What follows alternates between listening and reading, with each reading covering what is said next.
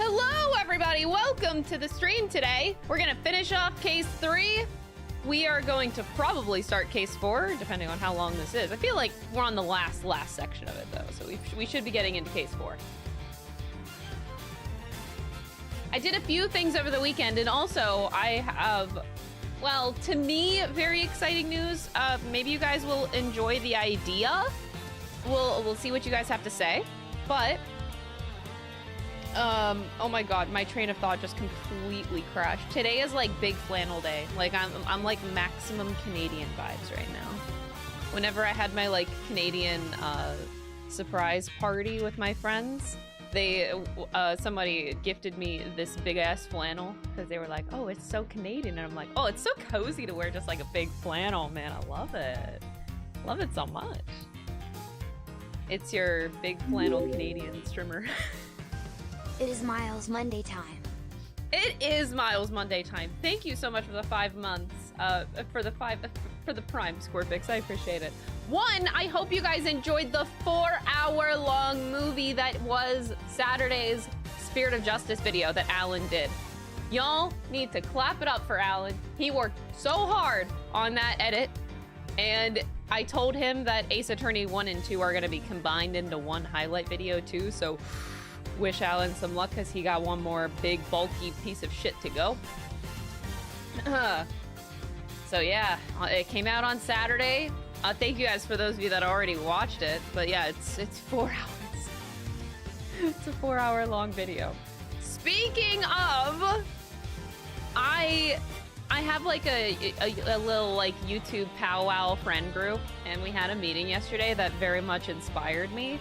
I don't know why I didn't do this before because it seems kind of silly, but let me know your guys' thoughts.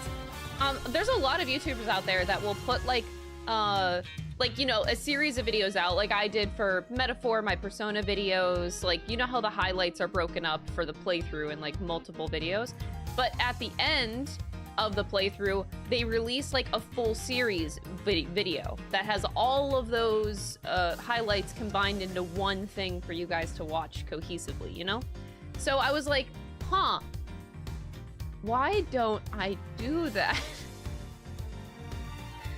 So I think I'm going to go back to my playthroughs and like make a giant compilation of all of the highlight videos into one big video. Like Persona 5 will probably end up like being 2 or 3 hours long.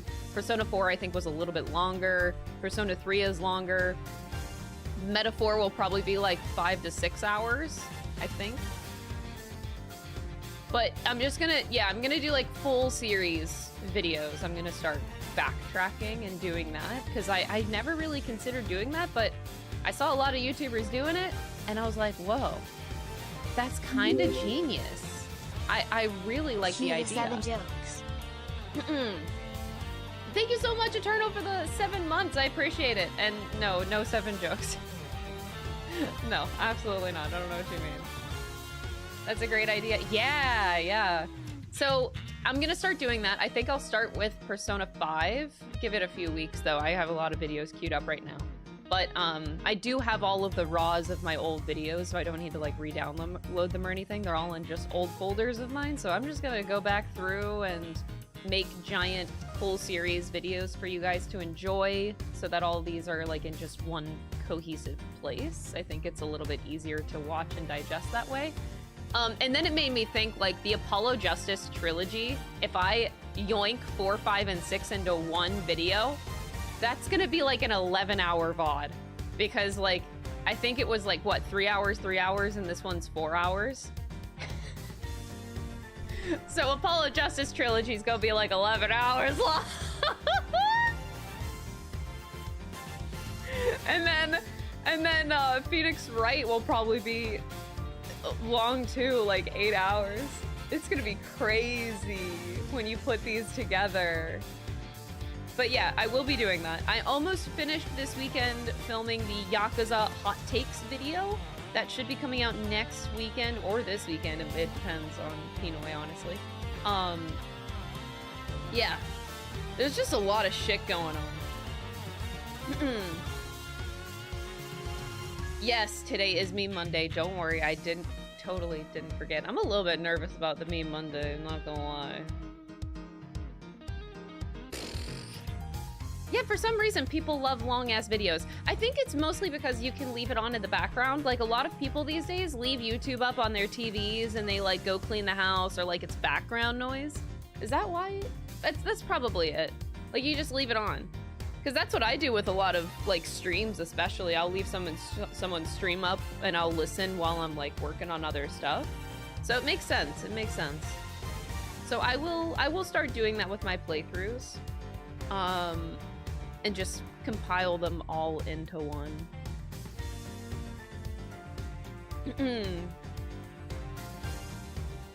I don't think I'll combine like Ace Attorney 1 through 6 into one video. I'd rather do it like trilogy and trilogy into one video. I think I'll do it that way.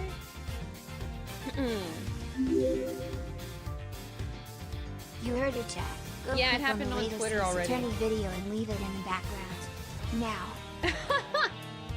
Alan, thank you for the 55-month resub. I appreciate it.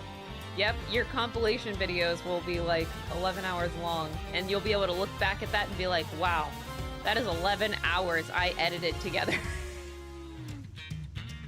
Fucking crazy. Yeah, the Great Ace Attorney extended video. That'll be its own thing as well. Uh-huh. We're gonna go backwards to all of it. So it's gonna, maybe like every other week I'll come out with like a full series video. It's a lot of backtracking to do, but I do think it's worth it.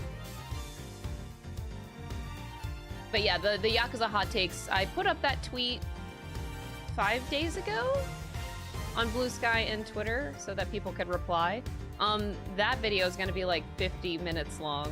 It was a lot of hot takes that I went through. But I recorded the whole thing and I almost finished editing it this weekend, so we're getting there. We're getting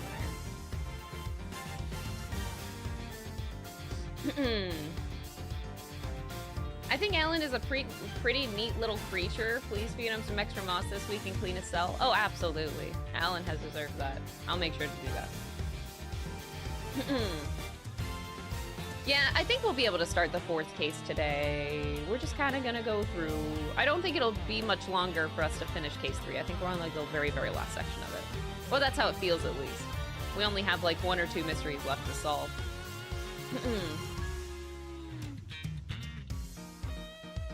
People on Twitter can't accept different opinions.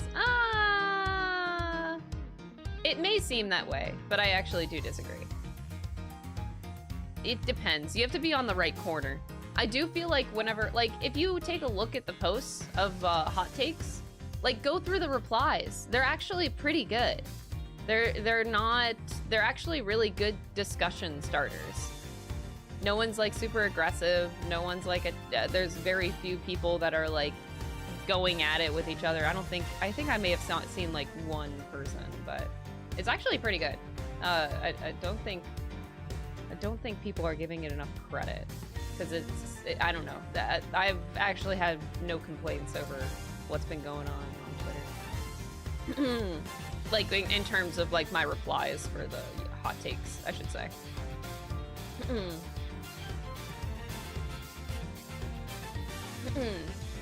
Yeah. I can find my place easier in the background on a longer video versus scrubbing through several shorter videos. Yeah.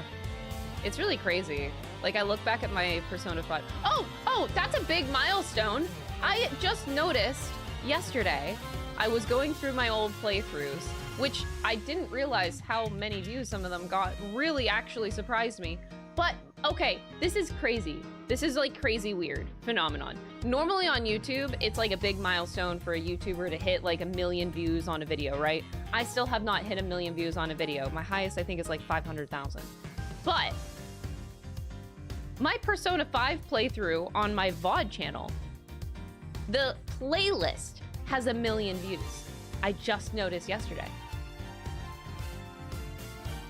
How does a playlist hit 1 million views before the individual videos that are inside of it? That is actually so rare. That is so weird. That is crazy to me. that a million people have clicked on my playlist of VODs. Crazy shit, man. Yeah. It's like 1,013,000 or something. So like it must have just hit 1 million like a few weeks ago or something like that. It's crazy. So I have my first playlist. I don't have a video. Like the individual videos aren't over 1 million. Crazy. Yeah, P5R did change my life. Absolutely, absolutely. That's what started my whole channel and gave me an audience. Yeah, I'm forever thankful for it.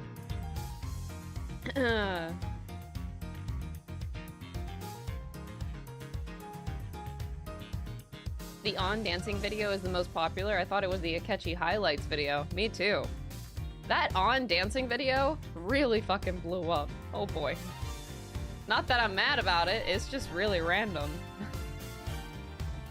It wasn't even that good! I look back at that video and I'm like, oh my god, that was the first time I danced in like 6 years, and that was so rusty. I know I could perform it better. And it got that many views, and it wasn't even that good. Like, I'm actually so mad about it.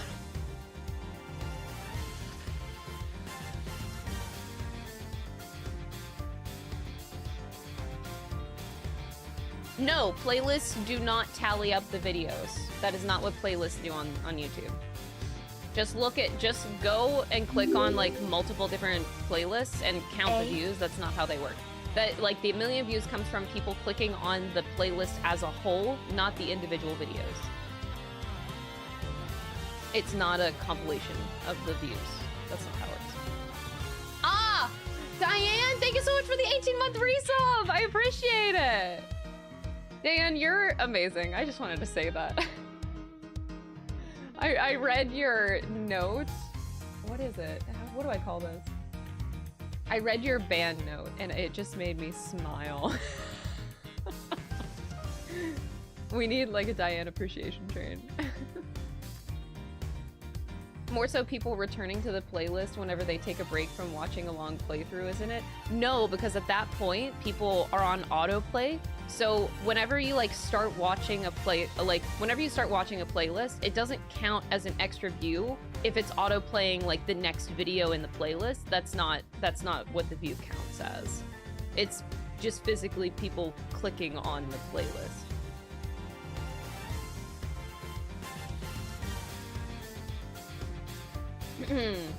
It's crazy.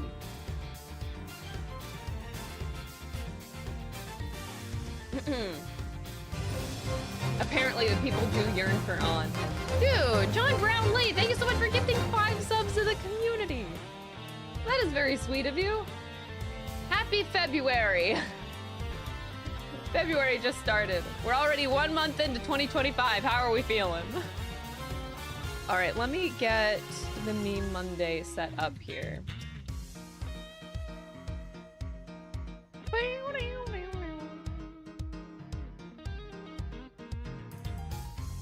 Did you know Diane is fucking cracked at GeoGuessr? I got a little bit of that whenever we played together, yeah. You and Diane were the kings and queens of GeoGuessr.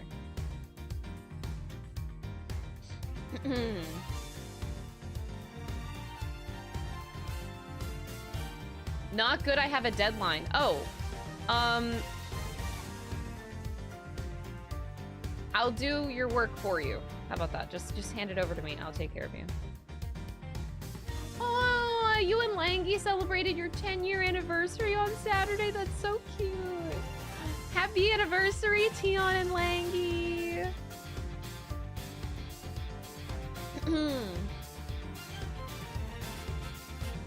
That's adorable.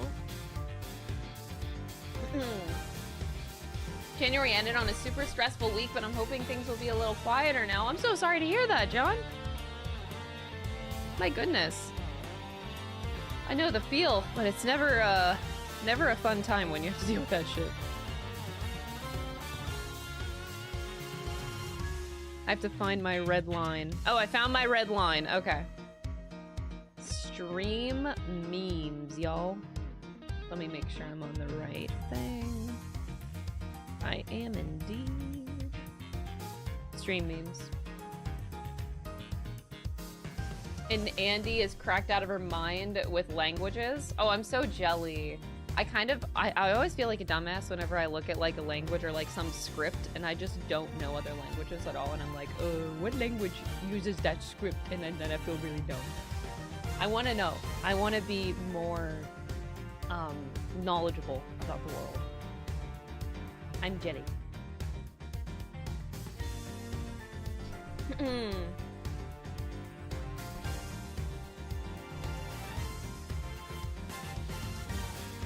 GeoGuessr brain rot is crazy. My friends go on and say that the trees are Lithuanian and they're always right. What? That's crazy! What?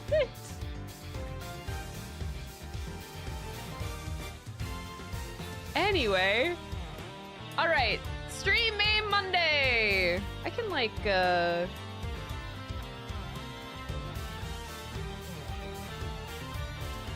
don't need that. Okay. That should be fine. All right, what is the first one? Literally no one. So I found a rabbit fucking... Do you guys know about Cabot? Y'all, I don't know what you're talking about. Now, you know what? You should be glad that this stream informs you about the world. All right, now you know what a Cabot is. Did you know about a Cabot before? I don't think so. This is an educational stream. Alan Ray, I can't open Twitch chat while I'm rendering my edited video. Tion, it would be better if you were here and say hi to me, Twitch. The love story of Alan and Tion. Beautiful. Hero worship is unhealthy. Who said that? I've never heard that statement before. This is quite... This... Think again, bitch. That's such a good... Wait, this was the thumbnail of the stream? You thought I was done with my picture? The fact that this was a thumbnail! That's great. Yeah, I forgot all these things came out of the stream.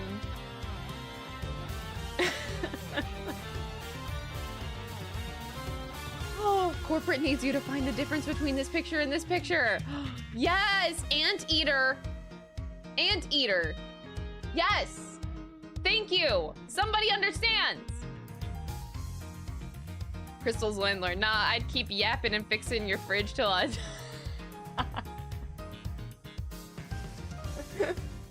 Last week was quite the scenario.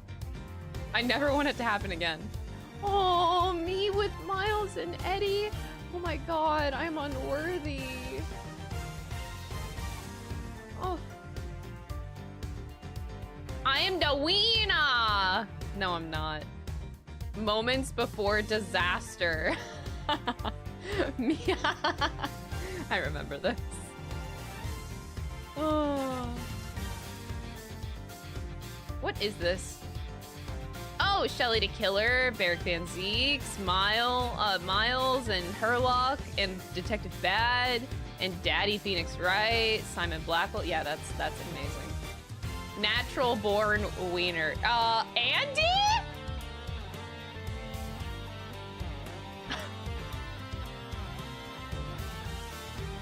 Andy!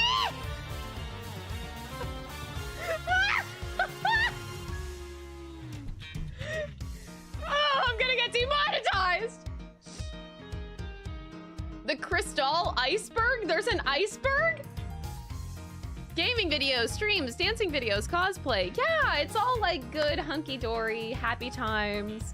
And Anteaters, Mod Dungeon, Moss bitchin' the talent ship 7 years. Oh my god. Alan is God theory, women aren't real. Crab legs, the grape suit, bikini dinosaur. Oh my god, I forgot about these. The 2023 Hope Spaghetti incident.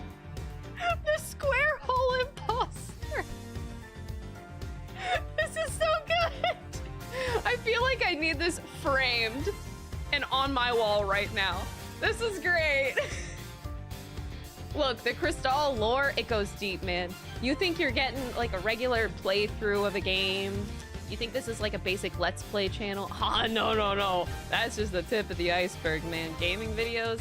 You don't even fucking know. You forgot to add mpreg. Put mpreg on here, and then I'll frame it. I'll print it out and frame it.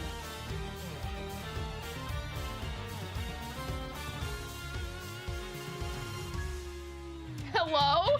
Diane? Russian?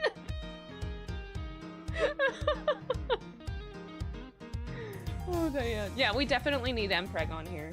Please never put mpreg on anything. It needs to be on the iceberg. What are you talking about? I don't know how far down the iceberg it would go, but... That's like, this is so good, actually. Oh no. No, me spinning! No! This is actually kind of creepy. When I get grabbed by Simon, this face is terrible, oh my god. Under the seat. Oh my god. No! Helicopter! Helicopter! Stop. Sarah is alive also deserves to be on there. Sarah is alive! Oh my god. Anyway. Yes, we get somebody every single time. Look at this YouTube chatter right here. What is mpreg? Not to call you out. It's a beautiful question to ask. You should ask Google.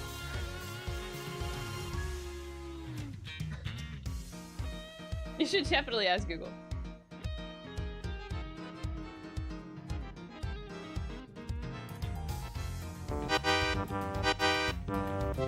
Yeah!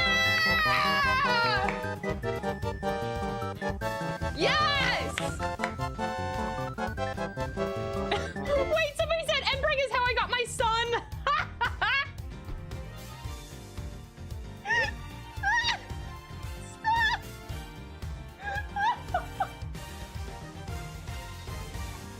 Also, I love this video.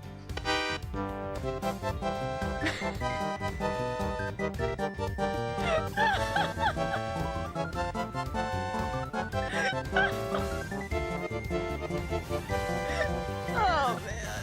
Okay. The bug on the floor after I spray it.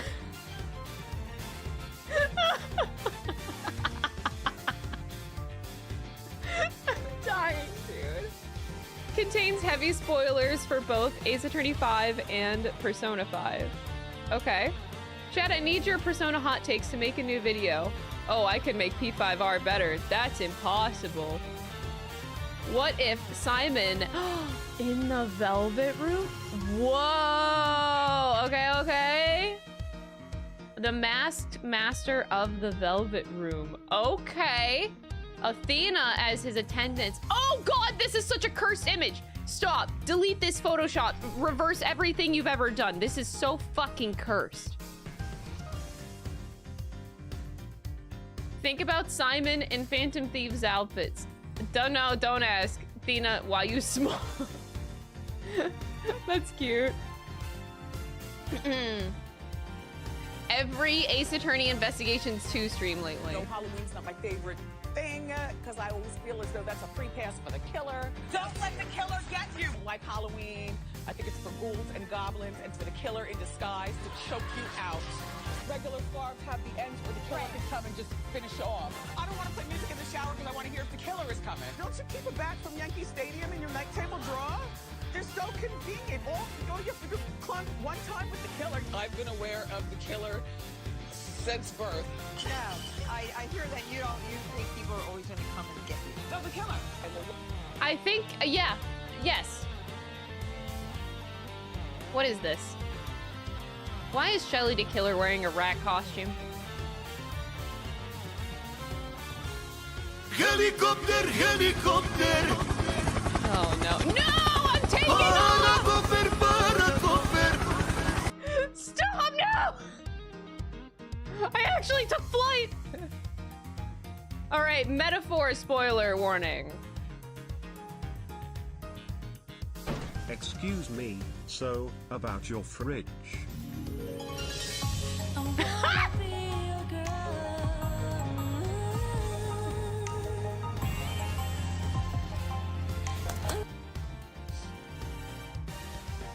Yes, Luke, yes. That's, yes. Yes! Spinning Herlock! Yes!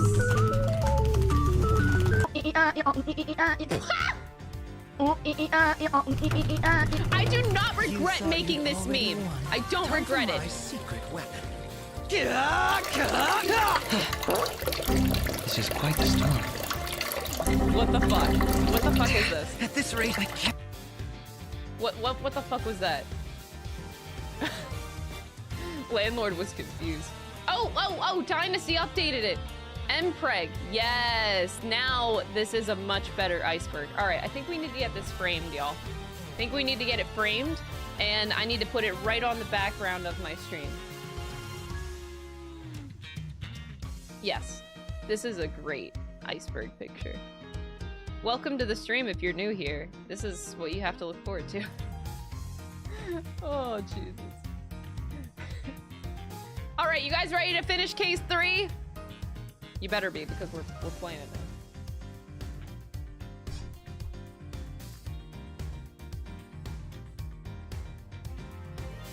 now. Mpreg is male pregnancy. Am I reading this right? Yeah. Yeah, you are. Now we understand Mpreg. I'm so glad. We're just educating this chat in such a great way. Did somebody just knock on the door?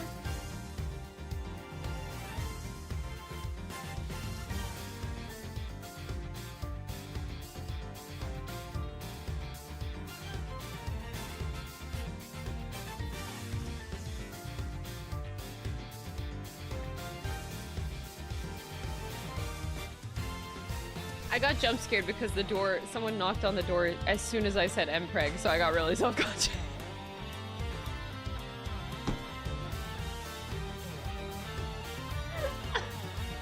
Anyway, let's play video games.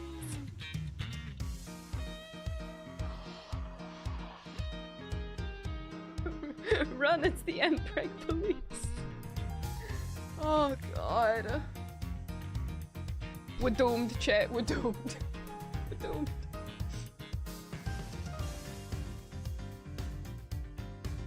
Mpreg can't be that deep, can it? Once you start reading some fanfics, it kind of changes your life. Oh shit, my controller isn't plugged in. Hold on. Oh, wait. First, I want to show you something that came in the mail today. For ghost trick lovers, talking to you.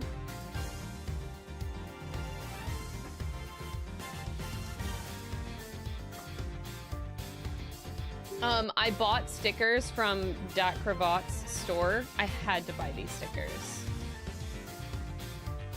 I can't read. This is such a beautiful sticker I bought too. Such a good sticker. I have to figure out like the perfect place to put it. It deserves like a prime spot. This sticker, I know, aren't they so good? Oh.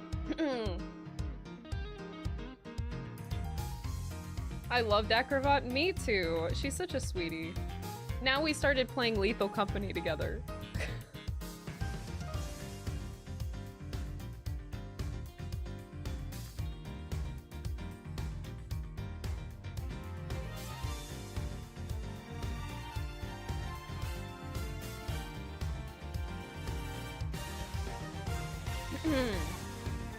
You gotta play Ghost Trick eventually? Yes. Yes, you do.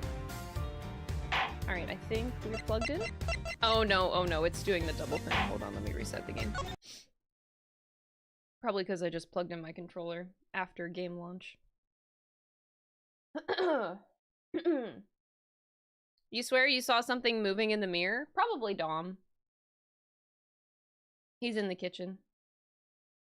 Mirrors and reflections, I know.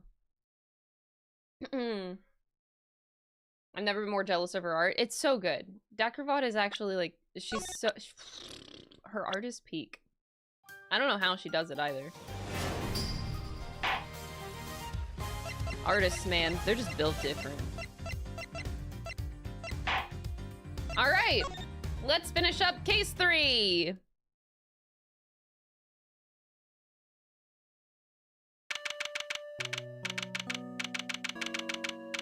Why are we starting off with sad music? Oh. Miss Bound, are you feeling a little calmer now? Yes. Good, then allow me to get to the point. Regardless of your intentions, you broke the law. Oh. Thanks, Miles. Dom is mod backwards. Coincidence? I think not. Yes, I understand. Nevertheless, I understand that you did what you did in order to prove Mr. Tangaroa's innocence. Therefore, if the real culprit really is someone else, then we have a duty to reinvestigate the case. Overruled.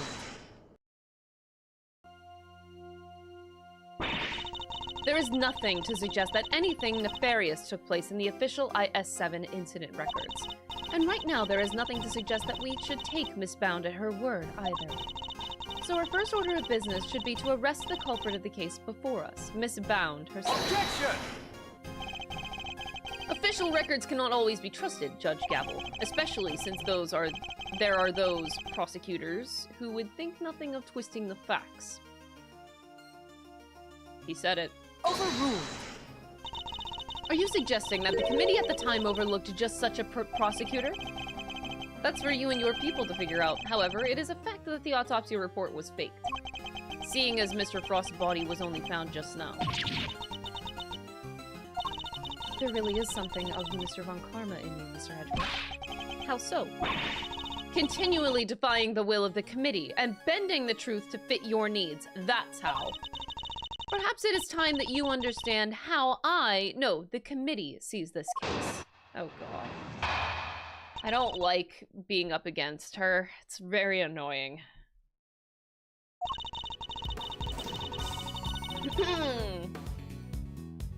The committee is willing to accept that Mr. Von Karma falsified Mr. Frost's autopsy report. Even still, Mr. Von Karma only managed to have Mr. Tangaroa convicted as an accomplice. I personally have come to believe that the real culprit behind the IS-7 incident is Miss Bound. Her plan to poison and kill Mr. Gusto today was her attempt to frame him for Mr. Frost's murder.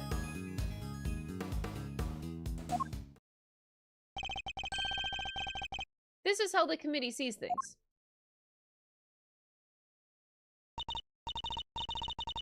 It is. As always, I act solely in the service of law and order. Sounds to me like she's doing all she's doing is acting in service of the committee and covering up the truth. And if I can't change her mind, there will be no saving Mr. Tangaroa or Miss Bound.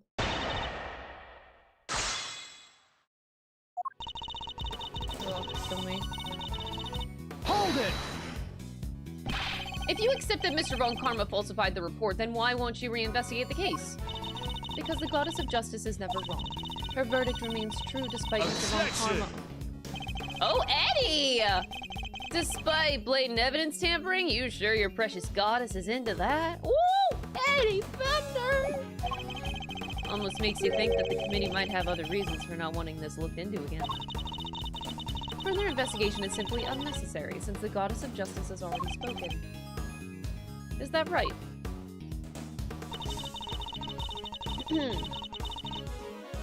Hold it! I believe it was a confession that sealed Mr. Tangaroa's fate in the end. A confession secured by Mr. Von Karma, which should surely cast doubt on the final verdict itself. Overruled. Samson Tangaroa confessed to the initial investigating officer, one detective Ian Sideman. The official records state that it was his interrogations that led to the conviction. Therefore, all I can say to you is the goddess of justice has already spoken. Unbelievable! She just won't budge at all! Are these committee guys really that big of a deal? In many ways, they are a prosecutor's worst nightmare. So kind of like how the police are to a great thief, huh? Funny how you don't seem to have a problem working with the police when it suits you, though.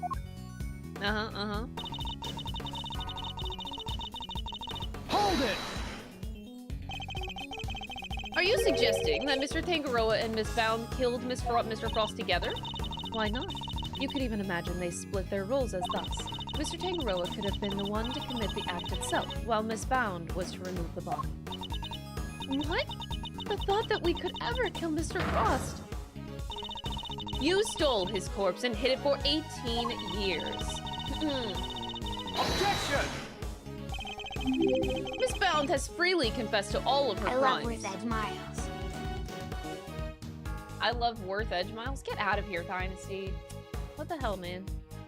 Thanks for the 26 months. I guess.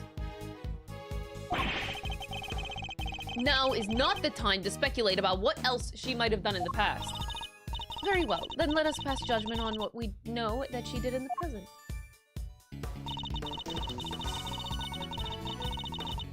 Hold it! Why would Miss Bound have chosen to frame Mr. Gusto for the murder? No doubt because he suspected her of being the real culprit. He may have entered what he thought was the Winter Wing simply to see if the Gemini statue was genuine. Little did he know that he would be greeted by a trap designed to silence him. A trap that nearly... Objection! Do you have any evidence to support that line of reasoning? Unfortunately, Mr. Gusto remains in critical condition. It will be difficult to prove anything until he regains consciousness. In other words, there is little we can do for now. On the contrary, there is plenty that we can do. You still have not grasped the situation, have you? Then allow me to spell it out for you. Whoa, 2 more lines. We have all the evidence we need to explain both the IS-7 incident and the poison gas attack. Hold it! All the evidence? In the matter of the IS-7 incident, we have a body, a murder weapon, and 2 suspects. As for the poison gas, we have the sources of the 2 chemicals and Miss Bound's confession. And as for you, Mr. Edgeworth, we also have enough evidence to see that you yourself will have to answer to the committee in a formal hearing. Whoa, that doesn't sound good!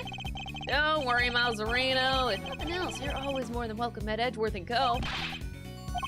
Your Honor, I'd greatly appreciate it if we could stay focused on the matter at hand. Of course. Now, where was I? We have therefore determined that there is no need to investigate either case any further. Hold it! You really mean to assert that there are no loose ends left to investigate? None at all. All of the evidence has been examined at length, and there is nothing more to be learned from them. Therefore, I see no need to further prolong this trial. This court finds the defendant... Oh, God.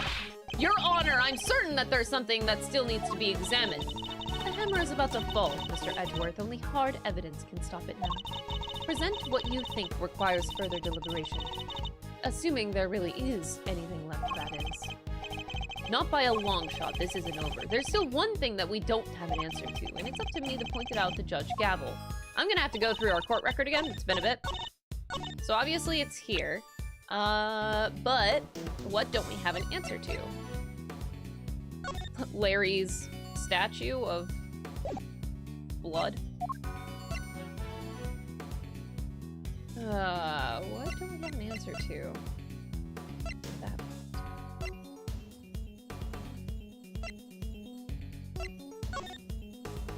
The family photo?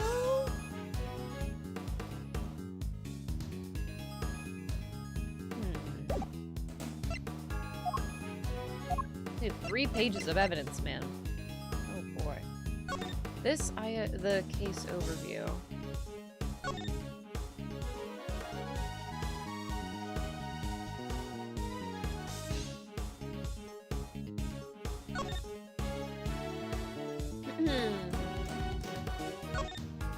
I don't think that this is it.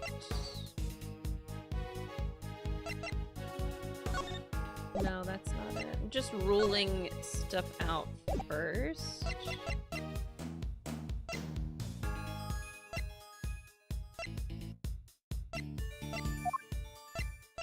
My first thing.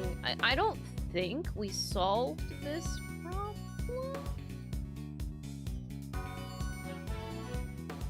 About the blood on it. Did we solve the frame finger marks? Also, I don't think so, but there's like a few things I can think of. None of that. The Gemini analysis results. Sugar detected in the fountain water also seems to be a match. That's just proving that it was that which melted. The statute of limitations, we still have to use this book at some point in time. We haven't used it yet. This isn't what the piece of evidence is going to be, but should the suspect flee to a foreign country? That's going to come in later. Okay, so my first guess is Larry's sketch, unfortunately. I'll try there, but I'm not 100% confident about it. Objection! Okay. I'll go to my next best guess.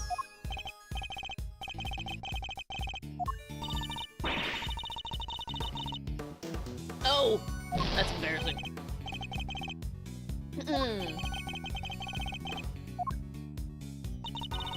Okay. We have all the evidence we need to explain both incidents.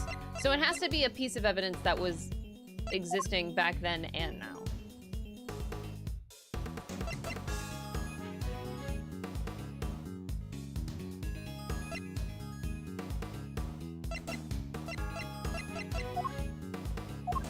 I don't fucking know in that case.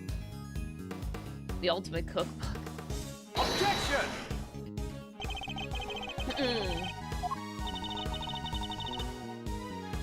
Eddie might go. Eddie is the best. Also, where's Shelly to kill her?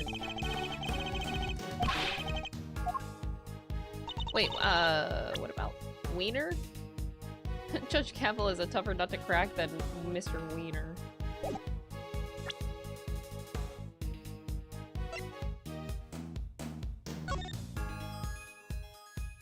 I wonder if it could be.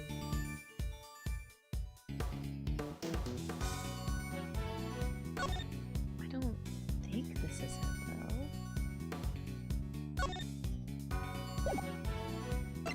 though. It could be. Alright, what's my next best guess? The family photo. This is gonna be used at some point, but I don't think now's the time.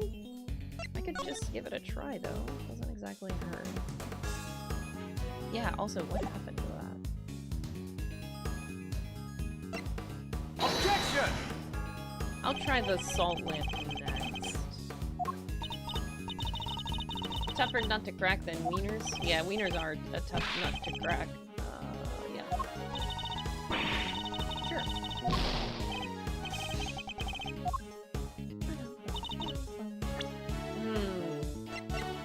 Trying to put my best guesses forward.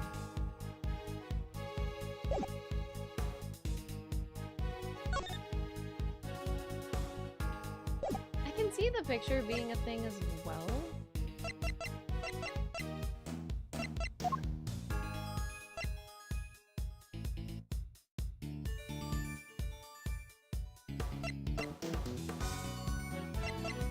Objection! There's so many things I can see it being.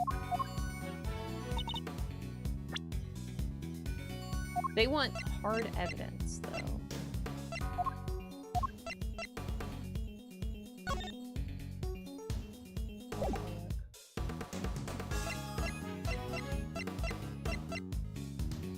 Objection! That only pertains to the first case, though, not the second case. We're trying to get something that is in both. Oh, okay. I'm just gonna go for the picture, then. Objection! No? Judge Gavel sucks. I think we should kill her. I think she deserves to die, honestly.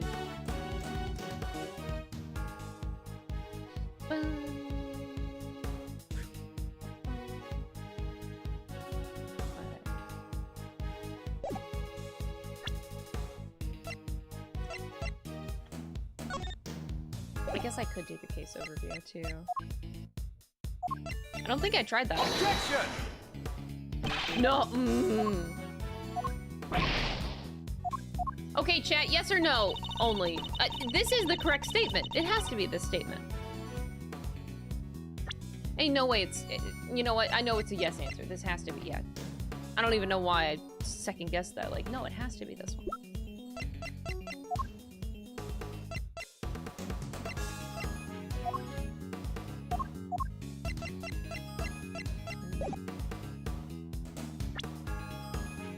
I'm just dumb. Okay, got her. I did the photo. I did this whole top line, which I thought could be one of them.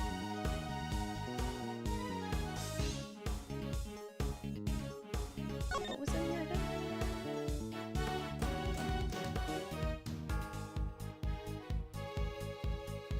Oh, this actually might be it. I thought that this was...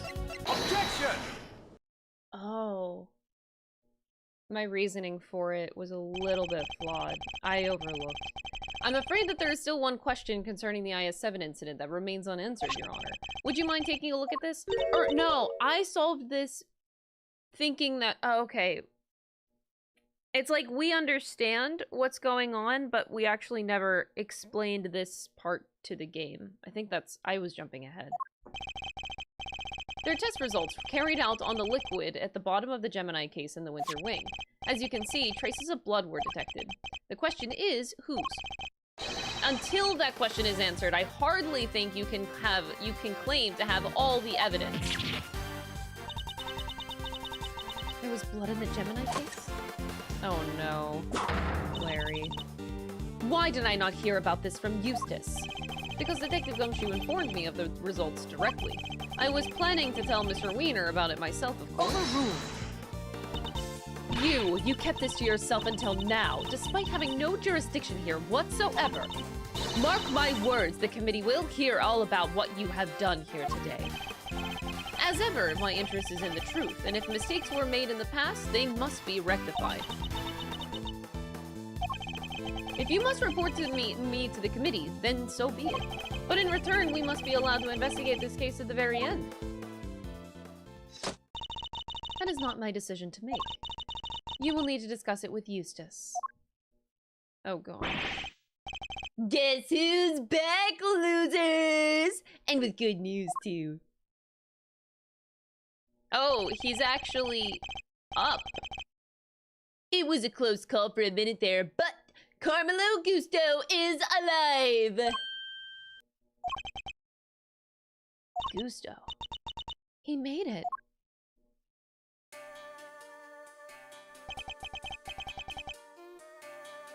You're the ones who found me?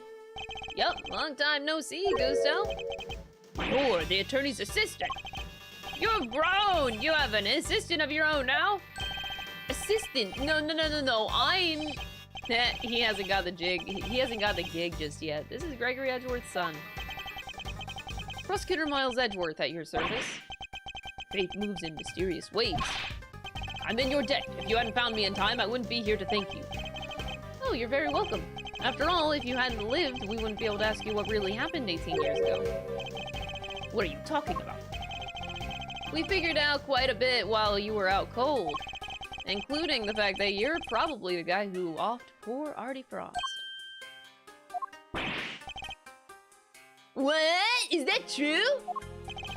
Miss Bound set up a very elaborate trap to catch Mr. Frost's murderer. A trap that involved rigging the Pisces case with poison gas.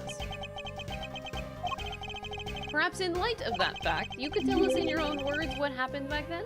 Looks here, thank you for the 37 months, appreciate it. Or perhaps you'd rather exercise your right to remain silent? Oh, it's not that. Gusto's here is a fan of the old meditation. You know, Om and all that jazz. Wow, sleeping while standing seems pretty cool. That's one heck of a talent. Except there's no sleeping involved in meditation. Hey, Gusto, old pal. How about you snap out of it and tell us what went down way back when? He's laughing, oh no. I was caught in the girl's trap, so I must be the killer? Is that your idea of a joke? I'm the victim here. Indeed you are, Mr. Gusto, and there's no evidence that you have done anything wrong yet. Mr. Edgeworth and Mr. Fender are merely speculating. Rest assured that they have no authority here and that you may pay them no heed. At least somebody here seems to be on my side. Judge Verity Gavel, it's a pleasure, Mr. Gusto. I will assist you in any way you may require. Perhaps you could begin by explaining what exactly happened 18 years ago to Mr. Edgeworth? You want me to prove I'm innocent, Mr. Prosecutor? Objection! What are you objecting to? So this is how you mean to play it, Judge Gavel. Oh, I was like, that objection. I was like, that doesn't make sense. But he's not doing it to him. You're hoping that Mr. Gusto will help you to hide what happened instead of trying to correct the record? I believe only in the infallible judgment of the goddess of justice. Except it is us humans who make the actual judgment calls in a court of law. Oh! Yeah, fucking tell her. And so long as there are those who would use the law to their advantage, our rulings are fallible indeed. If you would use your position to further obscure the truth, then neither she nor I will forgive you. We shall see about that. Damn! Spicy words, Miles Edgeworth! Woo-hoo! It would seem that you are under suspicion because it was you who triggered the poison gas. Specifically by opening the Pisces case's lid. Would you be so kind as to share why with us? Understood. I came to see frost sculpture, simple as that. I made a mistake with the opening times and arrived an half-hour early. Miss Bound, was there no one at the reception desk at around that time? I had left the main entrance unguarded and unlocked, just in case the killer made an appearance. I was also busy making preparations elsewhere, all the way up into the gallery's opening. So no, there was no one here on the first floor then. But I did make sure that all the wings were locked up tight, all except for the autumn wing, that is. She did all of that just to steer the culprit into the autumn wing, which is precisely where Mr. Gusto went. Sneaking into a building's pretty suspicious, however you slice it. Silence in the courtroom. I will permit no objections or interventions unless there is some evidence that the witness is lying. The courtroom, you know this is an art gallery, right? Mr. Gusto, if you could please continue by explaining why you opened the Pisces case. I wanted to see Frost's work up close. Yeah, totally. Right, I believe him. I went up to the Gemini, sorry, guess it was supposed to be the Pisces statue, and I saw that the lid was frozen on tight, so I grabbed a blowtorch from nearby and tried to open it. When I finally got it open, gas came pouring out. Fascinating. His is the sort of flawless testimony attorneys can only dream of. Maybe everything sounds like a lie kind. I am none too satisfied with Mr. Gusto's explanation myself. Alas, there is no evidence to refute it. Come on, there must be something. It's Bound's story you should be questioning, not mine. I'm the one who set up the gas trap. She could have killed anybody with that thing. Objection! Ooh. Oh, Eddie Fender! She turned on the sprinklers as soon as the gas was released. She knew exactly what she was doing. She was gunning for the killer and nobody else. That killer being you, old pal. You believe that self-confessed criminal? Miss Bound is far from blameless in this affair, and she will have to pay for her crimes, but so will Mr. Frost's killer. You seem determined to pin Frost's murder on me, but I had no reason to kill him. And you have no evidence to prove otherwise.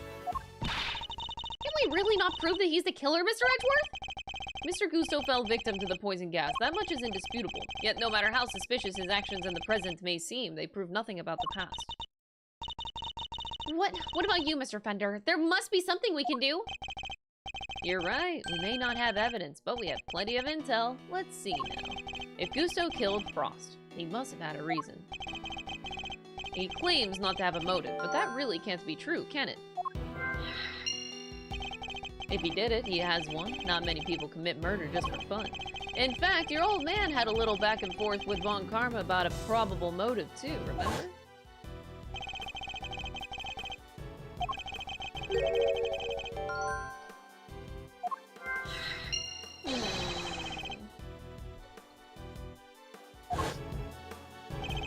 Von Karma wouldn't let us talk to Gusto back then, but we can now. If we can put the pieces together, I think the picture we've been looking for might just emerge. need to think back over everything we know.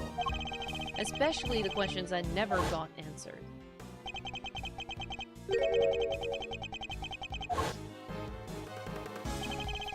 Miss Scone denied that the finger marks on the frame were hers. What if they were Mr. Gusto's? Perhaps he had wanted to take a look through the ultimate cookbook for himself. He asked me to put in a new cartridge. I'm not gonna lie, as much as flashbacks in Ace Attorney are... I find them pretty frustrating. I don't mind these circumstances where it gives us, like, logic pieces of the puzzle and then you put them together. It's a little bit more satisfying and a smarter use of a flashback than the other filler shit that they do.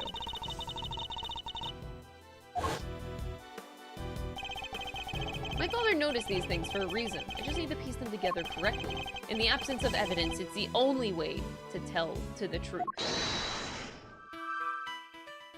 Alright. Gusto insists he had no reason to kill R.D. Frost. Gusto helped Frost in the final, but the favor wasn't returned.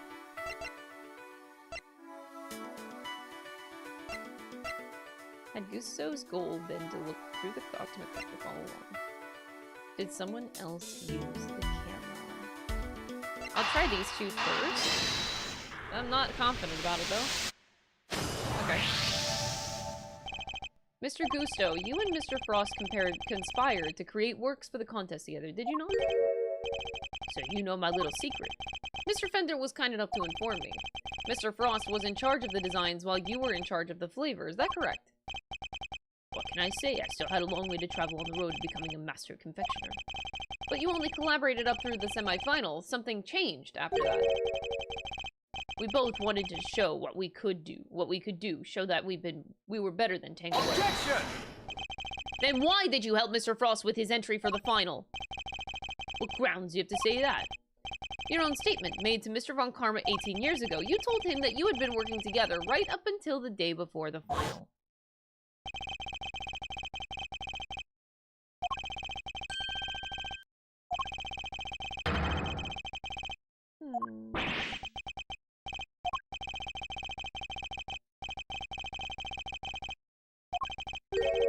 Why didn't Mr. Frost reciprocate and help Mr. Frost? This is so cute.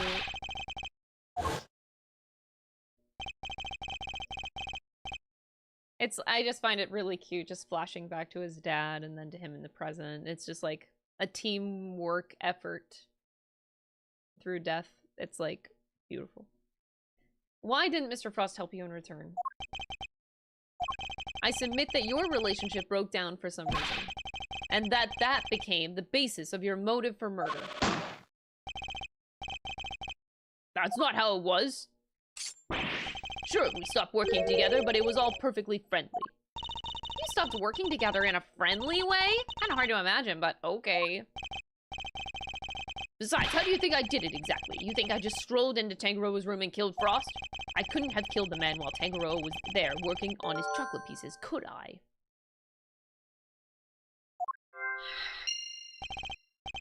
Do you see it? It can't have been me. I wouldn't be so sure. There must be a window of time when Mr. Tangaroa wasn't in his room. And if I can prove that, I can prove that Mr. Gusto had the opportunity to kill Mr. Frost.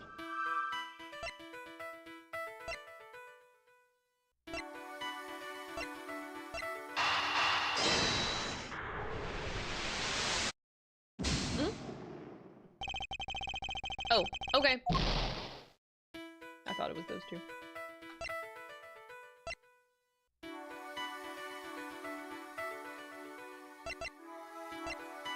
Gusto couldn't have killed Frost with Tangaroa in his room. Yeah.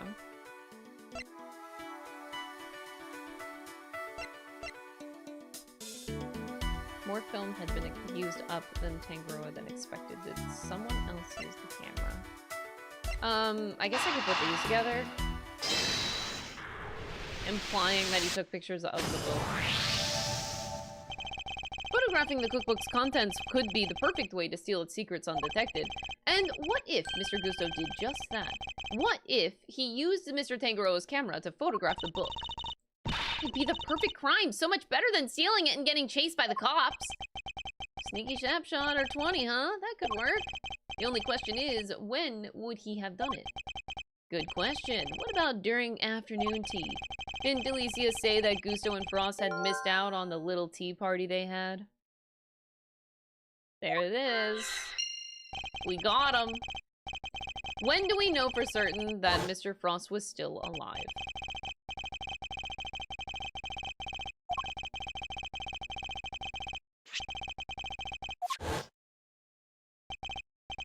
Miss Scone, where Mr. Tangaro's work's the only ones.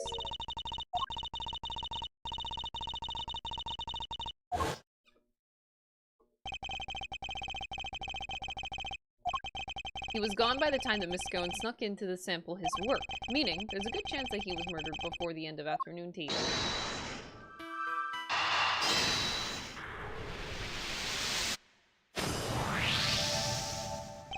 We can be sure that Mr. Frost was alive until the beginning of afternoon tea, making tea time the only window during which Mr. Gusto could have killed him.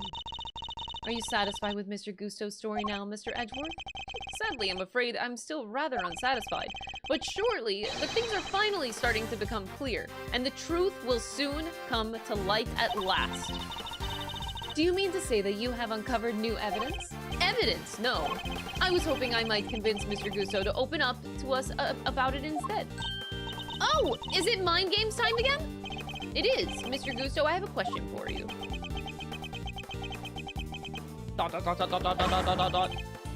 I said I have a question for you. What is it? You chose to make your entry for the final on your own. I wanted to test myself. I wanted to prove I was the best in the world. Objection! If that were the case, then surely you wouldn't have chosen to cheat in the first place. So tell me, Mr. Gusto, why did you feel the need to team up with Mr. Frost? Uh-oh. Oh yeah, it's mind chess time!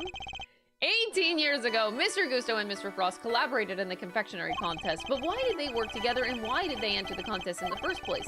That's the information I need to get out of my opponent somehow. Oh!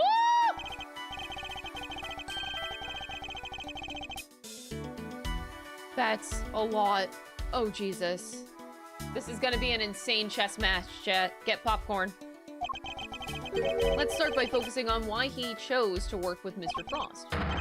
By my hand, now is the time to dig up the truth that was buried all those years ago.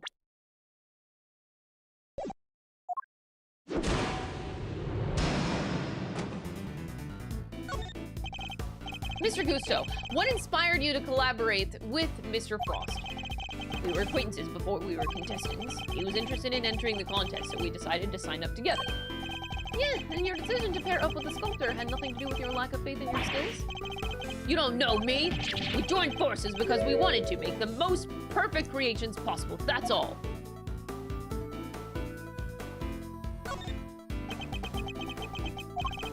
Frost and mine were in the same grade at school, so we got along pretty well too. Oh, so you were just two friends who happened to try for the title of the world's greatest confectioner.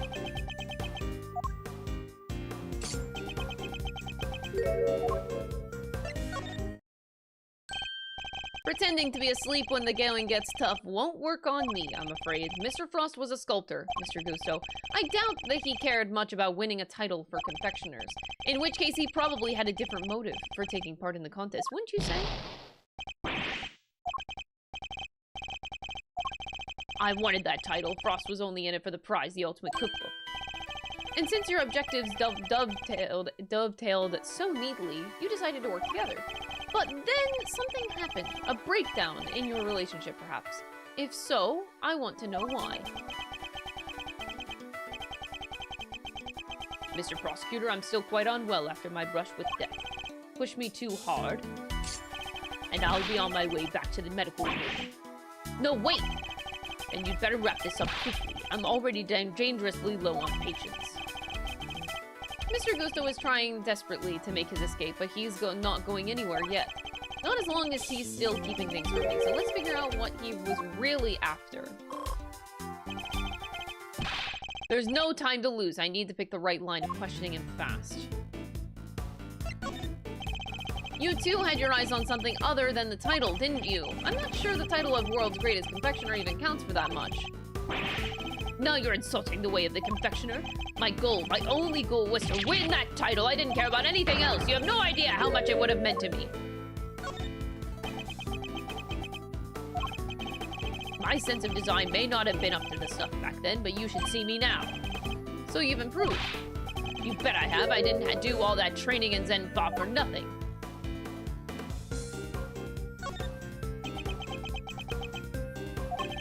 Old man Yowie divorce? Maybe.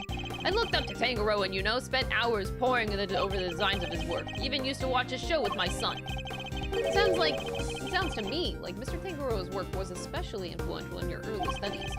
And with this recipe book, you might have even become the best someday. Maybe. The book was a real treasure, no doubt about that. Any confectioner would have wanted it.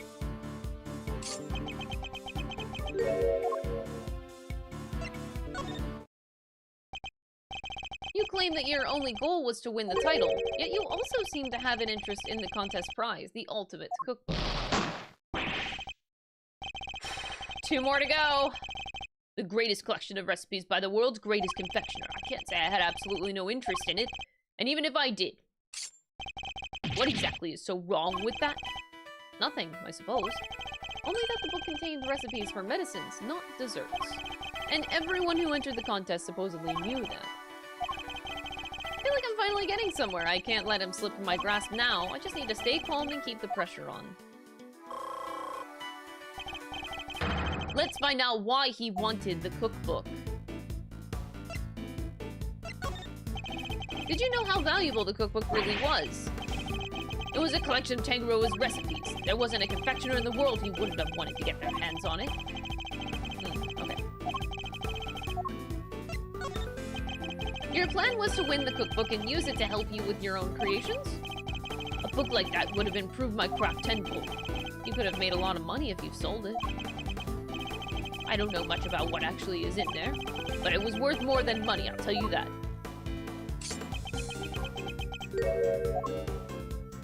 You know more than you're letting on. I think you know more about the Ultimate Cookbook than you claim. They told us a little bit about it at the start of the contest. Then you know what kind of recipes it actually contained, don't you?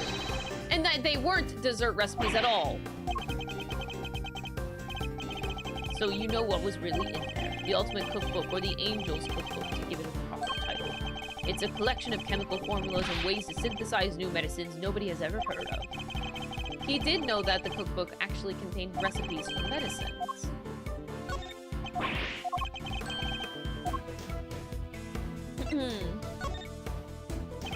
Your designs may have improved thanks to the training in Zhangfa, but you clearly didn't do enough work on your skills of deception. You've already admitted that you knew the Ultimate Cookbook was a collection of recipes for medicines. Making your interest not gastronomical, but pharmaceutical in nature. Ooh! You are trying to become a pharmacist? I'm just gonna do it. What do I have to lose? I will expose all your lies in the end, Mr. Gusto. It's only a matter of time. You wanted to be a pharmacist. Wanted to see if I could do an impression of you. Turns out it's easy. Wow.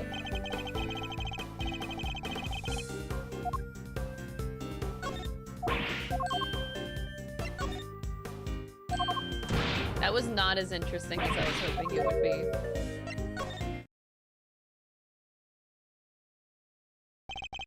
You're a confectioner, Mr. Gusto. You had no professional interest in revolutionary new medicines, which suggests that you and your interest must have been personal.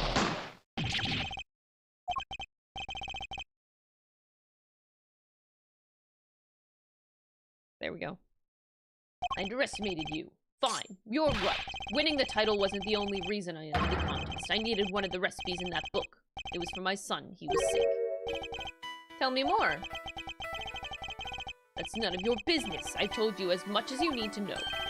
He looks rattled, but I can't let him off the hook. Let's find out what this mystery illness was. My favorite dessert, ice cream! I've gotten to the bottom of this. I can feel like just a few more moves. Tell me about your son.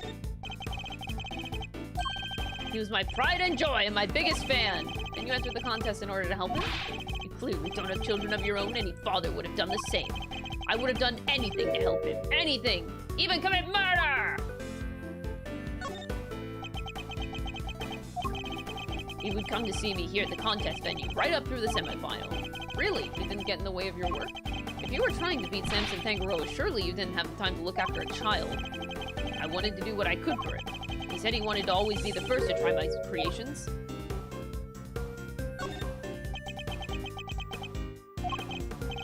I'm still recovering, so if you've got nothing to say, let me go back to the medical room. Oh. Okay.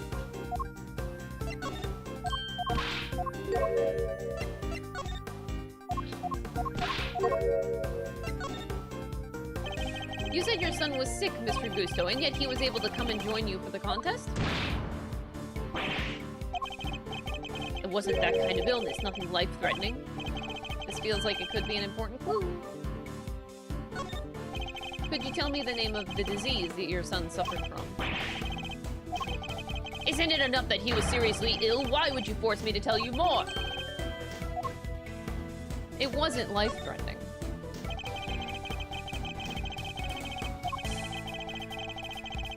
Why are you so reluctant to share any further details?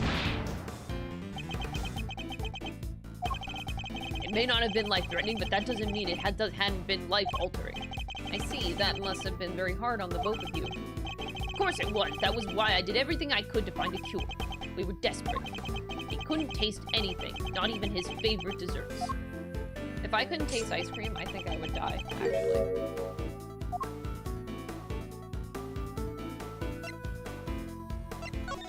Was he overweight? I should have asked. As I understand it, the Ultimate Cookbook contains the recipe for a very particular medication. One that Mr. Tangaroa used to cure himself of his own taste disorder. 2, you say? So your son has a taste disorder then, am I correct? You've been asking me to believe that you needed to win the cookbook in order to cure your son, but was that really the case? What are you saying? I'm saying that I'm not so sure that's true, based on everything you've told me. I don't have a clue as to how to proceed with this line. Oh my god, I need both? Oh, wow, they make you go back far. Nowadays, you can get the medication he needed anywhere, but back then, that book was our only hope. Which is why I didn't dare waste my time on fancy tea parties. I had to give it all to my work. And what about Mr. Tangaroa's work? Surely that tea break gave you the perfect opportunity to go steal a glance. What makes you think I had the energy or time to care about what the others had made?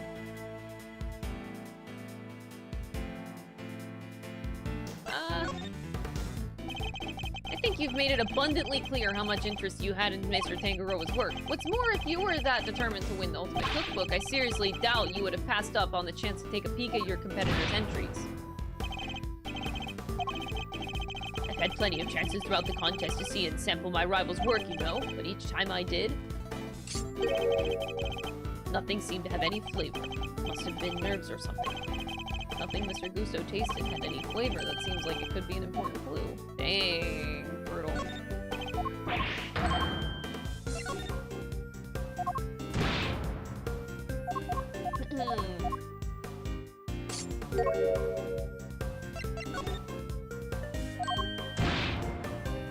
I want Miles to say, lick my balls and throw a rook at this guy. Instant checkmate. That's pretty fucked up. You were sick yourself, weren't you? Taste disorders are difficult to live with. It isn't easy not being able to enjoy your food. You should know, after all. You just told me that you've experienced something like that during the contest. You said that nothing you sampled had any flavor. Those were your words. Which would seem to suggest that you were suffering from a taste disorder. A confectioner without a sense of taste, not exactly ideal. Are you sure it wasn't actually your own condition you were seeking a cure for, Mr. Gusto? I've had enough of your speculations. I managed just fine in that contest, made all my own entries, no problems. But weren't you working with Mr. Frost? That's hot, Miles. I'm afraid you're contradicting your own testimony. You already admitted that you and Mr. Frost had worked together during the contest. It's too late to claim that you did it all on your own now. Brutal.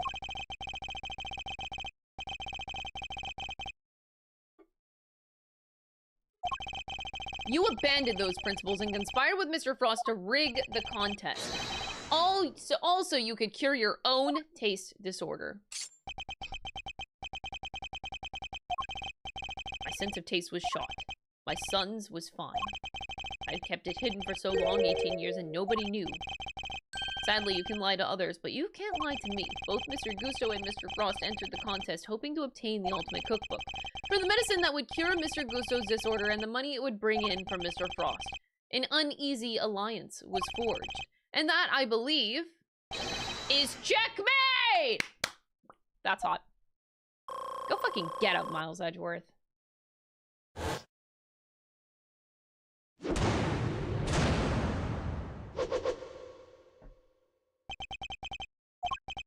I'll admit it, you were good. I never told anybody else this, but you figured it all out anyway. 18 years ago, I developed agnesia. What's agnesia? It's a taste disorder that makes it so you can't taste anything at all. A confectioner's worst nightmare. Mr. Fender, is this what Mr. Tangaroa had as well? No, the big man had what they call dissociated taste disorder. Basically, some things he could taste just fine, while others had no flavor at all.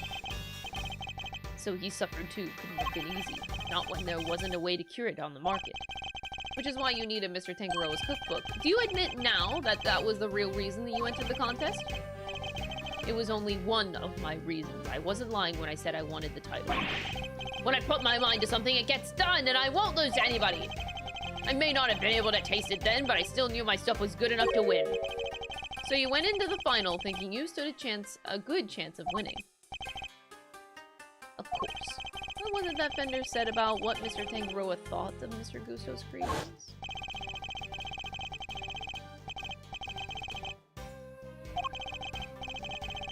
His entry for the final was subpar.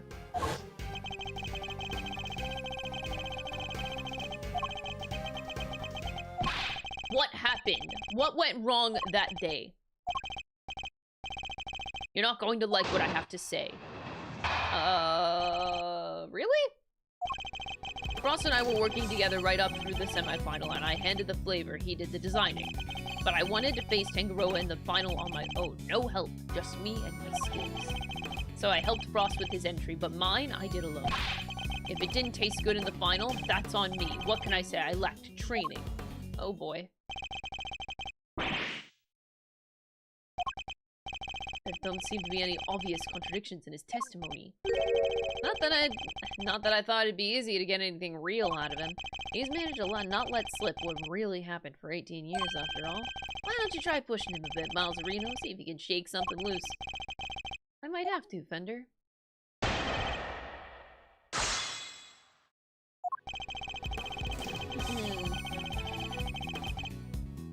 Hold it! Frost was in charge of designing the work that you both submitted while you handled the taste. He was a sculptor, a craftsman, and his sense of design was second to none. But he was clueless about confectionery, which is where I come in. We each did what the other couldn't. Yeah, and boy did you not have an eye for aesthetics, not even for the simple stuff.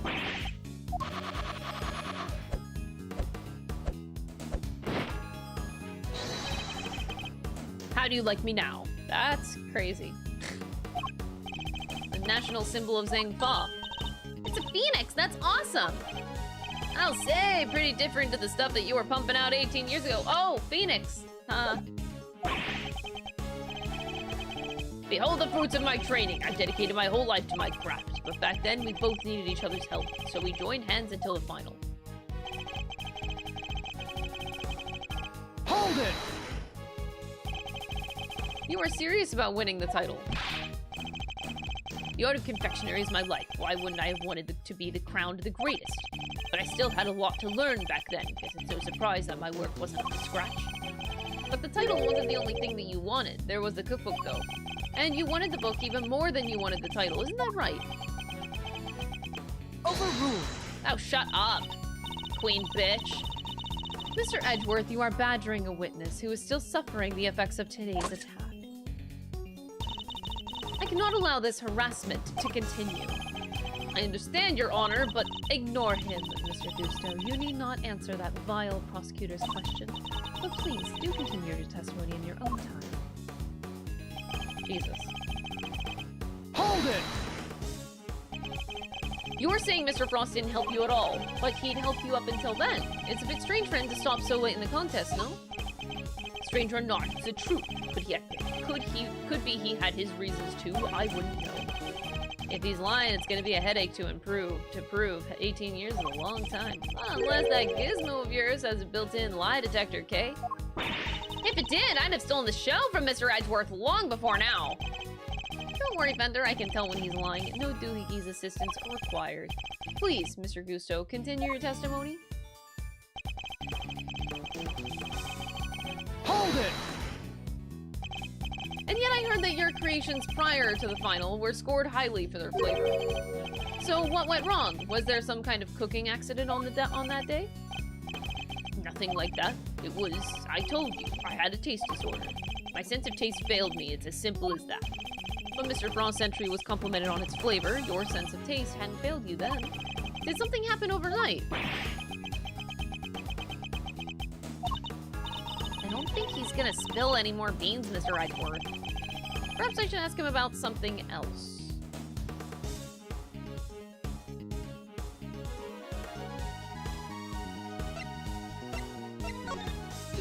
You knew Mr. Frost from before the contest.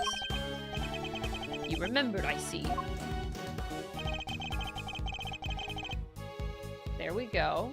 Hold it! It was no coincidence that you both entered the contest. I heard about it at first, and I told Frost. I knew he'd been interested. He was always short of cash for his sculptures. That's right, Mr. Frost was supposedly always in financial trouble, wasn't he? The cookbook is really worth that much, huh? I see that glint in your eye, kiddo, but don't get your great thieving hopes up. It was worth a lot back then. These days, you can find most of the stuff in there on any drugstore shelf. Oh, bummer. Literally every last contestant only ever had eyes for that cookbook. An 18-year-old mystery, and the key to unraveling it is finally in my grasp. I just need to remember everything Fender told me about what he and my father discovered. This doesn't seem like a contradiction. Objection! Yeah, it's not really a contradiction. I just was like proving his point.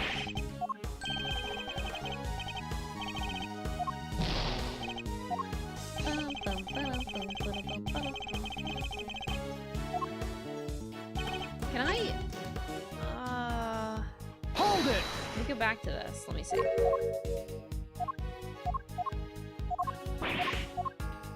Okay, we can change it.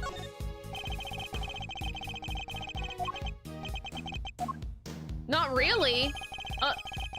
The only difference between the semifinal and the final was that Frost wasn't helping me. Ooh, this sounds more accurate. Hold it! Okay. I mean, less accurate, like I can contradict it. So you really completed your final entry without Mr. Frost's help. I may not have had his designs to lean on, but I knew I was still solid when it came to flavor. So the visuals were the only thing that changed between the semifinal and the final. You sure, Gusty, old pal? Gonna have to call you out on that one, I'm afraid. It wasn't just its looks that got a big thumbs down. Come judgment time, it got trashed on flavor. Doesn't sound like much of a wiener to me. I mean, winner. Mr. Gusto failed on flavor. The lack of Mr. Frost's assistance shouldn't have affected that. So, was there some other difference? An 18-year-old mystery. Okay. So, that one is it.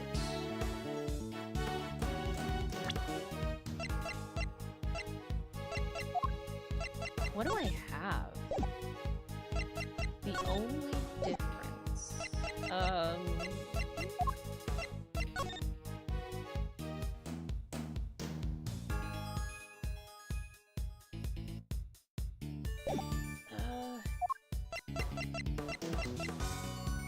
This is 18 years ago stuff. So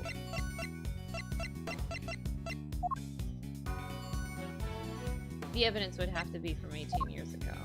Let me see the case file.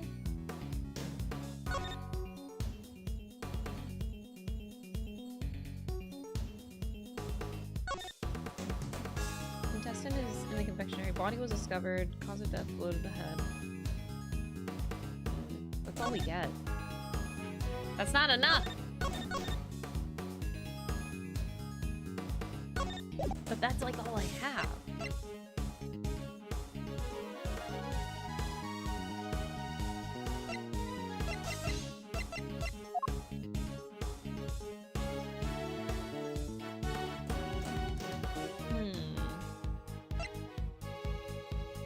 The fact that he had access to the ultimate cookbook at that point with the pictures, but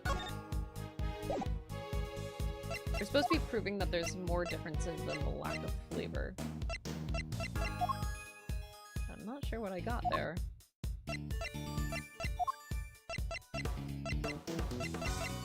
There's only so many things that it could be.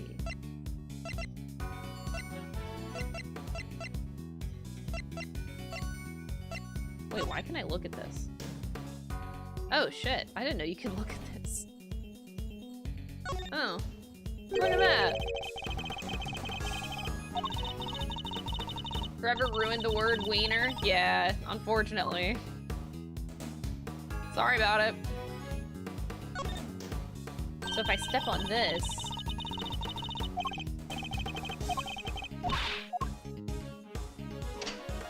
Pops. Look at that.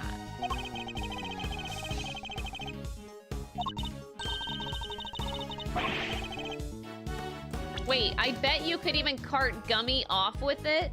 Huh? Okay. What purpose exactly, may I ask? Okay. The fuck? Why do you want to transport Gumshoe?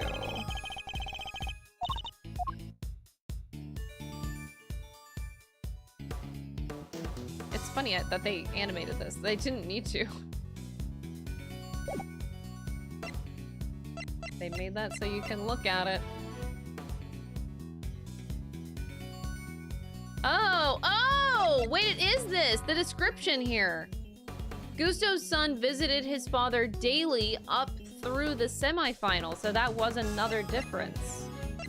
I don't know if that's it, but that makes sense. Objection!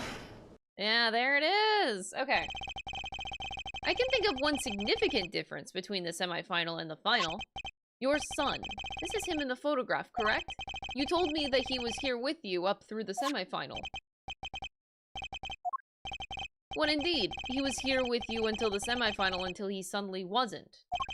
And just as suddenly, your work went from being lauded for its flavor to being lambasted for it. I don't think that's a coincidence, do you? He wasn't just spending quality time with his father. He was playing a much more pivotal role than that. Oh, dang, his son's a legend then. I wanted him to see me hard at work to show him I was trying my best for us. Who knows, maybe it was him being helped that helped me to do so well in those early rounds. He talks a good game, but nothing about this guy screams super dad to me.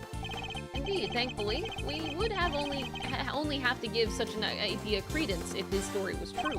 After all, how much could the encouragement of one small boy affect the taste of a grown man's work? He prided himself on the flavor of his creations, but then he lost his sense of taste. He must have had a tough time maintaining his high standards after such a devastating loss. Unless...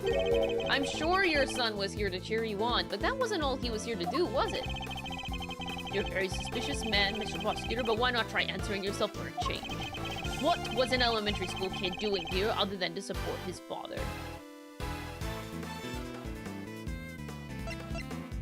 Do we go for flavor text? Nah, they actually don't even seem that interesting. Your son was the one making your entries for the contest, wasn't he? My son was no confectioner. He was an elementary school kid. I doubt he even knew how to boil an egg. I guess that was, like, maybe kind of work. I'll ask you again. What was an elementary school kid doing? To taste your creations. Your son knew that the taste of your work pretty well, I imagine, Mr. Gusto? He was my biggest fan. Of course he knew it. In which case, he would have been a good judge of whether something tasted on brand, so to speak, no? What are you implying? You've already told us that you were suffering from a taste disorder. Ha, flavor text. Oh. I didn't mean to make the pun. I'll admit it, you're good. I never told anybody else about this. Okay.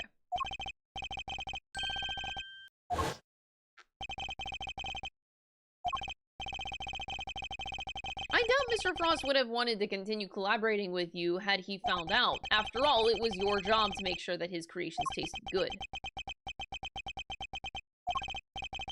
Therefore, your son wasn't just here to support you, he was helping you by taste testing your work. Now it all makes sense. Frost's stuff tasted good because it really was finished the day before when the kid was still here.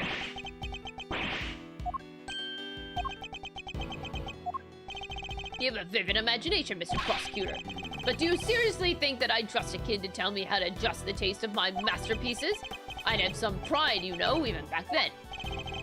Did you, now? My designs may not have been much to write home about back then, but I always knew my work tasted better than anyone else's. You think I'd risk everything by putting my reputation in the hands of a child? This is just more speculation, that's all it is. I asked to speak with your son this instant. Let's see how much of your story he can corroborate. Sadly for you, my son is no longer my concern. What? What? As soon as I got my sense of taste back, I went straight to Zhengfa to start my training and cut off all ties with the kid for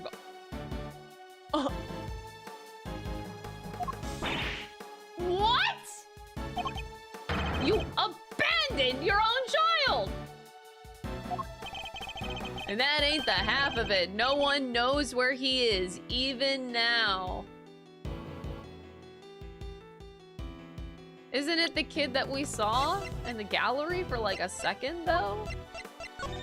That had to be him. The cops have looked all over for him, but no dice. Still, you think you can prove your asinine theory? I'd like to see you try. You think I care about anything besides confectionery? Think again! I got my sense of taste back. What need do I have for my son?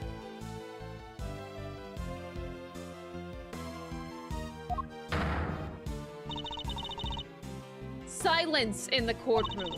While Mr. Gusto's words and actions may demonstrate a certain lack of humanity on his part, the goddess of justice cannot judge him for that. Therefore, Mr. Edgeworth, I believe it is time for you to admit defeat. Give it up. 18 years is a long time for anything to surface now, proof or otherwise. Mr. Edgeworth, we have to do something. If we don't, the truth might be lost forever. Where are you, Detective Gumshoe?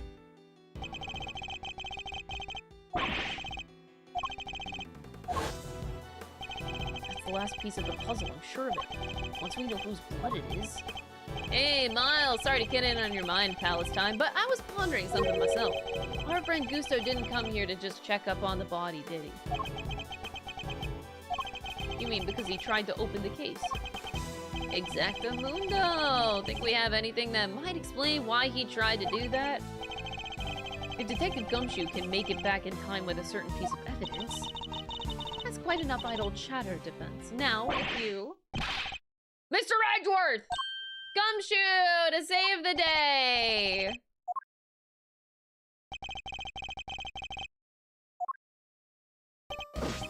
The lab just got back to me. Detective, please. Court is in session.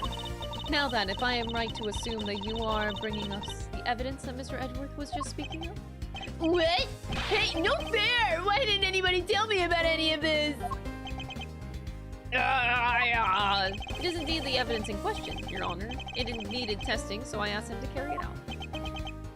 What the? Why is everyone always helping you? I'm supposed to be the one in charge here. Mr. Weiner. I'm sorry I didn't involve you, but this is important. Can we at least hear what the detective has to say? Well, alright. Detective Gumshoe, what did the test have to tell us? You're not gonna believe this, but the owner of the blood we found in the liquid at the bottom of the Gemini case is Carmelo Gusto, the victim of the poison gas attack. What are you talking about? Thank you, Detective. You've been very helpful. Well, it looks like my suspicions were correct. What do you mean, Mr. Edgeworth? What do you mean? Explain yourself. What is the significance of this blood to this case? It's only the very thing the perpetrator of the IS-7 incident has been trying to hide all these years. The fact that your blood was inside the Gemini case, Mr. Gusto, is as good as us finding your blood lying right next to Mr. Frost's body. Overruled. Why would there be traces of blood there, of all places, Mr. Gusto? If you won't answer, Her Honor, Mr. Gusto, then I will. There wasn't just blood in the liquid from the Gemini case, there were traces of salt and sugar. And if you remember, one particular part of Mr. Frost's work was allegedly very salty indeed. You're talking about what Delicia told us back then. What was it again? I don't need a flashback. Okay. We don't.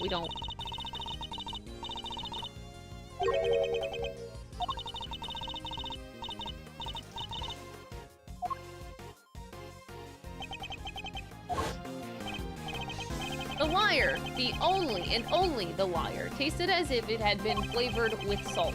There was no traces of salt anywhere in Mr. Frost's and... Very interesting. Then perhaps you can tell us, Mr. Edgeworth, where did the salt on the liar come from? Take that!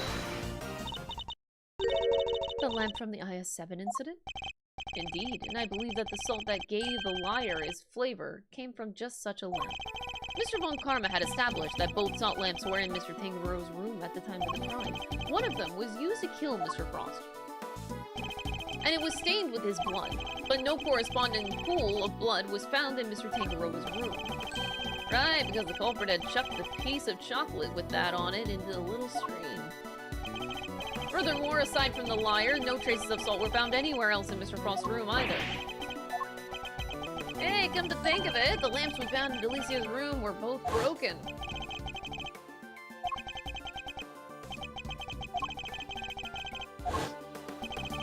We never did figure out how the one that wasn't used to kill Frost got busted, but are we thinking maybe it had Gusto's blood on it at some point? Anyone whose blood was found on one of the lamps would have been a person of interest to the police, so the killer needed to hide the blood somehow, and in a way that wouldn't arouse suspicion. You are seriously suggesting that the liar was used to do just that? I am. I suspect that the bloody salt was somehow applied to the liar so that it could be hidden inside the case. Because unlike the fountain water, the sculptures would have needed more time and care to test properly. And so he waited and waited for his chance to dispose of the liar undetected. The reason he's here today, 18 years ago, Mr. Frost's body and the evidence pointing to his killer were taken away together. This, of course, was not part of the perpetrator's plan, and thus a new dilemma arose. The possibility that the body, the incriminating evidence, or both would resurface one day. So back he comes, 18 years later, sneaking in and bright and early to try and cover his tracks. Well, Mr. Gusto, are you finally ready to admit it, that you are the one responsible for the IS-7 incident? It's all because of you that Samson...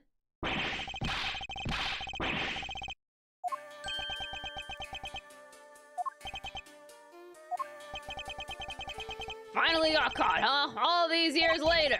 Nobody came close back then, not even the big shot prosecutor or the attorney. Ah, that's some impressive work, Mr. Prosecutor. I have to hand it to you. You admitted then that you murdered Artie Frost. Sure, I do. I did it. I killed him.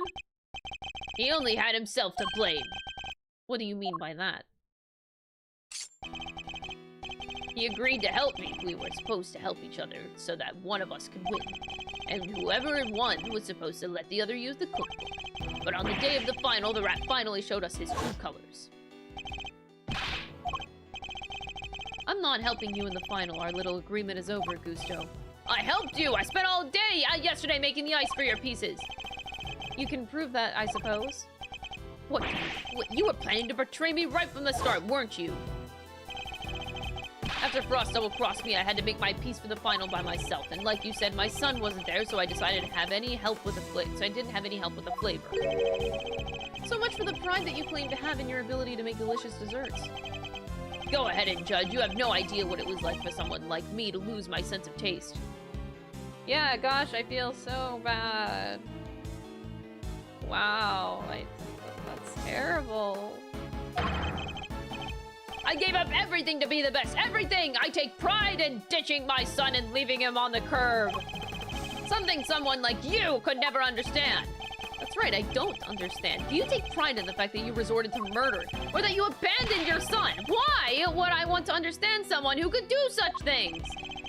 A man can't afford to rely on other people. I learned that the hard way 18 years ago. My son never showed up on the day of the final. You know, goddamn, the son plot twist is pretty fucking crazy. Didn't see that one coming. In hindsight, I wouldn't be surprised if Frost was the reason why. Why would you think that? What exactly happened to your son? How am I supposed to know? I told you he's none of my concern anymore. And according to you guys, nobody knows where he is now either. And you don't care? You're horrible! With his disappearance, so too went your chances of winning, correct? I had to find another way to get my hands on that book. That's when inspiration struck. I decided to skip afternoon tea and snuck into Tangaroa's room. It should have been so easy. All I had to do was photograph the formulas I needed and get out of there. But then Frost showed up. I thought I might find you here. Stealing recipes from the famous cookbook, What's this? A cure for taste disorders? Oh no, that's just too tragic. A confectioner who can't taste anything. What will people say? If you tell anybody, I'll kill you. You'll what? You can't even hit me, you miserable worm. Frost shoved me hard when I went to punch and knocked me clean off my feet. I crashed into one of the lamps. It must have been when my blood gone on it. Damn. Mr. Frost wasn't the first to get hurt. When it was all over, I realized I had to get rid of that blood somehow, so I scraped off all the bloodied bits. I dissolved the salt shavings in some flavored ice mixture and brushed it all over the harp. Oh. Ew. That's how you made an evidence linking you to the murder vanish. Frost was going to blackmail me. He would have made me give him money to keep quiet about my condition. So you decided you had to kill him. Yeah, I guess I did! Why would I let him live when you want somebody holding something like that over your head? Besides, it's the one who drew first blood. He's the one who makes for a solid case of self-defense, don't you think? That was the impetus behind it all. That's gross. I initially took the lamp to Frost's room, went straight there once I'd figured out how I was going to hide the body part, the bloody part. Inspired by all the ice sculpting tools lying about the place, I guess.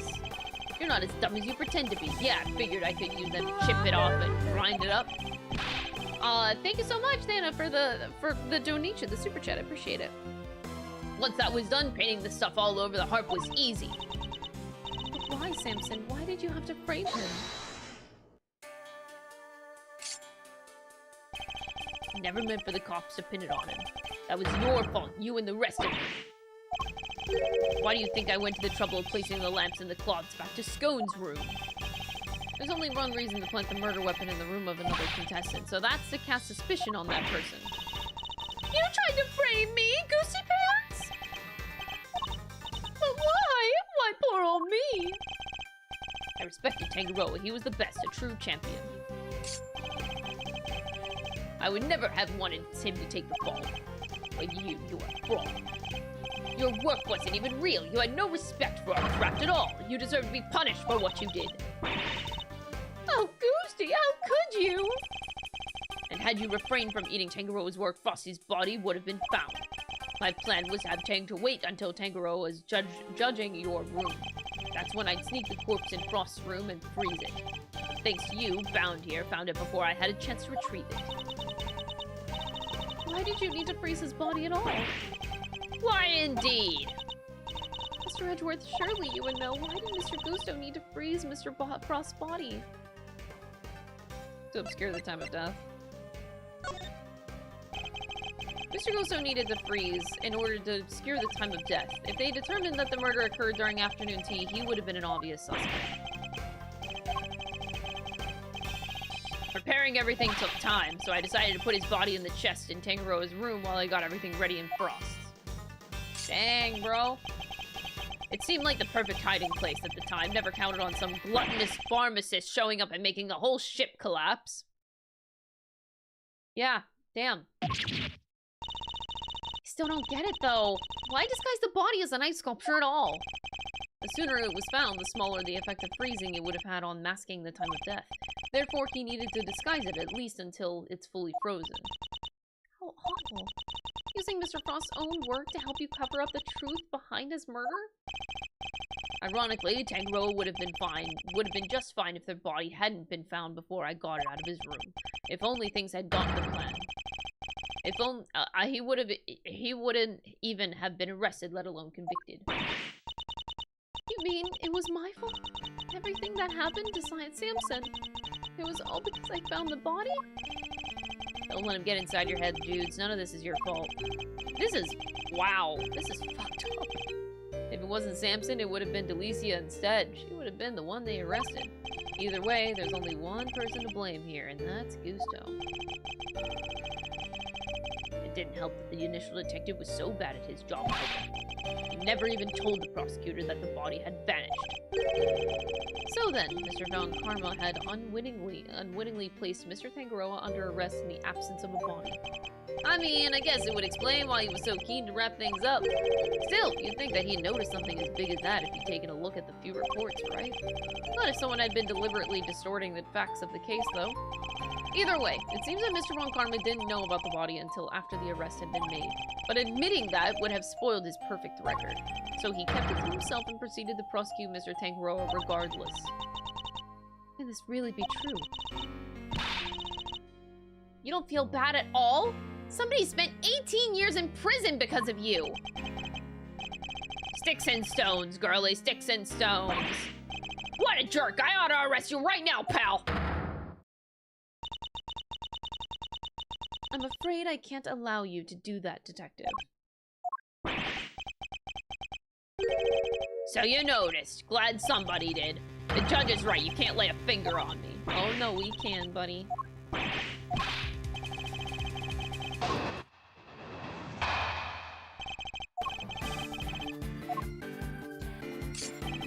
Oh, I thought it was just gonna be a singular testimony.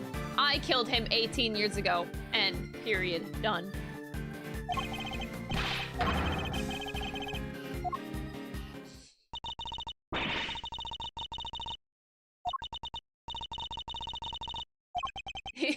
They should have just ended it there.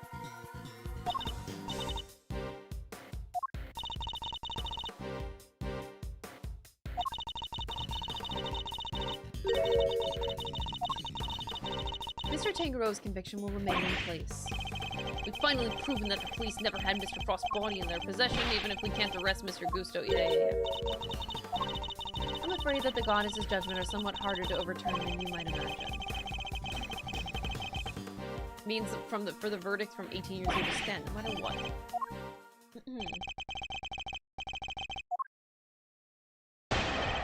I shouldn't have to press.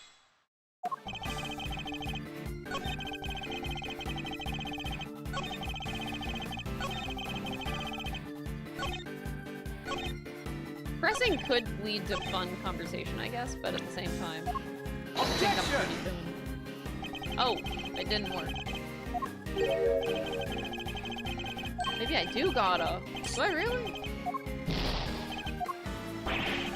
Okay. You can't arrest me. Oh! Maybe it's just wrong statement. Yeah, we can arrest you. I'm gonna do it for the same reason. Objection! Oh, come on!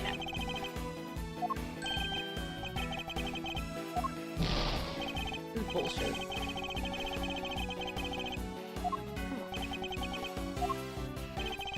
This is so bullshit.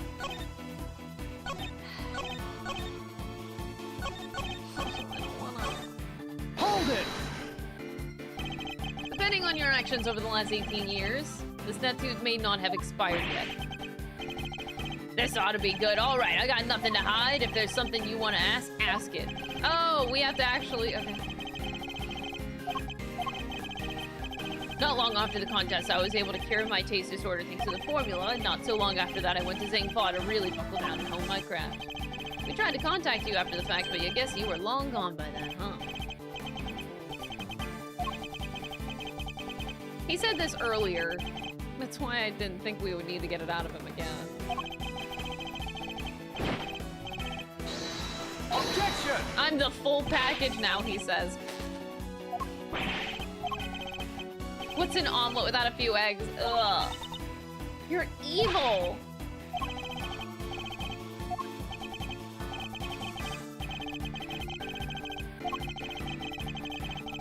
Yes. Is there anything? Yes. The training is on top.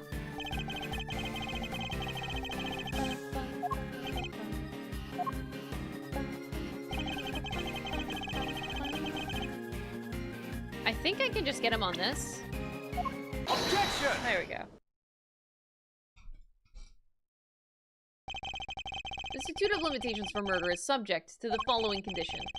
Suspended should the suspect flee to a foreign country, which means that the time that you spent abroad doesn't count toward the total time under the statute.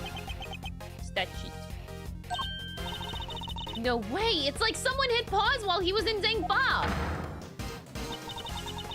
It appears that there may be time left on the clock yet, but that will depend on how long you stayed in Zhangfa. Why are you covering? It was 3 years exactly. Oh god. Don't tell me in Ace Attorney bullshit that this is like the last day of the statute of limitations expiring or something. That would truly be an Ace Attorney moment. Nobody say anything until I've done the math. The murder happened 18 years back. Institute is 15 years. Add the 3 overseas. Mr. Edgeworth, you did it! The statute hasn't expired after all!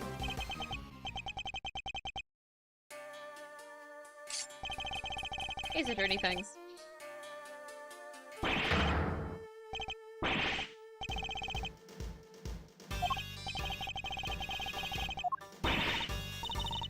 We're good, aren't we? We can arrest him! I hate to break it to you, little sis, but IS-7 went down at the end of December. It's April now, so we're 3 months late? It's been 18 years and 4 months since Frost's murder. If Gusto's stay in Zhangfa really lasted 3 years on the nose, it's not enough. How do we know? Like, we have to prove that, no?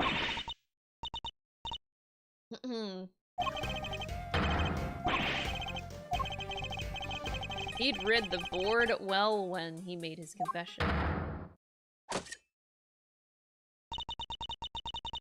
How unfortunate, Mr. Edgeworth. If only the statute had been suspended for another year. Those who would overturn the goddess's judgment must be willing to pay the price should they fail. And you, Mr. Edgeworth, have failed. There must be something I can do. Judes, what are you thinking? Objection! There's no need to go adding to your rap sheet just yet. We're not done here, far from it, because there's still a way we can nail him. There is? Alright, Malzarino, pep talk. I need you to think back over everything we know about the case.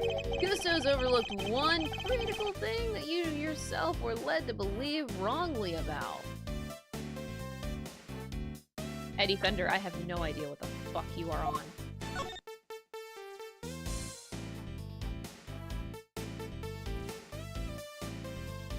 Unless you're talking about the accomplice.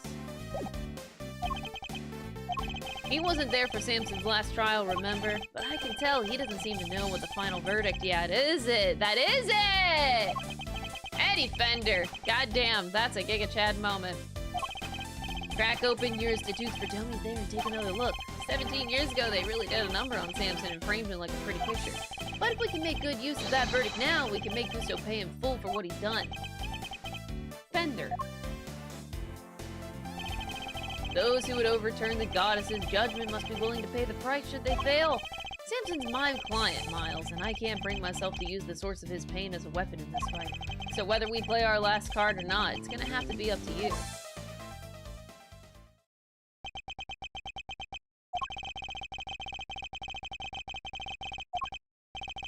Should I raise an objection and play that card? Why would you not? I gotta do it for Mr. Everything that Gregory Edgeworth did. My father and Mr. Von Karma, one sought to reveal the truth, and the other to hide it. I know which path I choose to follow, that one that seeks to reveal the truth. Oh, Miles. Oh! This court has reached its final verdict. The record will state that Mr. Gusto had been found not guilty on all counts. Objection! Call him Eddie Flambe because he's cooking. Alan, get out of here. No, Your Honor, Mr. Carmelo Gusto is absolutely guilty, and I refuse to let him walk away. His crimes are too unspeakable to go unpunished. Do you mean to suggest that you have grounds upon which to call for his arrest? I do. Now to show Judge Gavel something that proves the statute of limitations hasn't yet expired. Take that! I don't know which one to do, but I think... Okay, it's not that one. Is there a particular page in the IS-7? Oh, we're not done. Oh shit, wait, which one is it? I think it's just the first one. Yeah. The case overview. Oh no. Which page? I failed to see how they have any relevance to the statute of limitations. Oh no. Wait, let me look again, Ah, fuck, it's the suspect data. Fuck.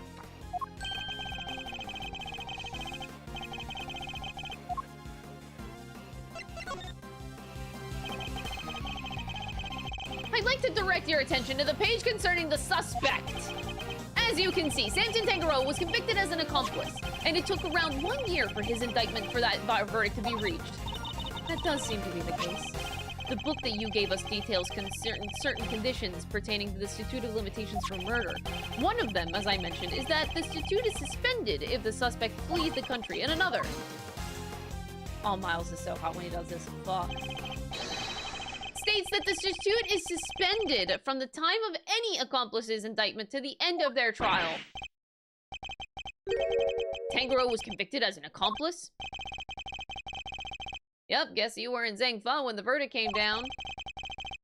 Samson was convicted as an accomplice, not as the main perpetrator.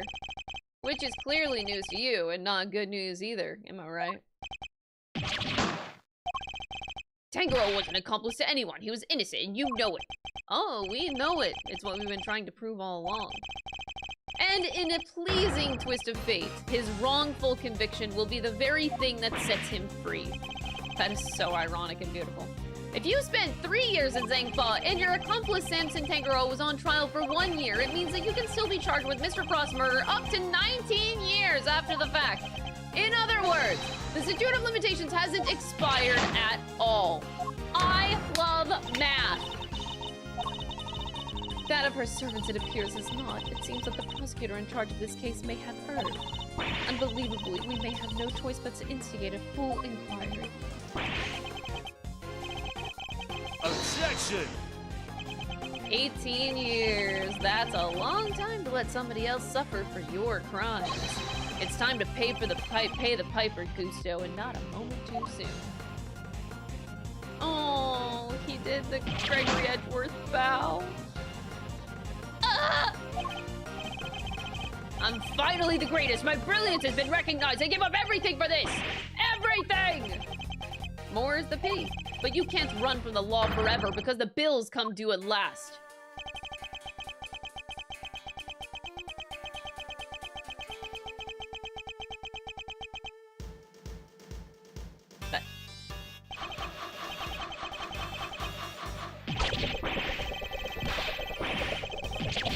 Whoa. How did he do that?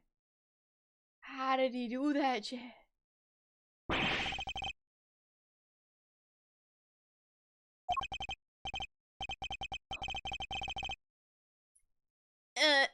Good. Which means it's your turn next, right? I suppose so. Judes. I'm so sorry, everybody. I've caused you all so much trouble. But thank you. Thank you so much for bringing Mr. Gusto to justice at last. I'm afraid there's no escaping the consequences of your actions, Miss Brown. But those actions were born of the legal mistakes that were made all those years ago. We all know that. So allow me to apologize in return on behalf of the prosecution. I have no one to blame but myself for it all, starting with those sculptures. Hey, Judes, you think maybe you might want me to represent you? I'm not some nervous newbie anymore, and there's no way I'm letting you take the rap for everything. Oh. My heart. I love you, Eddie Fender. Ah! Ah! We've known this guy for 2 cases and I would die for him. Sorry, ma'am, but you gotta come with me now.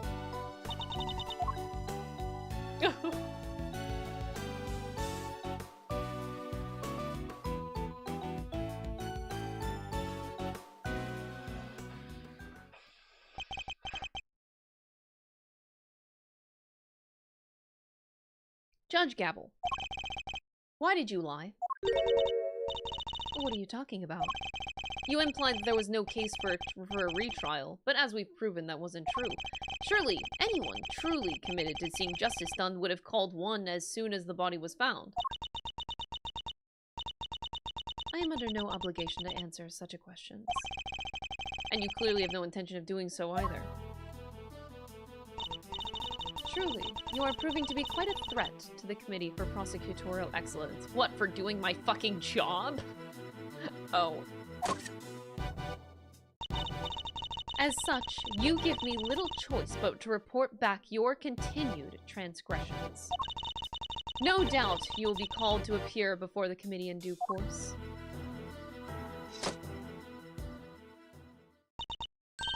Now, I must be on my way.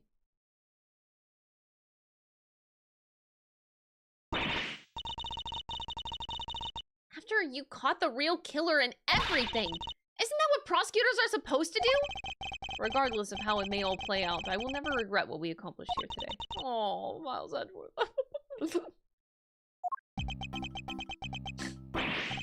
Hey, Mr. Edgeworth! Yes? Why did you stick your nose in this case anyway? You weren't even on the job! My job is to bring the truth to light, Mr. Wiener. Not only as a prosecutor, but as a person. I don't get it.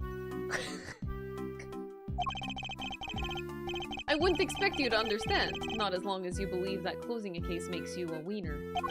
That's going way over my head! I'm going home! What was all that about? Eustace still has a lot to learn, is all. Where? I'm going home! Mousy Wowsy! I just wanted to say, old Gregory Pegleg would have been proud of you today. Oh, look at me tearing up.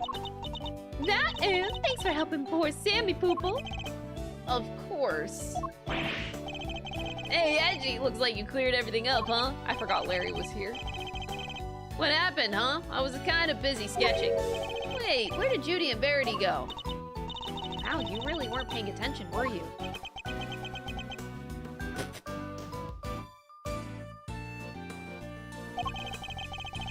I am loath to admit it. Larry's sketches did come through for us on more than one occasion. Not that I'm about to tell him that. We never need to tell him. Quit it with the glaring, will you? Whatever I did, I'm sorry! Calm down, Larry. I wasn't glaring at you. You totally were. You're just like your pop. He was a terrible liar, too. He was. Listen, I'm gonna head out. Need to fill Samson in on what went down today. You wanna come with? Eddie.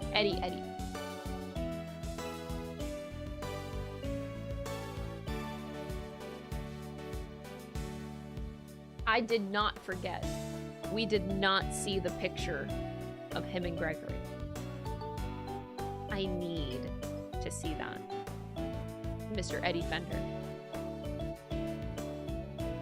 I need that picture. Do you still have it?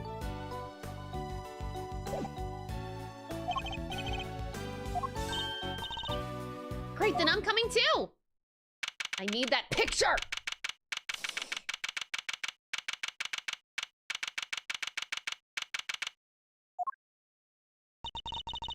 What's Mr. Tangaroa like? Can't wait to finally meet him. Oh, he's a real sweetheart. You'll love him. Even while locked up, he can't make but all sorts of cookies and cakes for everyone. It's why 3 p.m. cake extravaganza is a thing for prisoners and guards alike. Really? That sounds awesome! You think there'll be any left for us to try? Didn't we find a few slices of chocolate cake in the prison the other day? But they have been some of Mr. Tangaroa's baked goods.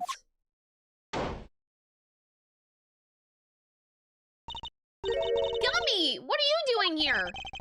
I heard you all were coming to see Mr. Tangaroa, so I volunteered to escort him. Oh, that's just like Detective Bad!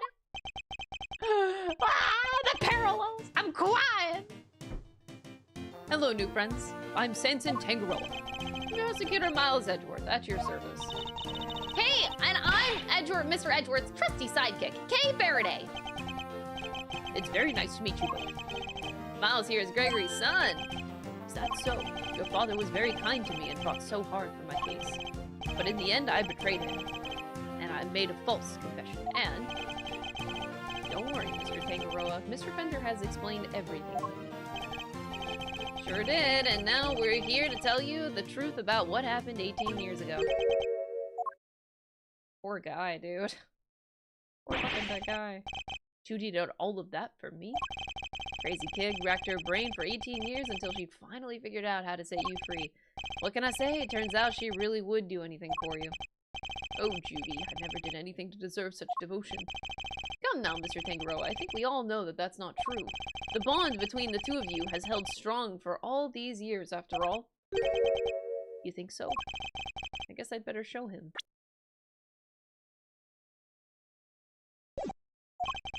Which piece of evidence is proof of the bond that Mr. Tangaroa and Miss Bound share? Has to be the chocolate, right?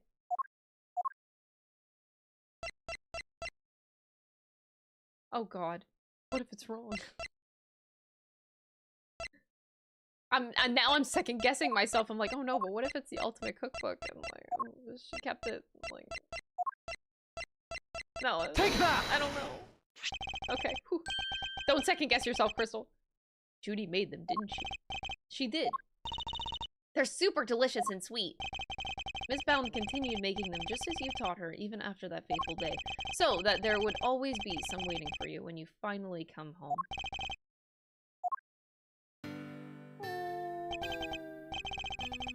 I bet they're beyond super sweet then, aren't they? Very much so, I'm afraid. I only wish we could hand them to you. Don't worry, sir. I'll make sure he gets them later.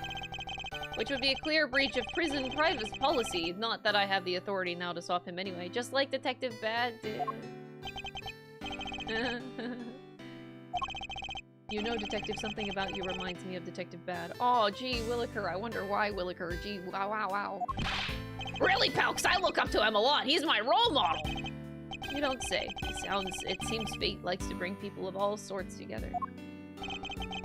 You hang in there, Samson, just a little longer. I should be able to get you out soon. I'm sorry it's taken so long. Nobody should have to wait 18 years to get justice.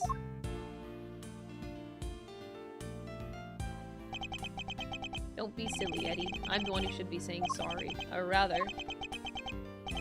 Thank you. Truly. Oh. I guess it's my turn to wait for Judy to come home now. I'd better make sure that there's something delicious on the table for her when she finally walks through that door. Don't let her down, Eddie. Leave it to me, big guy.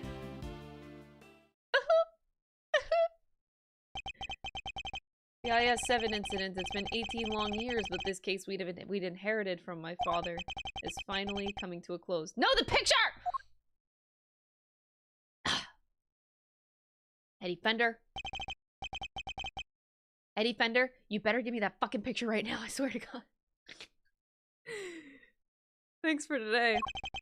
And sorry for forcing you to make the final call like that. Not at all, I simply made the call that felt right to me. What are you guys talking about? You know how Samson was wrongfully convicted? Well, he had to pretend that he wasn't in order to nail Gusto. But to use his false conviction against him, even to save him, as his lawyer, I just couldn't bring myself to do it. Aww. Now that Gusso's behind bars, I can finally start to get that wrongful conviction overturned. Yes, and I'm sure that you will. Wait a minute. Does that mean that even if you were only doing what's right, if the false conviction had been overturned before today, Mr. Gusso would have gotten away scot-free? Yep. It's what we folks in the trade like to call a legal contradiction. The law is far from perfect. Because of things like legal contradictions, right? Yeah, but you never know. Things might change. The law's always evolving, just like us humans. Your Uncle Eddie and Miles Reno included, am I right? The potential for growth and change in people and the law.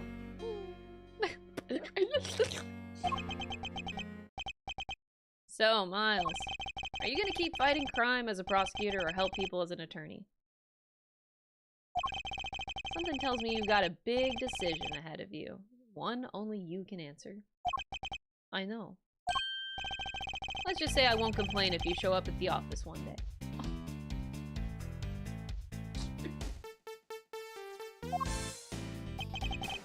And on that note, it's time for me to skedaddle! No! Wait. We should show up at the office. We should show up at Edgeworth & Co. office because I bet sitting on Eddie Fender's desk is the picture of him and Gregory Edgeworth. Together. We need to go to his office. I always repay my debts, but for now... Thanks again for today. I mean it. Go to his office. Now. Sick 'em, boy! Go there! Did he seem kind of in a hurry to get out of here to you? Yeah, because he was gonna fucking cry. That's why. Honestly speaking, I'm the one who owes him a debt of gratitude. After all, he gave me the chance to reckon with my father's final case.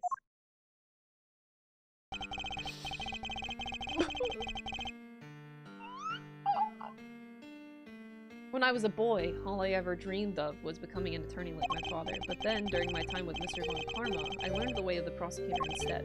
Eventually, with the help of some good friends, I found my own voice and a new way to live.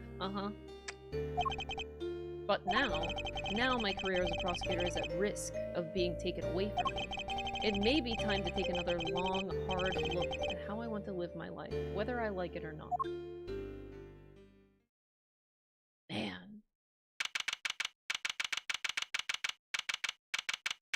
Edgeworth & Co. We're at the law office! Let's go! Hey, Gregory. Sorry for reporting in so late. It may— oh my god, it actually is sitting on his desk. It may have taken 18 years, but we're finally in a position to prove Samson's innocence. All thanks to your boy, Miles. I couldn't have done it without him. You should have seen him. The way he fought for the truth gave me chills. It was like I was watching you.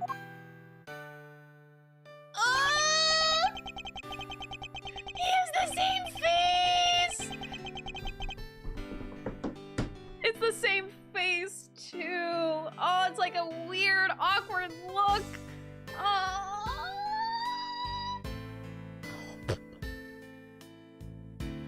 Oh, sweetie. That's so good. I know I'm not half the attorney that you were, but those guiding principles you tried to instill in me, I like to think that I'm embodying them now as I carry on your legacy. Here's hoping. It's the same face!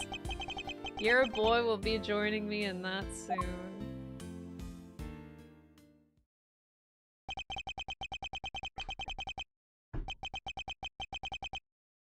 Oh, the satisfaction. Oh, this is auto. What is the right answer? Which path should I choose? Oh, God. Oh. That was a satisfying ending. I just wanted to see that picture. That's all I wanted to see. Fuck!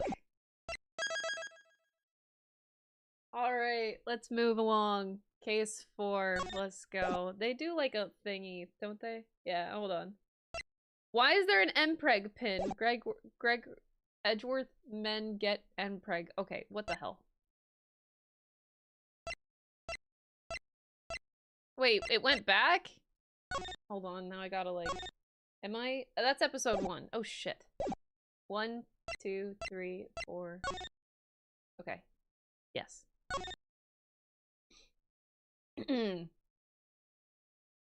That turnabout Forsaken. I hereby call this meeting to order. The committee is gathered here in the sight of the goddess to pass fair and frank judgment. The purpose of this hearing is to assess the professional competency of Mr. Miles Edgeworth. Competency. What a word to use, okay. Are you? Why are you wearing that raincoat?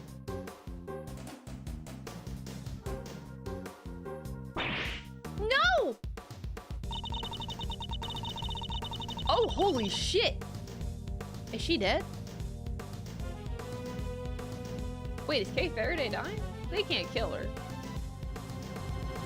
They wouldn't do that. They're not killing Kay. April 5th. So this is only like 3 Pikes Peak days Audio tipped after. $5. Okay. So, about that God. theory you Wait, had at the Ahmad end of the deleted first it. game. Thank you for the $5 super chat. I appreciate it. Algo Fraud, thank you so much for the 7-month resub. I appreciate it. Out. My mom entered my room and just saw me there crying. Oh, thank you. I appreciate it.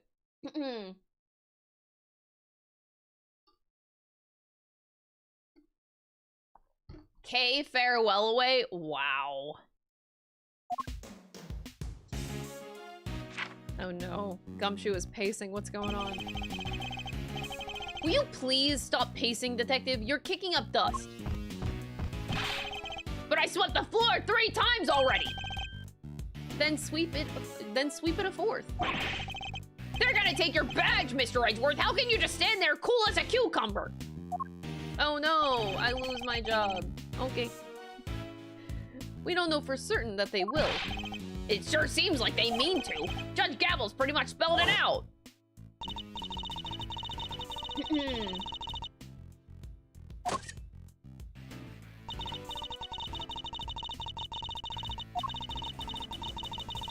No doubt you will be called to appear before the committee in due course. She said that I would be called to appear before the committee, nothing more. Well, I don't care. I won't stand for it. What if we never get to work together again? I'd have thought you would welcome the prospect, detective. After all, it would mean that you could work with someone less problematic. Don't say that, sir. I've never heard anyone except that stupid committee say that you're problematic. You're not just looking for an excuse, are you, to become a defense attorney, I mean? Well... I won't let you! You're Prosecutor Miles Edgeworth! Prosecutor! You hear? To become a defense attorney, huh? The circumstances of my father's death set me on the path to becoming a prosecutor. But I'd only been interested in the law to begin with, thanks to my father as well. And his work as a defense attorney.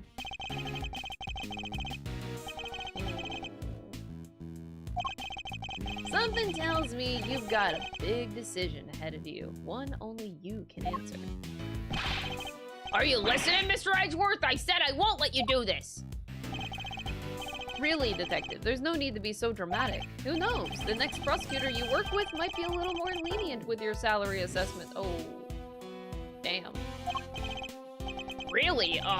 No more instant noodles? Wow, he considered...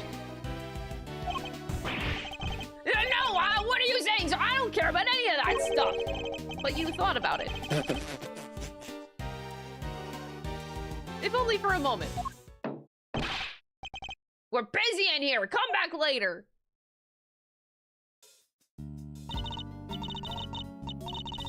Hey there, is Prosecutor in? Prosecutor Miles Edgeworth? Look, pal, what part of we're busy don't you get? Wait outside. I'll be with you in a bit. Oh, that's not good. Your face is as red as a tomato. Red face, gritted teeth. Let's see. I said I was busy. Wait, that's it. Stomach cramps, right? No need to worry. It's nothing an injection can't cure. Now roll up your sleeve for me. It won't hurt much. What? No thanks, pal. Healthy as it can be. And who might you be? Oh, sorry. I totally forgot to introduce myself.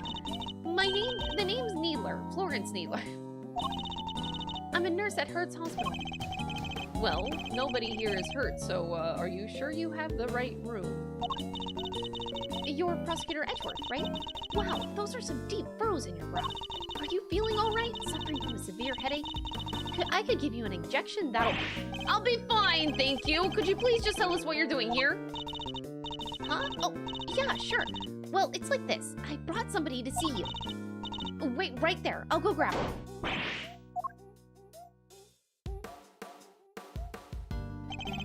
Too late. I wonder who she brought along.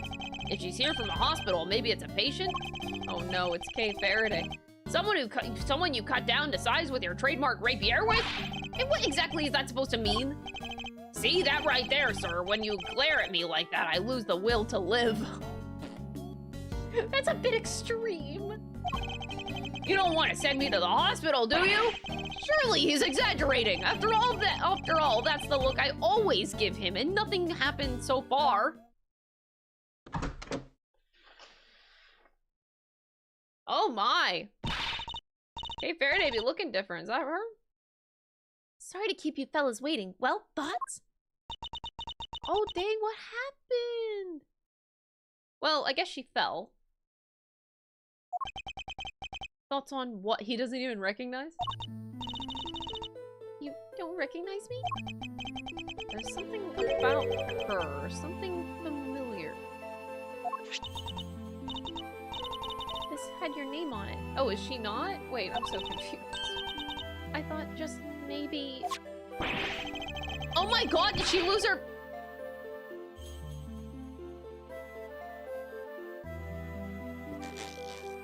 Oh. Your name's right there on the card. Oh. Fucking hell.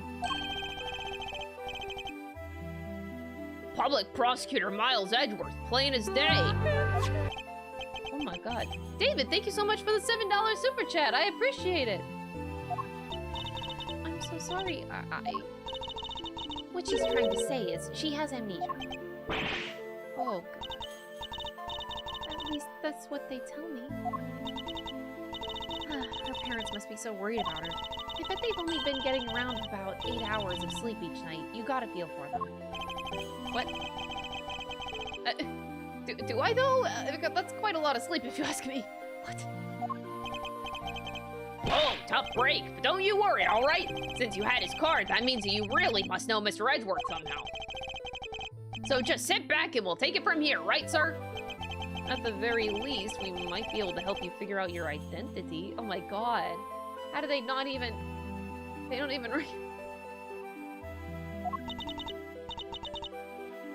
Really? Will you? It's going to come down to what you remember, but yes. Now that's the Mr. Edgeworth that I know. Don't worry, miss. You're as good as healed. Let's not get carried away here, detective. I'm a prosecutor, remember? Not a miracle worker. Oh, no, but what if I flashed you my badge? Oh, she even has, like, question marks.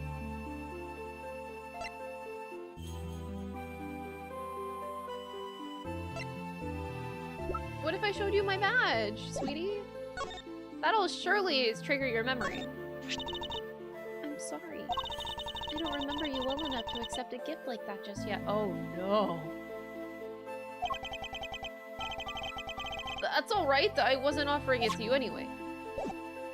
That didn't trigger the memory. Nothing will. We're cooked. We're cooked, guys.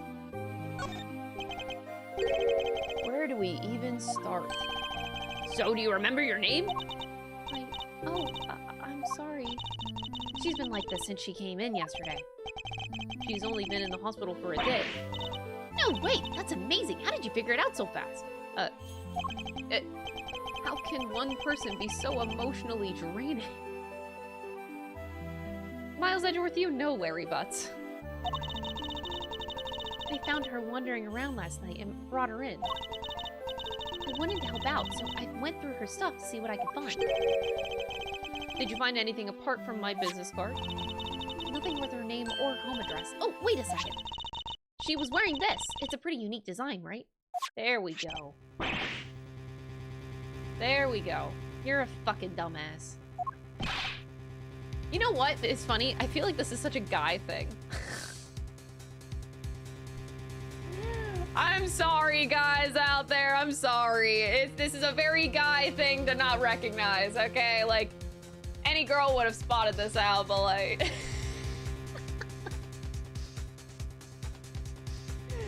It's true! That Yatagarasu pin, does that mean, but it can't be? As a guy, yes it is. I'm sorry.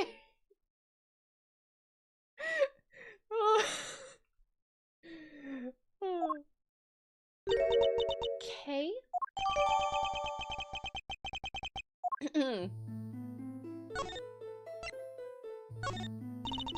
You like pins, huh, Mr. Edgeworth? I not particularly, no. Still, you always seem to have one on you.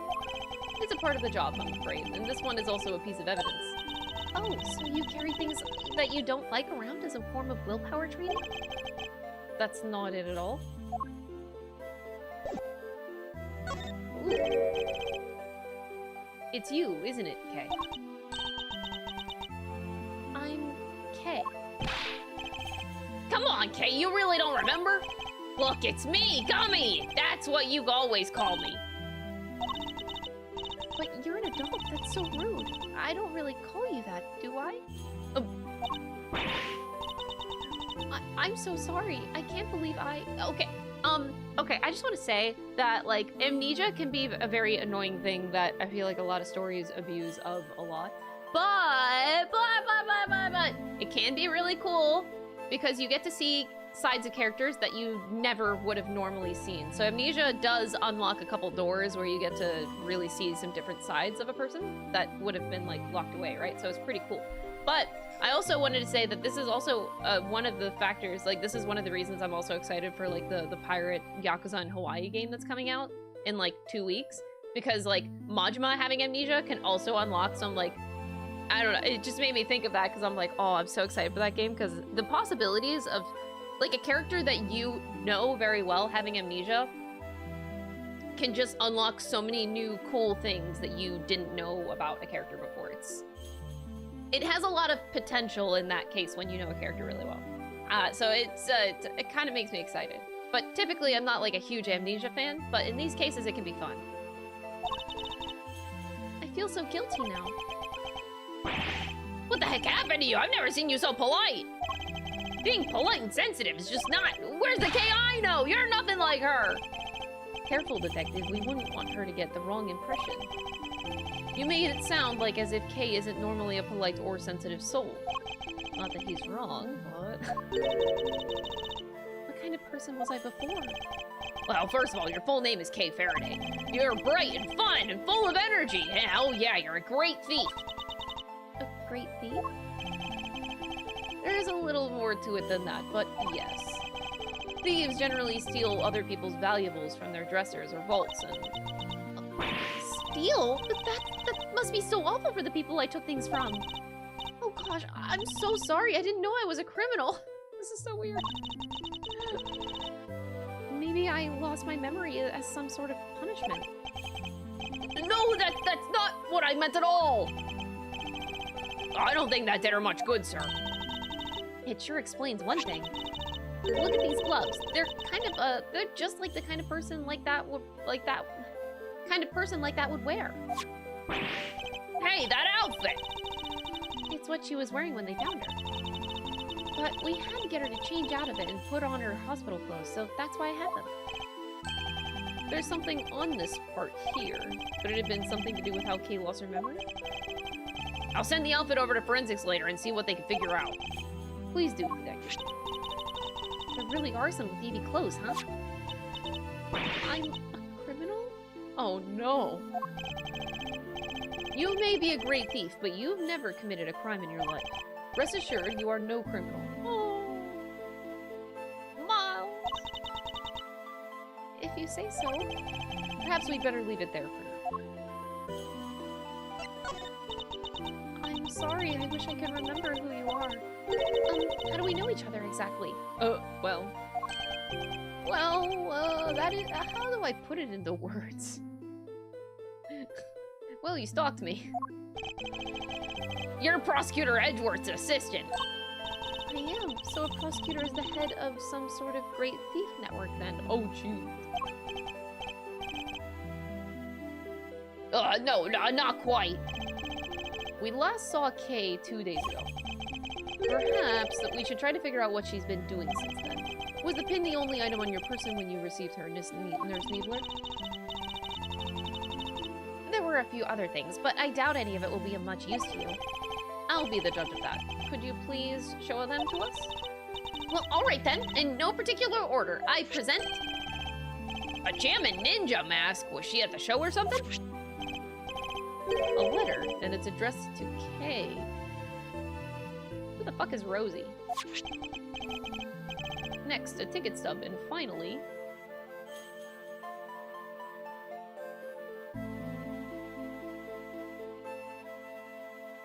oh.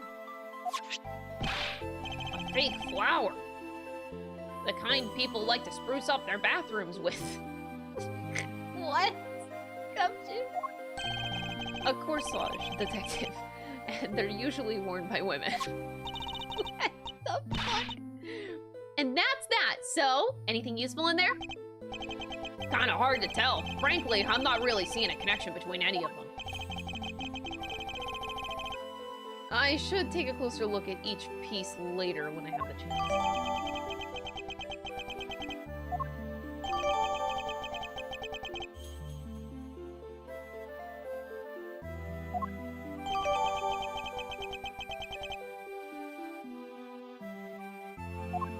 I'm assuming we got it.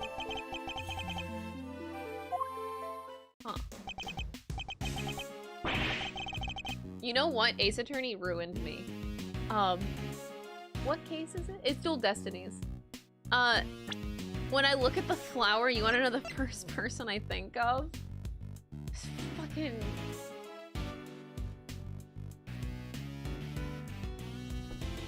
it's just really bad.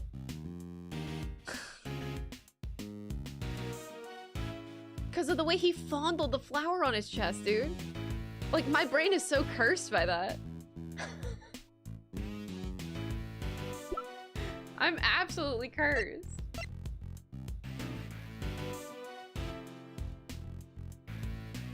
It's like, that image just doesn't escape my brain. It's absolutely awful. Also, wait a second.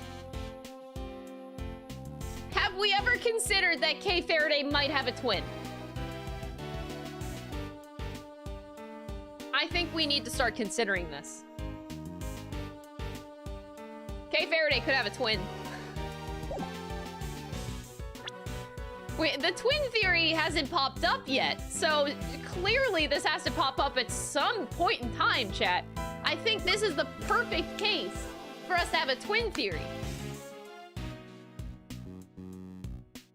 Exactly! Kay Faraday's twin sister, O Faraday. Peek. Peek. She has a twin. This is bad. How do we get Kay's memory back? We can't just let her stay like this forever. Calm down, detective. I have an idea. Oh, you know, I knew you'd come to the rescue, sir. So what is it? The big building. Wait, do you get a closer look at this? Yes, you do. It actually does say big building. Oh, Jesus. Do we get to look at anything else? I'll make sure you get your precious thing back. Big. I don't know. I guess I'm just guessing here that it takes place in the big building that we saw in the opening cutscene. Just a hunch. a big building. You know the place? Everybody knows it, silly. It's the hottest date spot in town. They say that if a couple holds hands while they're up there, they'll stay together forever. This is yesterday's date, and the ticket is only valid on the date specified. Plus, it's a stub, and that means she used it, right? I think it's distinct possibility. Well, shall we go see what we can find? Now? Just like that? The only way to figure out how Kay lost her memory is to retrace her steps. Well, what about your thing with the committee?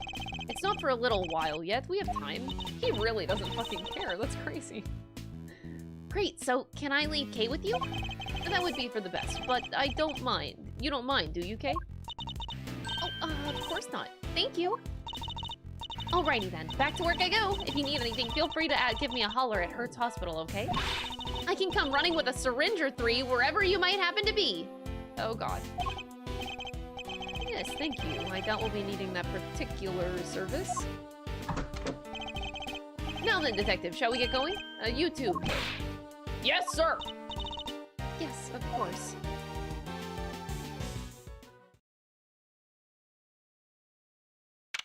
I feel like we should get her out of, like, hospital clothes, but, it's okay.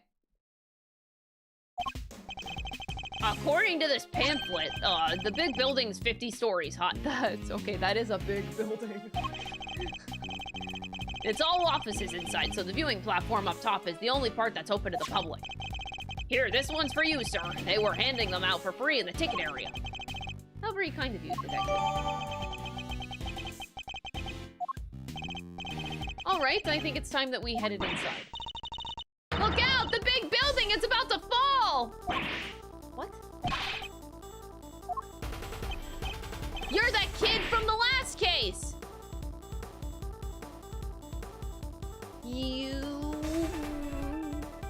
Are you Shelly the Killer's son? Spying on...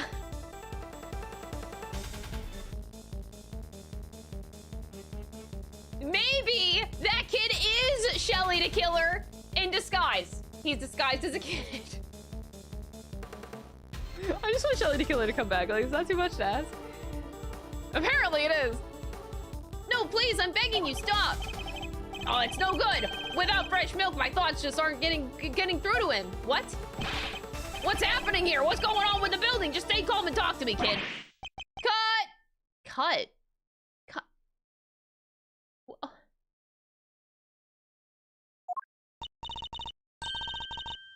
Oh, I forget your name from the Steel Samurai case. Penny? No. Oh, I don't remember. I thought as much. Forgive our intrusion. We'll get out of your way. Detective? Oh, sorry. Really had me there for a sec. Yeah, whatevs. Hey, director guy, can we take 5? I can't work under those conditions. I'm so sorry. I'm so sorry. Sorry. Oh, gosh. So they stopped the building from falling down. That's good. Oh, no, Kay. I wish we had time to explain, but maybe later. Come along, you two. Let's make ourselves scarce.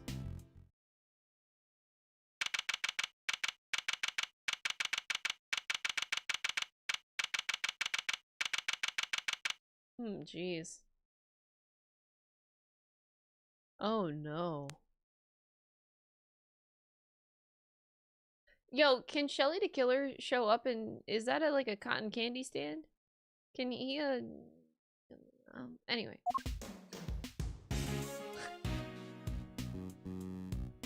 Oh my god, it is kind of... Whoa, get a load of that view! Feel the sun on your face! Oh man, it's very strong up here. That's okay, you just stand behind me or Mr. Edgeworth here. We're both more than big enough to keep the breeze away. Well, speak for yourself! Well, Kay, does this place bring back any memories? I'm not sure. Have I really been here before? Perhaps simply encouraging her to talk will help. Kay, please, any thoughts or feelings that come to mind might be a clue that we can use. I don't know if this will be of any help at all, but... Oh.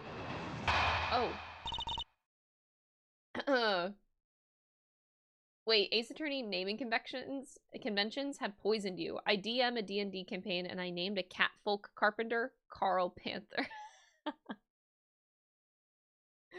Oh god, that's good. I still can't be sure if I've even been here before. It's so high up and the wind is so strong. It's terrifying. I don't remember. I don't remember anything. It's no good. I'm so sorry. Thank you so much for the $2 super chat. I appreciate it. Delivered, wait, the killer delivered Decopium. Ban that guy. I'm sorry. I feel so useless. I know I'm supposed to have all these memories, but I just can't remember. You have amnesia, Kay. Don't be so hard on yourself. Listen, sir, maybe just this once. Try not to be so intimidating, okay? He's actually trying not to be. This whole time, he's actually been very gentle. Almost dad-like. It's kind of cute. Or at the very least, don't use your trademark glare. Nobody asked for your opinion, detective.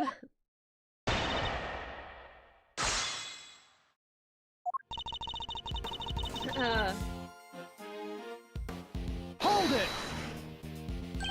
Well, this ticket stub says otherwise. But I don't remember. I don't remember coming here at all. I can't even imagine wanting to come here. It's so high up and the wind is so strong. Hold it! Kay used to love places like this, though. But am I really her? No, she's her twin. Okay. I feel dizzy just taking a look around. I don't even think anyone should be allowed up here. What if an old person fell, or a child? It doesn't bear thinking about. Ender Lollipop Guy tipped $5. A second the killer has to hit the second big building. Oh my god. Thanks for the $5 super chat. I'm just waiting for the return of the killer. That is so much to happen. There's a fence all around us and it's plenty high. There's really no reason to worry. If you say so.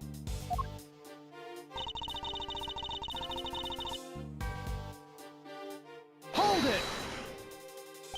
If nothing is coming to mind, let's just take a look around. Do you recognize anything? Anything at all? Let's see. Ah, cherry blossoms! Maybe the killer is the friends we made along the way. Thanks for the 100. I was standing under the cherry tree. Yes! I was trying to stay out of the rain. It was raining, I remember now. And there was a red something. It was raining. She was underneath the cherry tree, and she saw something red from where she stood. But what? Was it something I said? No, but if you could add that to your testimony, we could explore it further. Hold it! This something red, can you tell me any more about it? I'm not sure. It was just a red thing. That's all I can say. What can we see nearby that's red? Was it the concession stand? A stand? A red concession stand? Yes! I think that was it! Somebody was walking toward me from behind it. And then what happened? I'm sorry. That's alright, if you could just add what you told us to your testimony. Was it Shelly to kill her? Hold it! The standing question is the one behind you, correct? That's right, I remember the red color, and the person walking toward me from behind it. I saw it all from under the cherry tree. Tell me something, this person you keep mentioning, could you not see their face, or did you simply not know who they were? I'm sorry, I'm just not sure. All we have to go on is a person walking toward her from beyond the concession stand, and the fact that she saw this from beneath the cherry tree. Hold it! It doesn't have to be related to how you lost your memory, but if anything floats up at all, just say it. Well, let's see. Oh, the cotton candy from that stand over there. I don't know why, but it just came to me. If you're hungry, you only have to say, "You want cotton candy? You got it!" Thank you. It would make my day. I have to get something out of her. Maybe if I press her a little, I can shake something loose. I already did. So someone was walking toward you. I don't have any. Do you have the? Oh, was it the Jammin' Ninja? Objection! Oh. guess it wasn't. These deep, deep lines in his brow, and he's putting a lot of pressure on me. Oh. She's not talking about me, is she? Edgeworth. Oh my god, Miles. I'm not so sure that piece of evidence has anything to do with her statement, sir.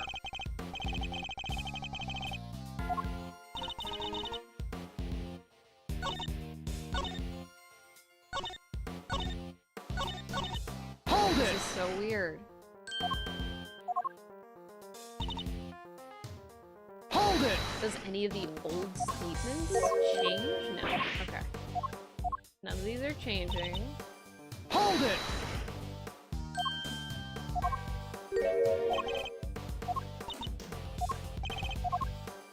Okay.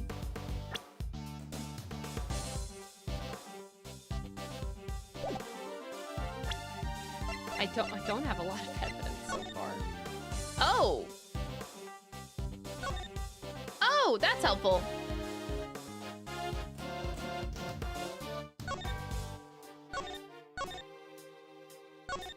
Two different views like that, huh?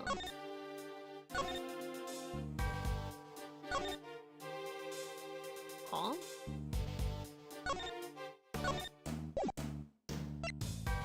Okay. Oh, I can look at the pin!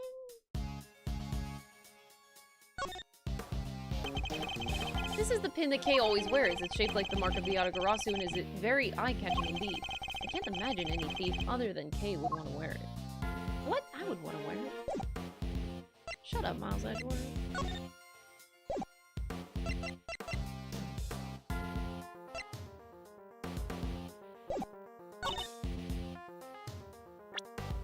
I don't know what the... You've been here before. What? This isn't gonna work. Objection! This isn't gonna work. Kay, does this remind you? What is it? I believe it might be related to what happened to you. Poor kid's got amnesia. You can't go throwing curveballs at her. Perhaps it's not as closely related as I thought. Stop pushing her so hard. I'll try to think a bit more before I show her something again. I'm trying.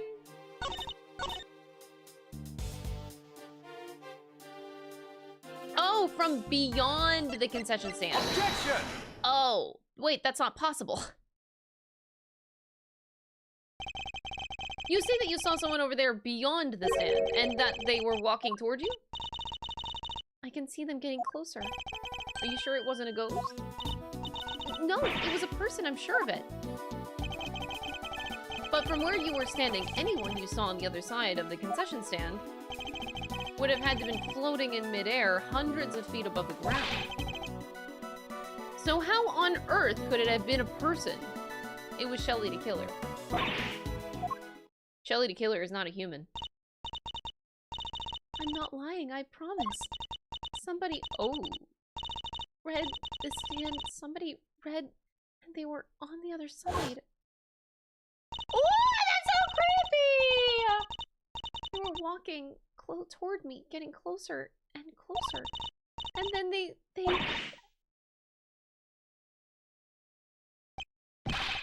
What's the matter? You're all right. We're here. Whatever it is, it can't hurt you. I was pushed and I fell by a person in a red raincoat. A person in a red raincoat who could walk on air. And who supposedly pushed her off of the building? None of this makes any sense, not the least of which nobody could fall from this height and survive.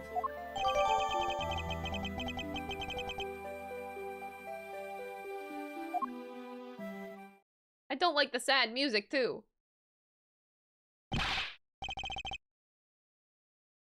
Attention, everyone! Please stay right where you are! What's wrong, officer? I'm Detective Gumshoe. Mind filling me in? A body has been discovered. Oh, God.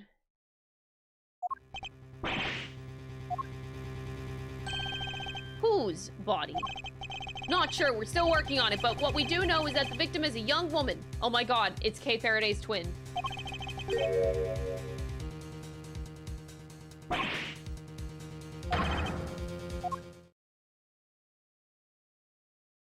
I knew it. It's her twin theory. I can't believe Kay Faraday's real Kay Faraday's that we know of, her twin sister just died. I solved the entire case already. Don't worry, guys. Don't worry.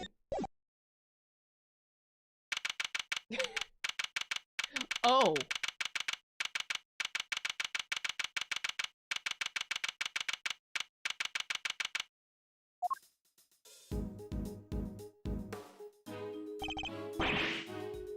Wait, this room is the chief prosecutorial. Oh, Jesus. Hold on. I'll be right back, though. I do have to pee. I'm sorry to leave you on this cliffhanger. I'm sorry.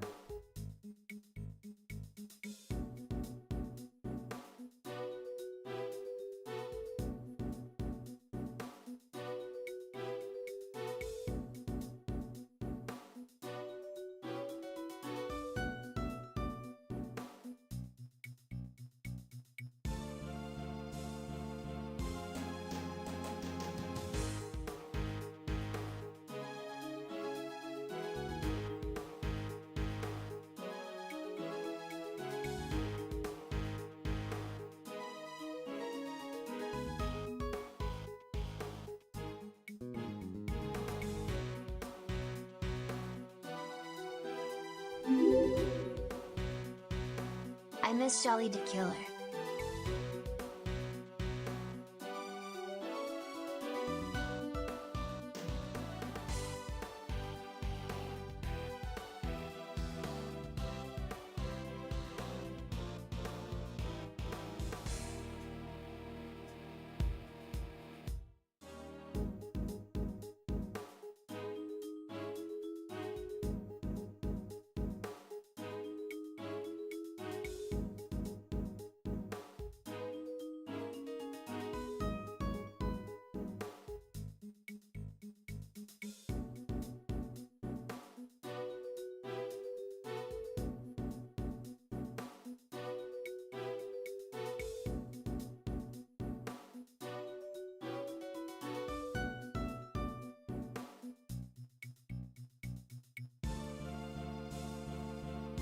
Alright, sorry you guys had to stare at murder for a while. Also, who's subbing while I'm gone? Sonic, thank you so much for the 4-month Prime sub. I appreciate it. I also miss Shelly the Killer. I'm glad I'm not the only one.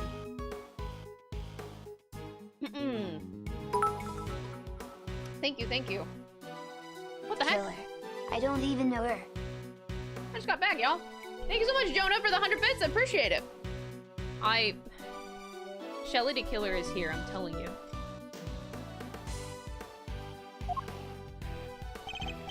Officer, isn't this... This is the trial chamber of the Committee for Prosecutorial Excellence. I knew that they'd move out of the prosecutor's building, but I had no idea that they'd come here.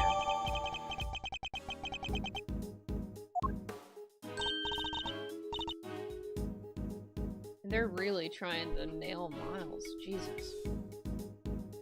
Oh, Mr. Edgeworth, and K2! Who's the fucking granny? How are you all doing? Is Kay feeling any better? We heard that there was some kind of incident. I'm sorry, but who might this be? This is my grandma. Hold on 1 second. Name's Hilda Hertz, Sonny. And who the heck might you be? It's a pleasure to meet you. My Prosecutor Miles Edgeworth at your service. Niece Needler, your grandmother's name Hertz, is she? Yeah, she's the director of Hertz Hospital. This old woman is the head of a hospital. Don't you old fogey me, you dang reprobate. How did she do that?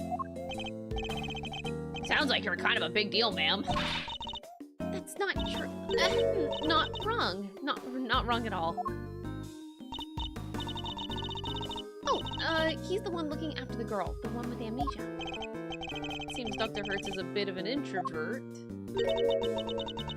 Want me to fix those brow furrows of yours, Sonny? Oh. There's no fixing those, man. They're downright incurable. You're You're sure you want me to say that, Grandma? Well, alright then. Now, I don't got a dang thing more to say, not to none of ya. You go on about your business, you hear? As long as that business don't involve messing with the deceased body, I got work to do. Wait, please, wait. Not a dang thing, I tell ya. You can't talk to us like that. What gives you the right, pal?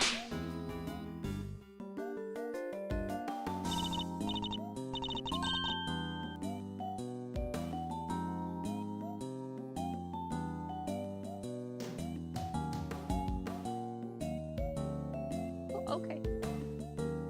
Didn't I mention Grandma's also a coroner? She's in charge of this case, which means exactly that. What do you mean exactly what? How am I supposed to know? She said it, not me.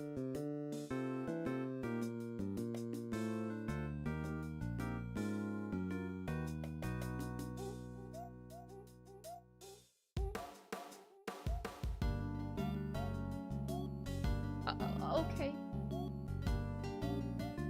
That smile is scary. Why does this remind me of, like, ventriloquism? Is her grandma like a puppet?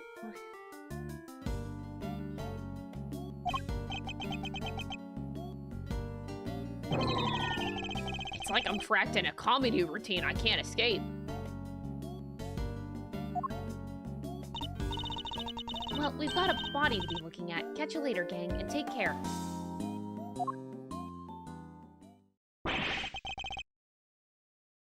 Okay. What the heck is their deal? What does it matter as long as we have permission to investigate? What does it matter? It matters a bunch, sir! What will you do now, Mr. Edgeworth? Examine the scene of the crime, of course. What kind of prosecutor would I be if I didn't? Alright, let's get to work. Investigation. That person over there is called Kay, right? Surely that means I can't be the Kay that you know. Oh, that's what we're looking to figure out. But don't worry. You're the Kay that we know. I'm certain of it. Thanks. A Kay who lost her memory and a victim who shares her name. Both meeting their respective fates here at the big building.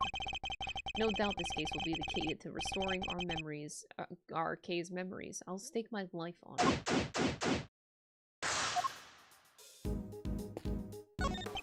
Officer, tell me about the security arrangements for this room. You need a special key card to enter, sir. Not just anybody can enter. The person who discovered the body would have been a member of the committee. They found it when they arrived for today's hearing. The hearing? My hearing, which would be underway right now if it wasn't for this. What's happening?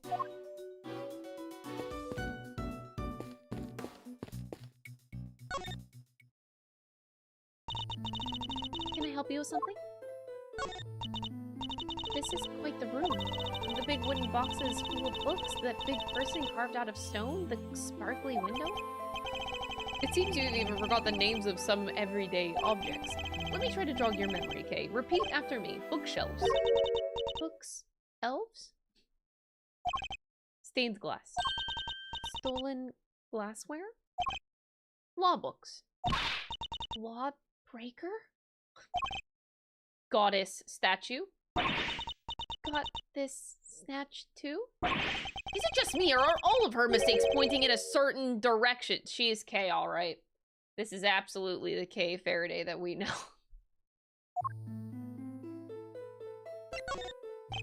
You were loudly claiming to be my assistant just the other day, Kay. Do you really not remember?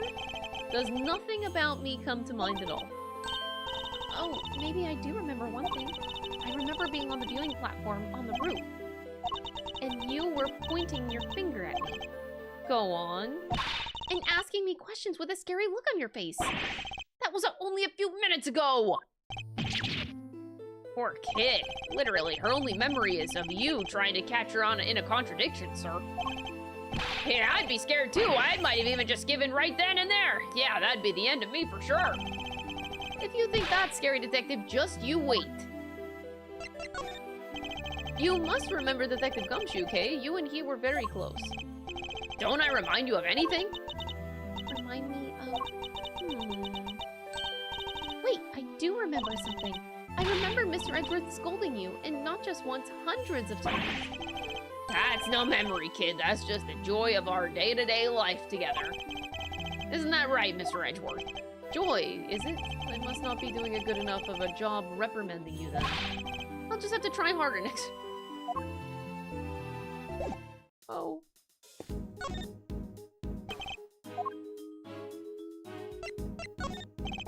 Can't believe a murder just dropped into our laps like this. It really came out of nowhere.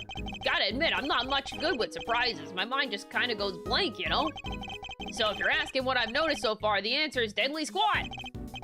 Oh, wait. Chad, I solved this whole case. The murderer is actually Shelly the Killer of this mysterious girl. Because Shelly the Killer doesn't want Miles Edgeworth to have trial. And he, of course, is our #1 stalker. So he is keeping tabs on Miles Edgeworth this whole time. And he's keeping tabs on the prosecutorial committee. So, ergo, he committed this murder to try to delay the trial to buy Edgeworth some time. Got it. That shows intelligence of a sort. Was that a compliment, sir? I'm so honored! My first ever compliment from Mr. Edgeworth. I'll remember those words as long as I live. Thanks for making it awkward to burst your bubble now, detective. Who knew the committee was right below the viewing platform? Saved ourselves a walk, though, huh, Mr. Edgeworth? I was just checking out the pamphlet again and spotted a blurb about the committee. It's in this side column, Big Building, Little Burns. Let's see. On the 50th floor is the trial chamber of the Committee for Prosecutorial Excellence. It's where puffed up prosecutors are called to get the deflating of their lives and a souvenir X title. Go up and see faces so sad they make beached blobfish look happy. Wow. I don't have a face sadder than a beached blobfish. No, that was the column. I was just reading what it says, sir. Oh me, oh my. Oh. Someone's at the door.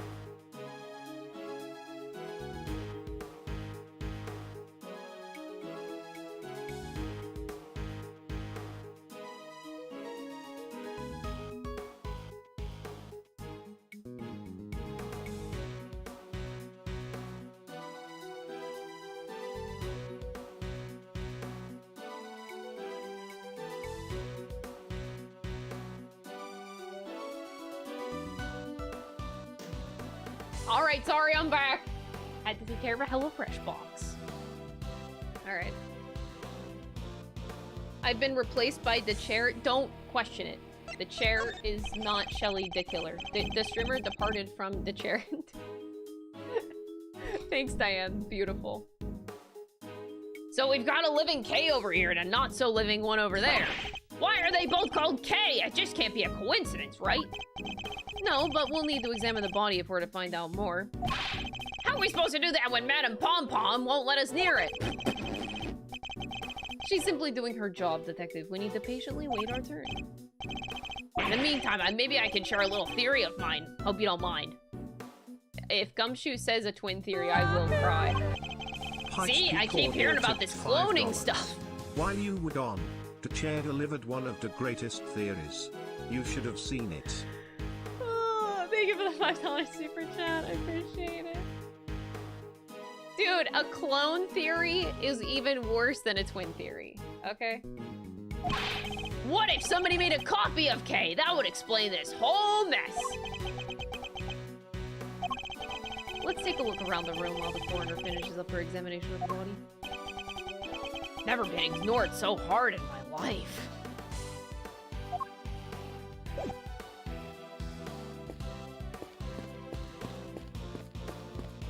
Yeah.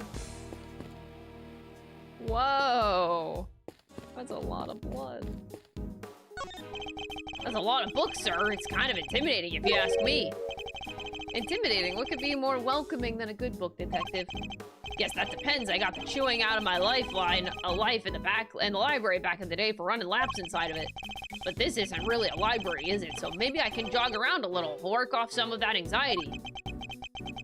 Something tells me that if I don't stop him, he might very well start running around and around.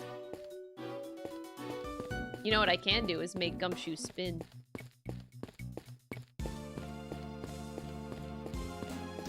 He lags just like Detective Bad does.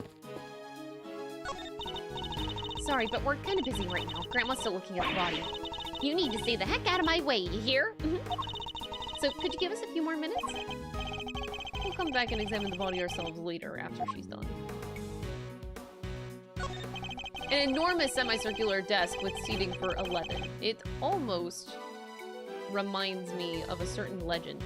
Wait a second, how does the seating work? How do you get to your seat? You have to, like, climb over people. No.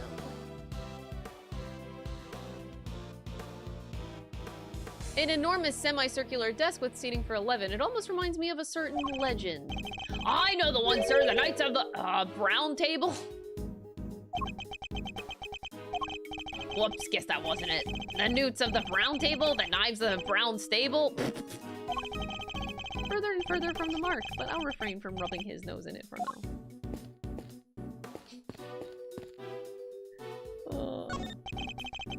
And jumping? I guess you would have to jump over.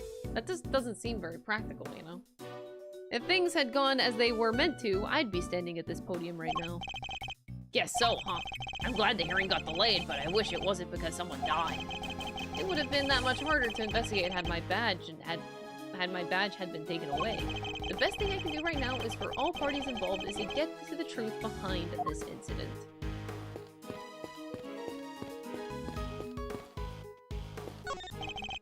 Nice, neatly arranged bookshelves stretching off into the distance. Quite a pleasing sight, don't you think?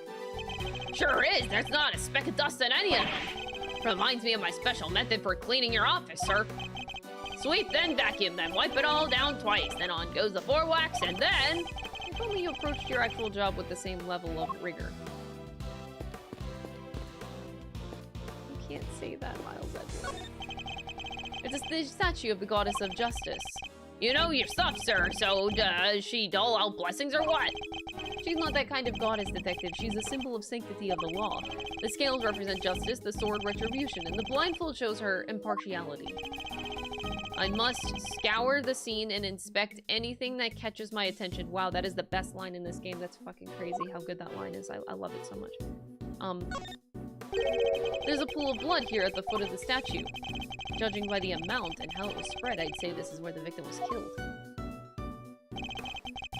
But the body's on that table behind us, sir. How come? only surmise that the killer must have moved it for some reason after committing the murder. Sorry to intrude. Oh, she's back. Oh no. Who are... Huh? What's that, Grandma? I know that voice anywhere. That's Von Karma's little girl. Oh, so you two know each other? It has been too long, Grandma Hertz. And you as well, Miles Edgeworth. What's she doing here? Yeah, what is she doing here? Franziska von Karma. She's the daughter of Manfred and a prosecutor like myself. These days, she's mainly been working with Interpol, though I thought that she was supposed to be abroad. Don't look so surprised. Where my investigations lead, I follow, no matter where in the world that might be. Which means that there must be some kind of international angle to this case, yes? You know full well that I've been pursuing a certain smuggling ring. That's still going on. And that I won't rest until it has been destroyed and its ill-gotten goods recovered. So the smuggling ring is involved then. That information is to be shared on a need-to-know basis, and you don't need to know. I see that she means to be as helpful as ever. Miss Von Karma, was it? Grandma wants to tell you something. I'm about done here. Scene's all yours. In that case, we'd like to examine the body ourselves, too, if you wouldn't mind. I mind plenty. I remember where I heard about you. Where I heard about you now, you dang varmint. Don't need to... I don't need no soon-to-be ex-prosecutor messing the place up. Go on, get. Just remember, it's not me saying this stuff, okay? Please, Granny, it's important. Who you calling a granny, little missy?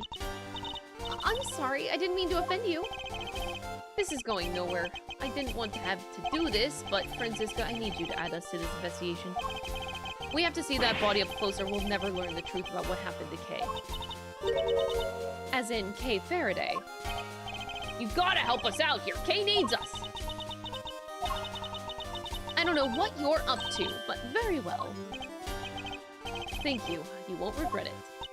Of course, I expect to receive a full explanation on when I grill you later. Whoa, wayo. We owe you, sir, big time. I wasn't talking to you, Scruffy.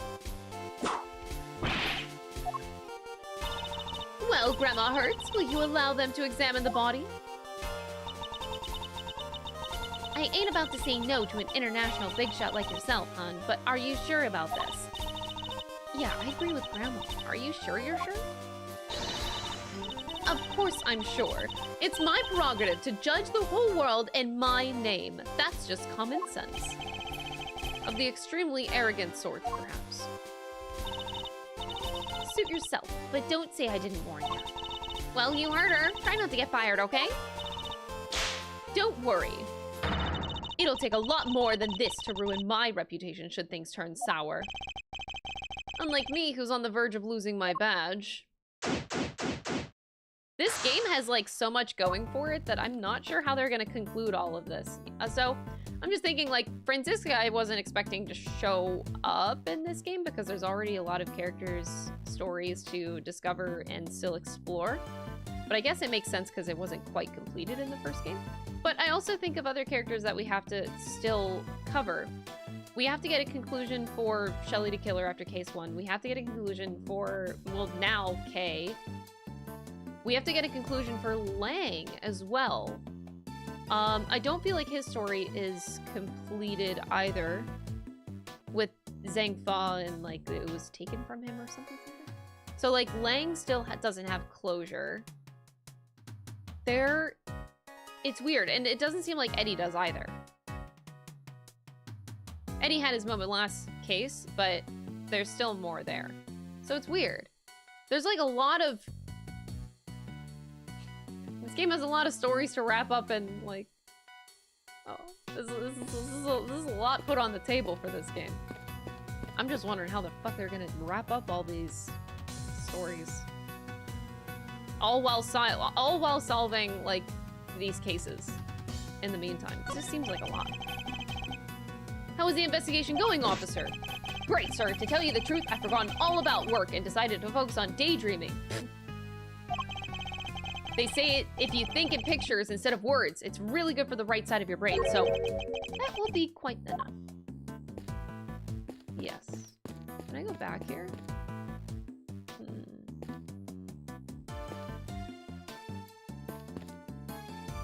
The goddess statue looks like it moves. There's blood under it. A little bit, it looks like. Yeah. Weird. It looks like it's coming from underneath of it, like you can move it, and it's like a manhole cover. A really fancy manhole cover.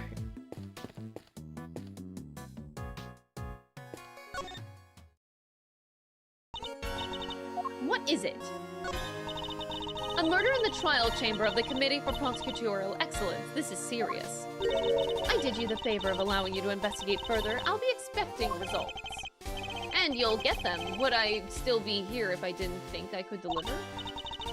Come to think of it, why were you here in the first place? So she doesn't know I was summoned before the committee. That's a long story, longer than the nighttime and deeper than the sea. How about we save Mr. Edgeworth the trouble and I'll tell it to you myself? On second thought, I don't care why you're here. What's important is that we solve the case in front of us. Agreed? But you were the one who asked us in the first place, sir! What's that again? Whip first, think later? You can't make it the other way around just for me! What are you doing here, Franziska? I thought you were working abroad on something with Interpol. Wouldn't you like to know? But that's top secret, and I have neither the need nor the obligation to tell you. I thought she'd say as much. Anyway, never mind that. Where's the prosecutor in charge of this case? Not that I know who's been assigned, but I was hoping that they'd take care of the legwork for me. Oh my god, it's gonna be Wiener. Oh, that's another story that we have to wrap up, the whole prosecutorial corruption ship.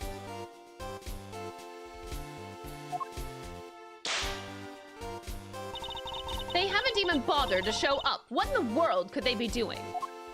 Oh god. I don't think Franziska ever needs to meet Mr. Wiener. How old is this granny? 60? Dang, girl, you look fucking terrible for 60. What?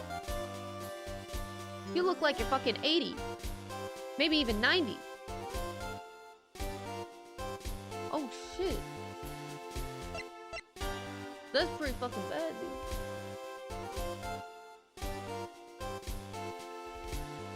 That's gotta be Shelly the killer in disguise. Yeah, actually, that's the only explanation. It's hardly fair to whip people who don't deserve it, Franziska. What use is a whip if you don't use it? And who better to use it than anybody who isn't giving 110%? I may not know who's been assigned yet either, but I 110% feel for them already. Oh god, it's gonna be Wiener. I couldn't help but notice that you seem to be acquainted with Dr. Hertz. How very astute of you, Miles Edgeworth. Yes, I know her. Once upon a time, we... You know, never mind. She doesn't seem keen to talk about it. Perhaps I'd better leave it for now. What happened once upon a time? You can't not tell us now. Only a foolish fool foolishly pries into another person's business. Now hold your tongue, Scruffy, or you'll get more than a mere tongue lashing. It's a bit late for that. Spare the whip, spoil the child. A whip in time saves 9. Didn't you go to school, you whipless wonder? It seems that leaving it alone was the right choice after all.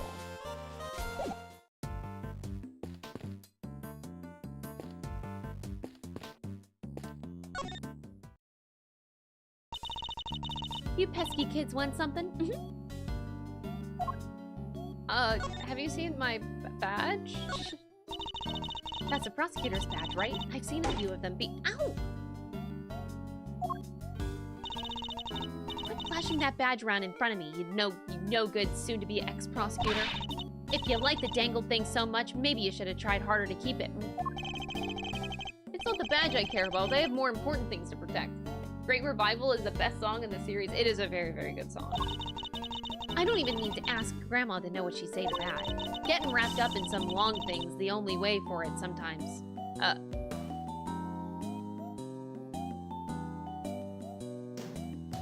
Oh. Thank you for such therapeutic advice. I'll bear it in mind. Okay. Hey, yo. Nurse Needler, could you tell me a little bit more about your relationship with Dr. Hertz? Sure, let's see. Well, I've lived with her since I was little. If I got lost while I was out playing, she'd come look for me until the sun went down. If I fell over and grazed my knee, she'd watch over me until I found the strength to pick myself up. That's quite the heartwarming tale, a very classic grandmother-grandchild relationship. And once I became a nurse, if I stuck a needle in the wrong place, she'd say, "Not there, you bonehead, there!" And then she'd pull it right out and... Oh. I felt that, pal. Can we stop talking about needles? Anyway, so yeah, I can do any kind of nursing thing I need for Grandma now. Thank you. That was a very thorough answer indeed. Even if the story didn't end on a heartwarming note, it's nice that they share such a close bond, I suppose. You must be the best coroner in town, Dr. Hertz. I'll bet you can spot a cause of death in seconds and get it right every time. What do you know about coroner and you big galoot? You don't know the first dang thing. Ouch! You'd have to forgive the detective, Dr. Hertz. I'll make sure he listens not to say such presumptuous things. As if I care. You shut your pie hole and listen, Mr. Smarty Pants. Ooh! Spotting a cause of death correctly in seconds is my bread and butter. Which is why the one thing that gets my goat worse than anything is folks getting in my dang way. Oh. I think that's all she wanted to say. Satisfied? Absolutely. Thank you very much. All we want to do is examine the body for clues. We'll do our best to stay out of your way. I imagine it's because of how seriously she takes her work that she reacts so colorfully to us. Oops. Didn't mean to back out of there. Hertz Hospital is the finest medical institution in the land. It would have to be with Grandma in charge. It would have to be with Grandma in charge. How about it? You look like you could use some R&R. You sure do. You're in luck. We've got an empty suite or two with fancy hot tubs and all right now. Thank you, but as you can see, we're in perfectly fine health.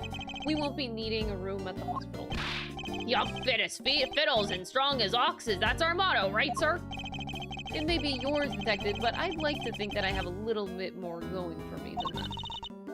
If that doesn't matter, Hertz Hospital welcomes the hale and hearty too. Are healthy? So what? Stay away campaign is in full swing and going great. Not sick or injured? That's nice. Your room is half the price. Wait, what? But nothing on earth could convince me to spend the night in the hospital for pleasure. The fuck? This is a one-time offer, you know, so how about it? Come stay at the happiest hospital in town. A hot tub does sound pretty good, and half price? This might be too good to miss. Seriously, detective?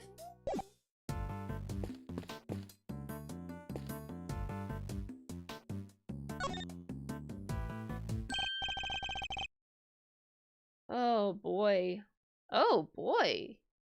Oh boy.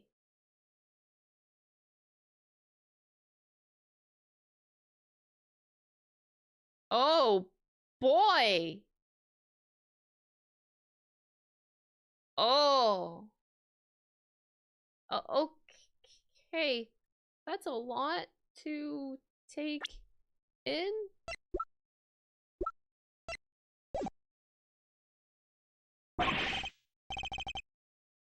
This is in case she doesn't even look like her. Is this Rosie?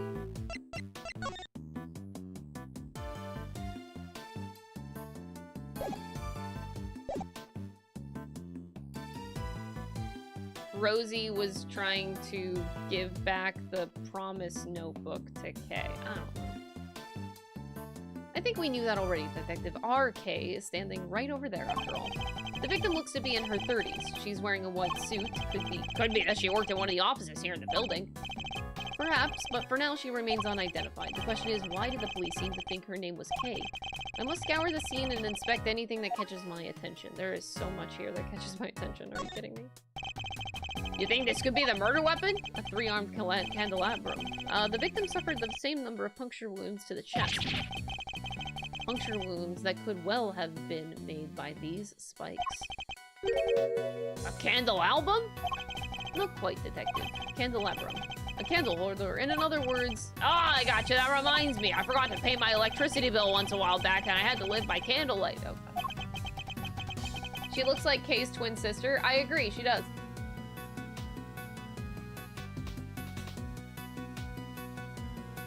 Who does that in this day and age?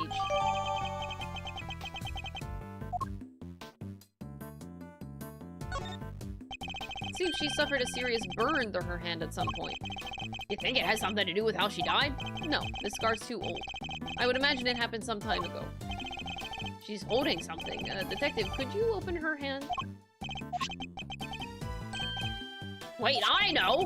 It's a loyalty card, probably from a store. Ouch! It's a key card. Why, sir, why? The question we should be asking is, what does it open?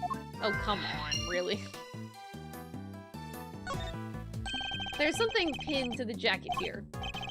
A piece of magenta fabric. Whatever it was, it looks like it was torn off pretty roughly. Oh, we can deduce already. I'll do that in a second. The victim's hair is caked with blood. Looks like she was hit by something, right? Unfortunately, it's too early to say for certain. Perhaps an answer will turn up as we investigate further. I guess I'll just do it now, because we have more things to discover anyway, so it's not like... This shouldn't be the end of the investigation. Eureka! Judging by its appearance, I'd say the flower Kay was carrying originally belonged to the victim. Now that you mention it, it does look like it's made out of the same fabric. Let's make it closer in comparison. Torn edges match up perfectly. You've got one heck of an eye, sir. If the flower belonged to the victim, this implies a connection between the victim and Kay Faraday. Furthermore, it appears that the flower was torn off with considerable force.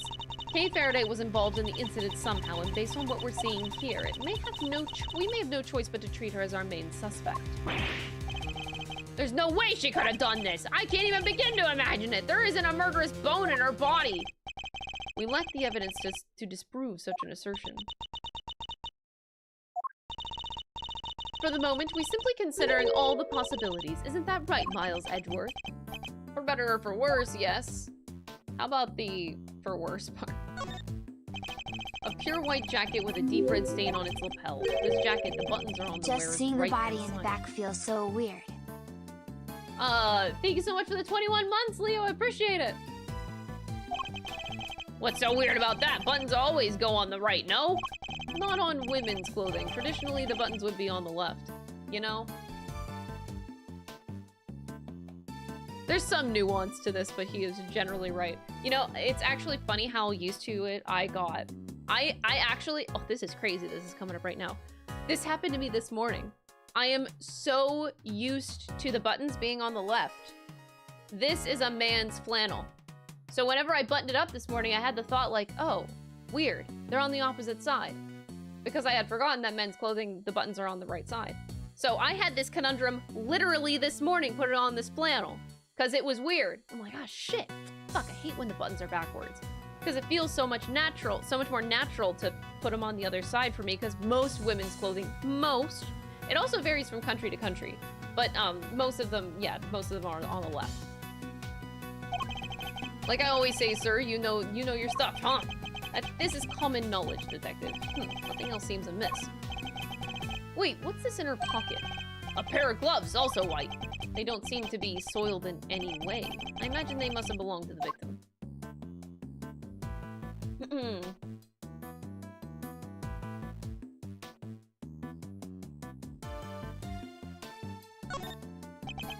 It doesn't look as if there's anything in the chest pocket. Nothing except this hole right here. Wait, am I backwards? Yeah. I'm just thinking of my flannel right now. I'm like verifying this, but yeah. The buttons are on the right and it's backwards. Why do they gotta do that, man? Why can't buttons just be all on the right side? The left side, I mean. Come on, come on. Why? I think it was pierced by something sharp. Can't keep your coins in there now. They'd all fall right out. Have you never heard of a change purse, detective? Sure have, sir. It's another word for a pocket. Oh god, I give up. Jesus. This book. That's Kay's promise notebook. It's where she wrote down all the promises she made to her dad. Haven't seen this in a while. Indeed. A book of vows made by a child to her father. But what exactly is it doing here? I just remembered something Detective Bad told me a few years back. He said something precious to Kay had disappeared from the station. Detective Bad said he looked for it everywhere, but no dice. Why did it turn up here of all places? You there, what do we know about this notebook, officer? The victim was holding it when they found her, sir. It was the only thing with any kind of name on it at the time. So that's how she became Kay. Talk about a red herring! Still doesn't explain how she ended up with it, though. If only we had a few more leads on the victim's true identity. Do we deduce? There's not like a deduce option. But I can at least put these two together.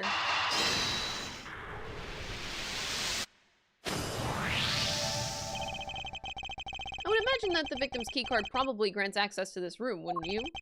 Let me go find out, sir.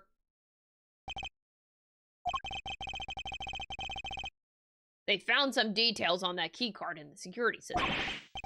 It's for this room, just like you said. So the victim was able to enter and exit this chamber freely. Assuming that the keycard actually belonged to her, yes.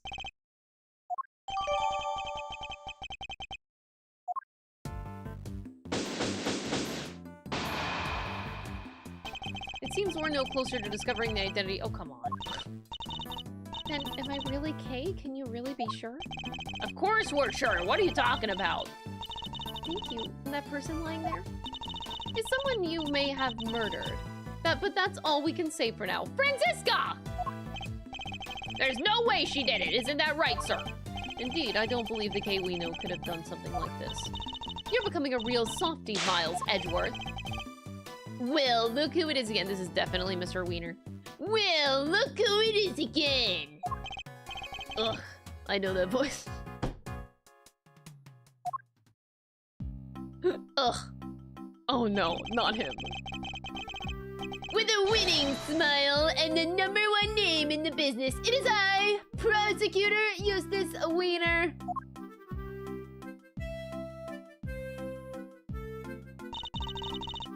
Please forgive the intrusion. Step away from that body, Edgeworth. I didn't call for you, and I don't need you. This case is mine. It's what the victim would have wanted. You knew the victim? So it really is her. Uh-oh, is she on the prosecutorial judge committee? Be not afraid, everyone, for the goddess of justice will guide us to the truth. She sure will. Now that I'm here, everything is going to be alright. Whoever did this will live to regret it. I'll show the... Miles Edgeworth, who is this imbecile? Oh. Why am I getting the death glare? I've got nothing to do with him. Franziska von Karma, I presume? My apologies, I should have introduced myself sooner. Verity Gabble, at your service. Women, am I right? And the deceased in this case is... Rosie Ringer, attorney at law and a member of the Committee for Prosecutorial Excellence. Was she a Miles Edgeworth supporter and that's why they killed her? If somebody disagrees with you, simply just kill them. I see, that would explain the key card. So, you're the lead prosecutor. Yep, which means this case will be solved in... You didn't tell me your name yet, little boy. If you want to know my name, all you have to do... Ow! Stop babbling and tell me, now! It's Eustace Wiener. I think we've established where the balance of power lies in this particular room. Mr. Guy in charge? Here, this is from my grandma. What's this? Oh, the preliminary findings. It looks like it's game over for you, Edgeworth. This isn't a game, Mr. Weir. Alright, that's me done. See you next, Sif. Yeah, home time. I could murder a bowl of noodles right about now. Oh, that sounds good. We're out of here, everybody. Stay healthy.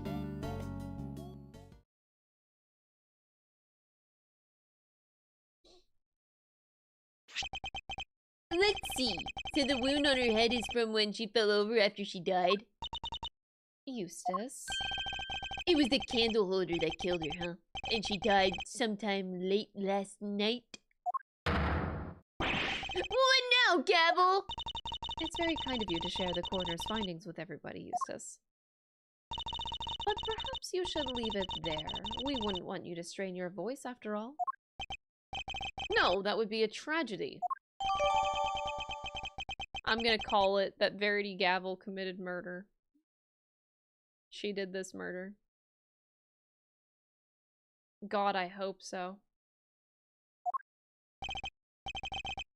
Anyway, that settles it. We need to arrest Kay Faraday. What the heck are you talking about? I think Eustace's meaning was very clear. Miss Faraday is the murderer, and though she is dressed differently than usual, this young lady covered in bandages is Miss Faraday herself. See, I told you. What did I say before? Guys can't recognize shit. They don't notice shit. But like women with women, this is a girl thing.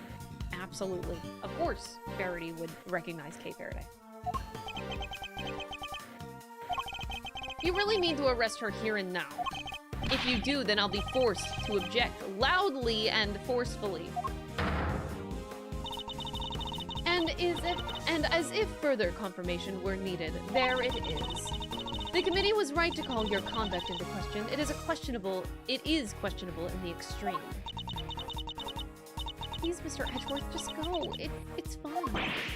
Fine! This is anything but fine, Kay! I still don't remember anything.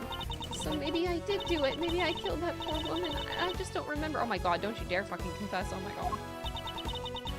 The goddess smiles on those who confess their sins. It is her wish that our confessions cleanse us. She applauds your commitment to the cause of justice, as do I. Judge Gavel, Eustace, if you really intend to arrest Kay, could you at least explain your grounds for doing so? I, for one, certainly don't intend to yield, not until I've seen some evidence to support your accusations. Then allow me! Prepare to be hit with a face full of deductive genius, Mr. Edgeworth.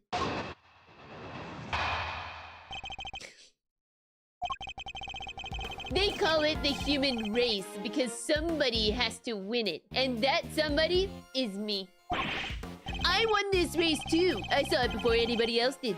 Kay Faraday is the murderer, no doubt about it. She snuck into the committee chamber looking to do some of her trademark great thieving. Which means that nobody but her could have killed Rosie Ringer. Detective genius, that was a total mess.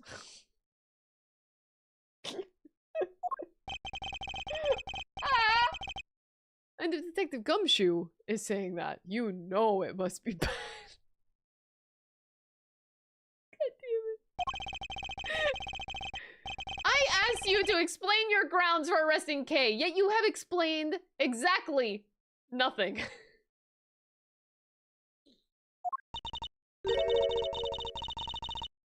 True, but we haven't seen any proof of her innocence either. Shut up! I don't need you from the peanut gallery! I got another peanut over here!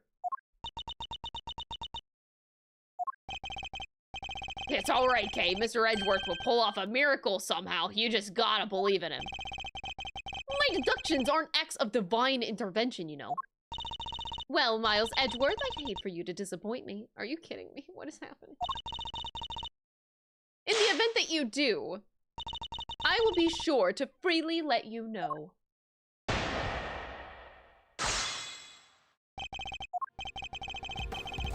They call it the human race because somebody has to win it. And that somebody is me. Like, this is quite the line. Like...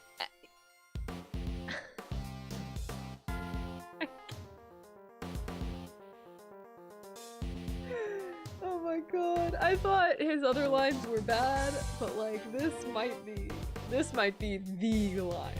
Like the... I don't think we've come across a better one. What the fuck, man? What the fuck? Like, I have to press it. Like, what do you... Hold it! There are two major flaws with that statement you just made. Oh my god, Edward. Flaws in a statement of mine? I don't make mistakes. It's literally impossible. And that's a third flaw right there.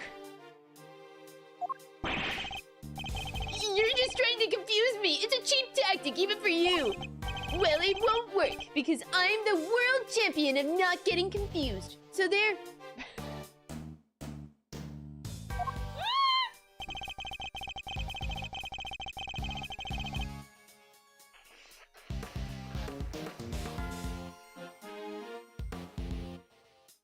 Oh boy. Okay.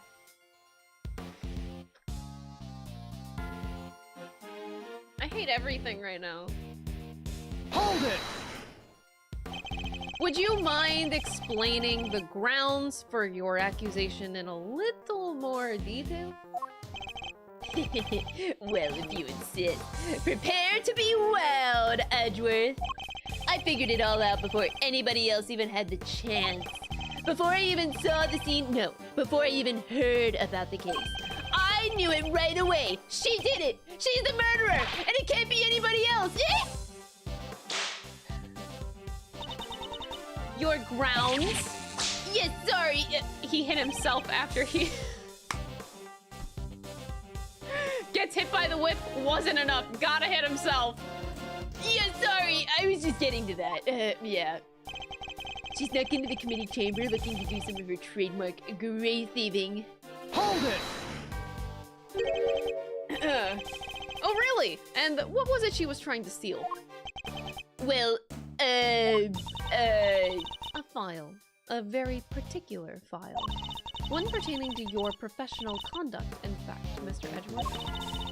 And you can prove that she needed this file badly enough to steal it?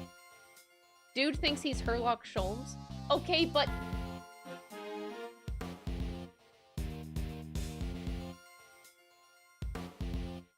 Stop! Don't defile Sherlock Holmes' name! Not in my courtroom! Overruled! Oh, there'll be no need to go into that. Will there, Mr. Prosecutor? No, that, won't be necessary. What? Please, Mr. Wiener, continue. Came here to say that your Hulkenberg is immaculate. Have a lovely stream. Oh, that is very sweet. What the fuck? Thank you. I'm glad you enjoyed the Hulkenberg cosplay. Wait, what does it say? Wait, if I have a medical emergency, I have to pay full price? Oh my god. Y'all. Hold it! And you have proof that it could only have been Kay who committed the murder? Nope!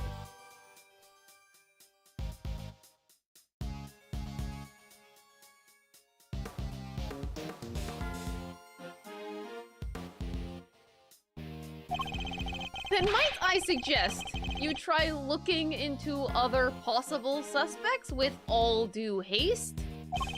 For that, I believe, would be the winning approach here. The winning approach? Overruled!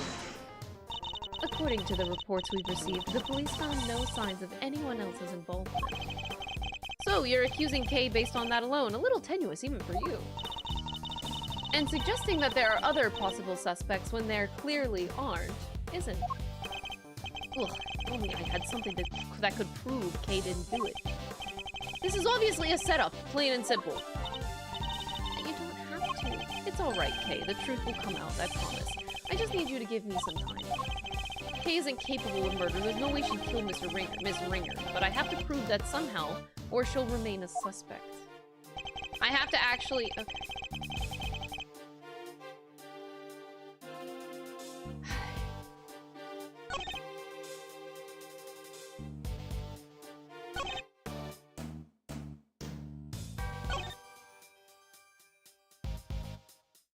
Nobody but her could have killed Rosie Ringer. It's gotta be this statement. God, I fucking hope so. Okay, let's read this. I didn't go through the evidence really yet. Wait, let's go through in order first. I did go through that. Okay, the beginning stuff. The new pamphlet thing? Oh, the 50th floor is the committee chamber. Okay, so they added that. The candelabrum. Let me look at those. The base is a very unique shape. If it were removed from a dusty shelf or something, it would be immediately obvious what had been standing there.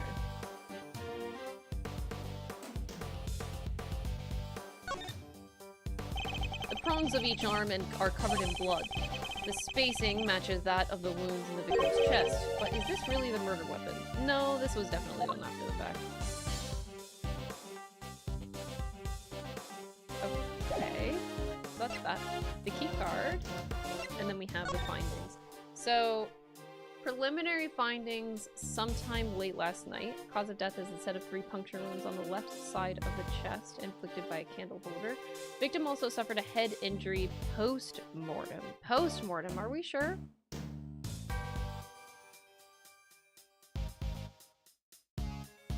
Huh? I would think it's the opposite. The head injury was the first thing, the puncture wounds were the second thing. Prominent burn marks on the back of the victim's right hand. I don't believe you.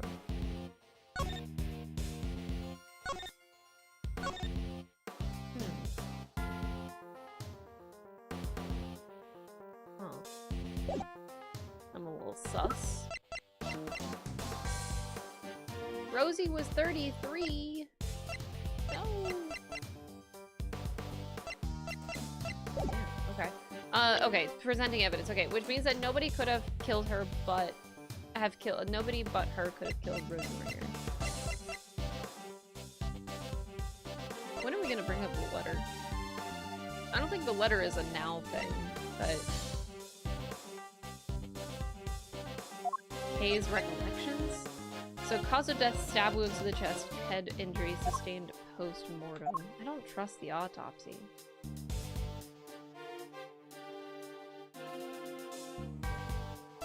My gut says no.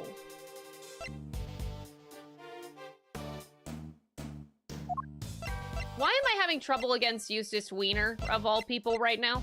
Objection! And what do you think of this piece of evidence? Why do you want to know? Don't you see? It proves that there is a contradiction in your testimony. What? Calm yourself, Eustace. His so-called evidence proves nothing. Huh? Really? Yes, perhaps so, if only Judge Gavel weren't here. I could get away with anything. If you could try to ensure that there is some substance to your interjections, Mr. Edgeworth.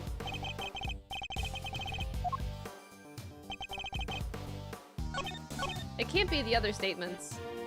I saw it before anyone else. Kay Faraday is the murderer.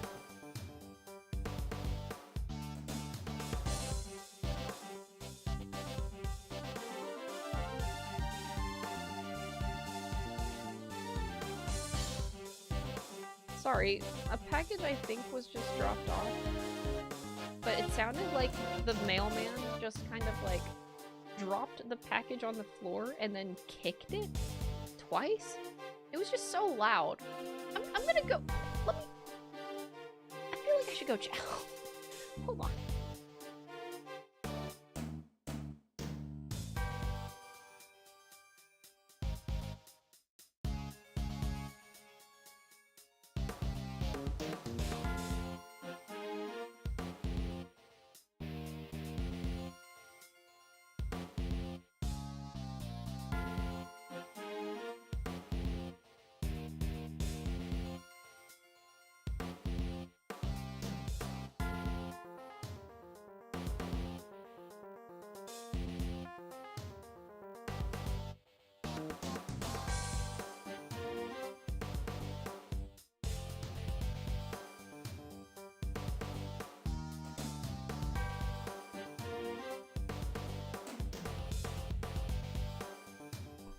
I am so confused.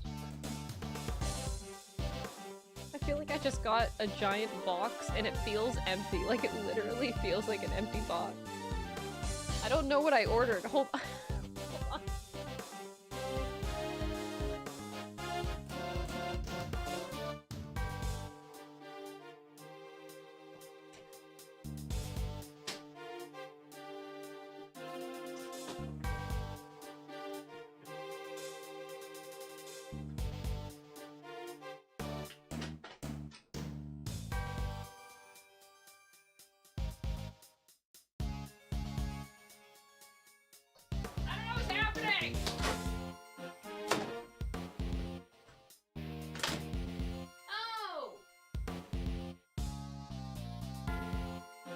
Okay, now I know why it feels like an empty box.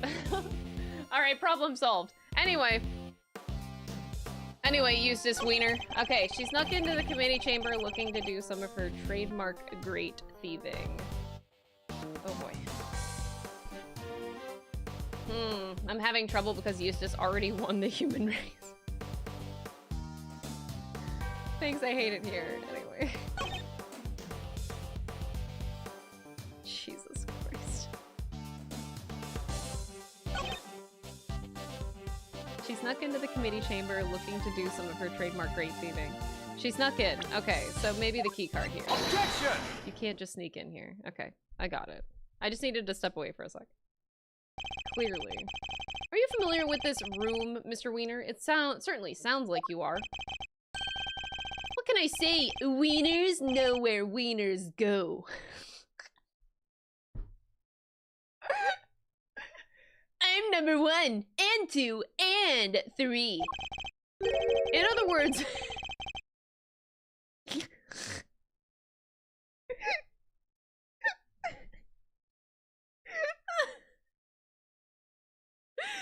I can't. Oh god. Okay. Sorry. In other words, the majority of your work is second, if not third rate. Why do you always have to make fun of me? You can take it as a slight if you wish, but the fact remains that you seem unfamiliar with this key card. Who do you take me for? Of course, I'm familiar with it. You need one of those to get in here.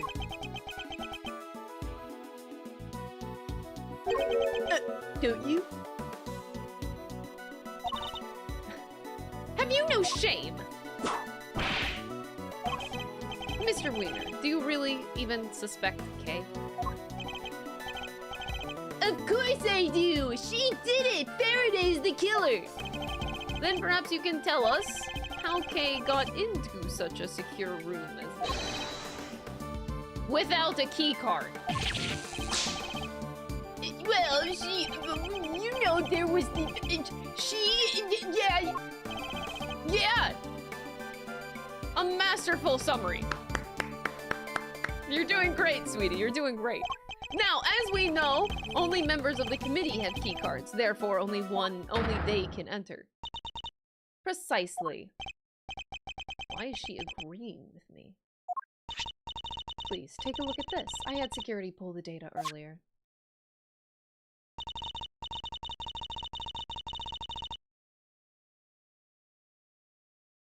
First, I just had a light bulb.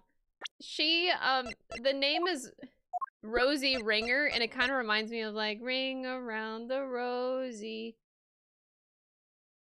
Oh. We all fall down. Oh, that is it! That's the play! Oh! We fall down. I am genius. I understand now. Ah ha ha! Crystal, she's slow on the uptake. Okay. I knew that, chat. I want you to know that I knew that all along. I didn't just figure that out. As you can see, the door to this room was opened at 12:52 a.m. with Miss Ringer's key card.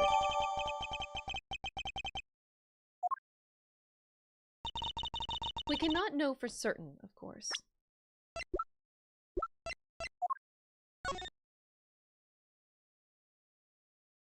Okay.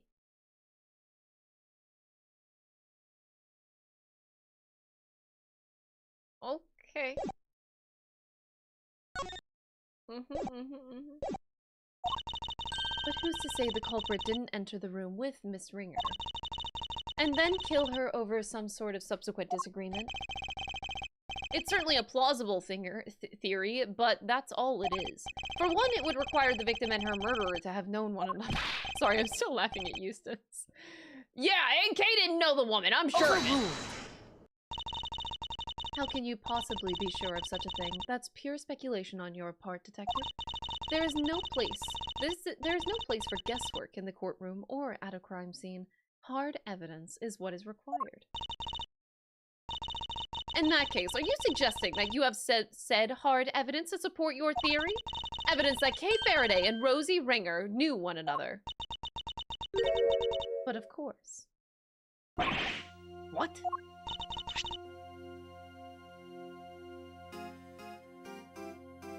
Oh. I have here a letter. Dr. Hertz found it in the victim's chest pocket. Another of the victim's possessions, and you kept this to yourself until now. You planned for this, didn't you? Is that why?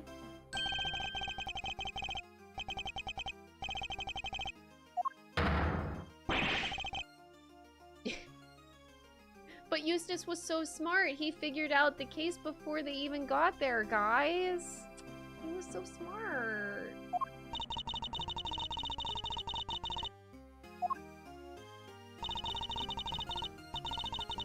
But perhaps you should leave it there. Shall I read it for you? Rosie, thanks so much for agreeing to help with my plan. Now we can both get what we want. Good luck getting your revenge for what happened 12 years ago. Oh god, a 12 years ago reference now. This would seem to indicate pretty strongly that the two of them were accomplices, wouldn't you say? Accomplices in a plot to steal from the very room in which we are standing. Wait, so your principal suspect is Miss Kay Faraday for this second crime as well as Miss Ringer's murder. Huh? I'm the principal suspect? Don't listen to her, it's all lies, all of it. You're not like that, you'd never do any of that stuff that they're accusing you of. Then how do you explain the letter, detective? Unlike Mr. Wiener, I suspected that Judge Gavel herself had some proof to support her accusation, but I didn't expect it to be quite so definitive. Nicely done, Gavel! Thank you, Eustace. Hold it! We're not done here. I still have questions and you'd better have answers. Would you mind if I handled this, Eustace? Be my guest. Have fun arguing Edgeworth into the ground. I can't let them steamroll me on this. I have to find a way to take back the advantage. As the letter more than adequately proves, Miss Faraday and Miss Ringer were acquainted. It seems Miss Faraday had asked for Miss Ringer's help in a plot of some kind. But for whatever reason, their alliance must have broken down. Miss Ringer lost her life in the resulting disagreement, but she had one last card to play. The letter that she kept safe in her left chest pocket, which spells out the name of her killer.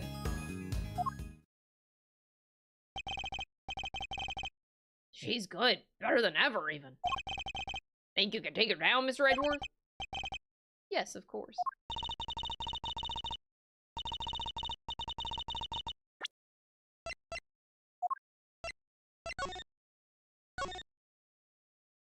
Okay. Whose side are you on, sir? There's only one side to be on, Scruffy. The side of the truth. Oh, looks like the kid's got something to say. Well, if there's only one side to be on, then it has to be on the winning. Oh! Quiet, you. My thoughts exactly. He had to get in his comment.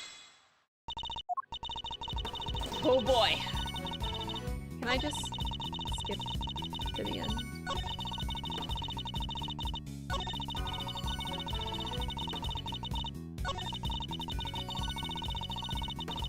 Hold it! We were able to examine the pocket in question for ourselves. And you want to know why the bullet letter wasn't there, I assume? It's simple. The police's #1 priority was handing it over to me. The victim had kept it on the left side of her chest, next to her heart, in other words, to indicate her heart's desire that her killer be brought to justice.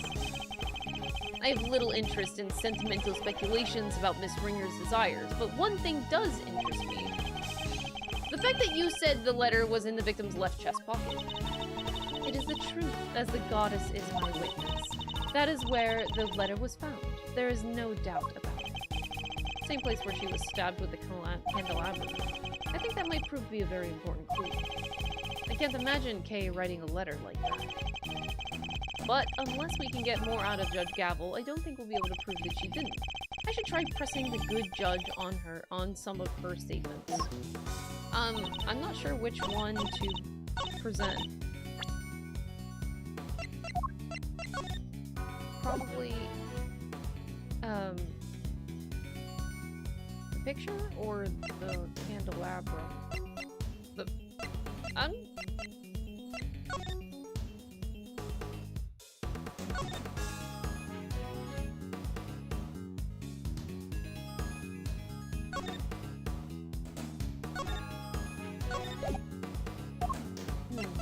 I'm just gonna go for the picture. Maybe they're gonna be like, point out the spot in the picture, that's weird.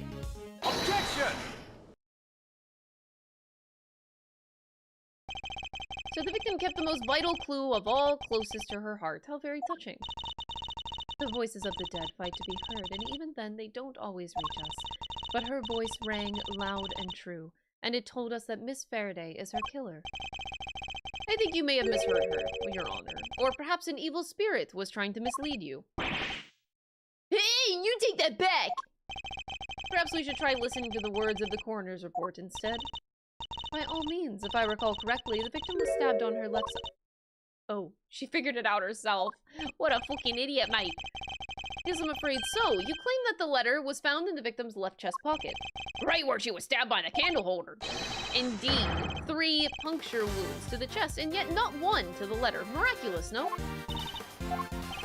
Well, Judge Gavel, how do you explain that? Because I can think of only one explanation, that the letter was deliberately placed there after the fact in order to cast suspicion on Kay. Someone went to a lot of trouble to create the crime scene we see before us, and that someone is the real culprit who almost certainly also forged this letter. God, I hope it's Judge Gavel. It's clear that the culprit intended to frame Kay by means of that letter. You fell for it, hook, line, and sinker. Objection! No, Faraday did it. The letter was in her other pocket, yeah. Huh? Seriously? When Gumshoe says this to you, you know you fucked up. The whole left chest pocket thing was a mistake. Whoever reported it must have meant their left. Their left. Stop your foolish floundering, you foolishly foolish fool. Are you just that incurably foolish? Why do you keep whipping me and stop making fun of my deductions? There, I saved you the trouble of disciplining him. Yes, even though I had no intention of doing so. The letter is stained with blood, which suggests it had indeed been placed somewhere on her left side. Therefore, I doubt that there was some sort of mistaken report, not unless that report was given by you. Gavel, say something! No objections, good, then allow me to continue. So, we have established that the existence of a second suspect. No, we haven't. The murderer had to get in here, remember? Who else could have gotten in apart from Faraday and Ringer? Whoever it was, would have needed a keycard. Judge Gavel proposed that the keycard entered the room together. The killer entered the room together with the victim, but what if there is something questionable about the very basis of her theory itself? Can I just accuse her? I just want to accuse her. This piece of evidence points to another suspect other than Kay.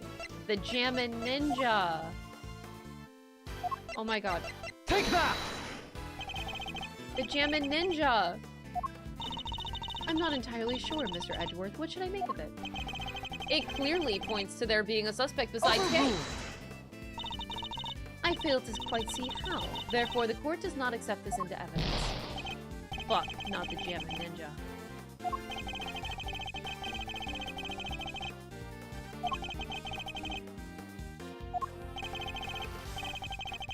Faraday is the only possible suspect, Edgeworth. Whatever. Not the Jammin' Ninja. Hashtag Take that! my video game. Look again at the keycard record provided by Judge Gavel a short while ago. As already noted, the victim's keycard was used at 12:42 a.m. But you will note that someone else's keycard is also listed. A mystery person who could have entered beforehand and lay in wait for the victim room. This other person entered at 10:15 p.m., so it's certainly not outside the realm of possibility. I'm afraid it is. Where's your evidence, huh? My evidence? I am the evidence, detective. It was me.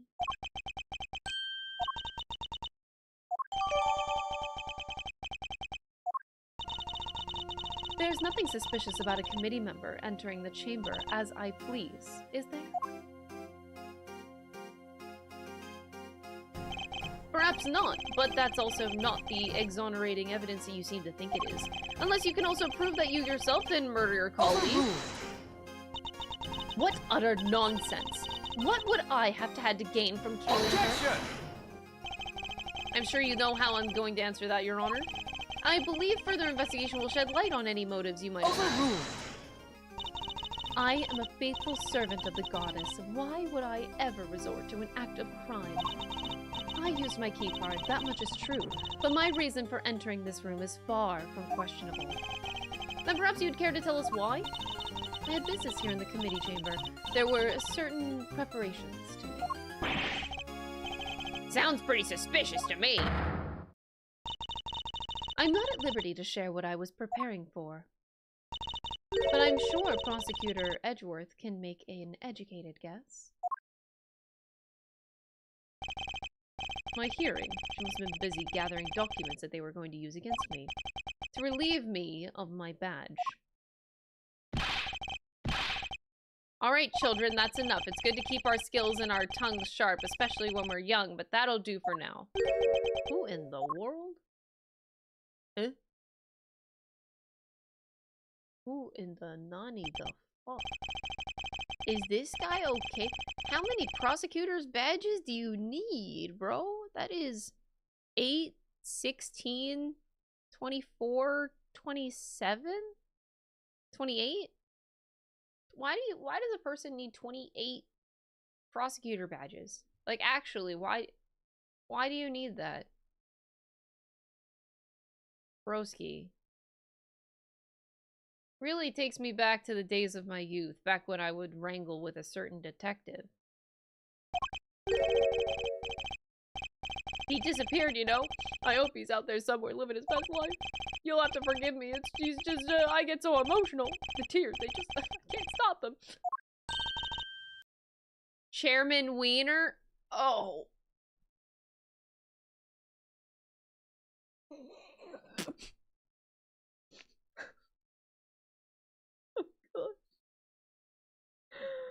That explains so much. Oh no.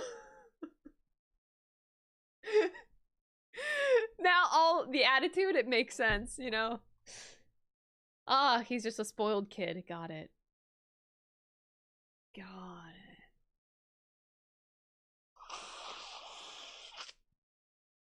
Chairman Wiener.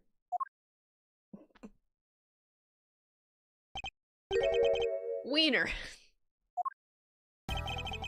Ah, Faraday, my girl, do you ever stop working? Wait, if he's his dad, maybe I can give him like a... Faraday, my girl. No. Do you ever stop working? Your dedication puts us all to shame. I can do like the same kind of nasally thing that I do with Eustace, but like make it deeper.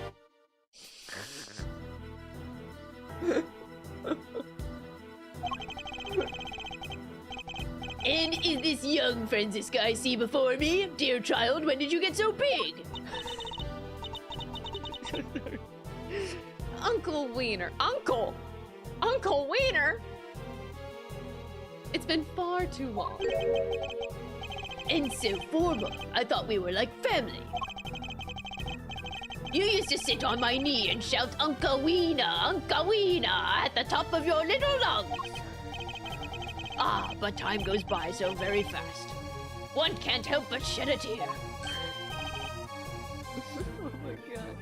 Dad, what are you doing here? What am I doing here? A committee member has been murdered and you're in charge of the case, my boy. What is this? Bring your pops to work day? Where's Detective Bed? Oh wait, he kind of like is gone now. Man, I'm sad. Silence. Do you have any idea who he is? This man is practically the right hand of the goddess herself. A former chief prosecutor and the current chairman of the Committee for Prosecutorial Excellence. Now, Verity, there's no need to bring all that up. I'm just a harmless old man, really. Allow me to apologize for the detective's rudeness. I am... Miles Edgeworth, correct? And your little subordinate, Dick Gumshoe. I am Excelsius Win.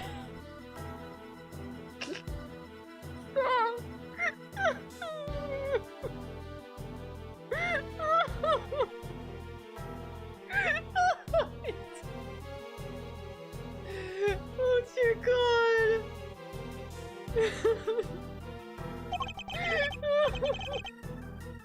I love the dichotomy of like Excelsius and Eustace. That's great.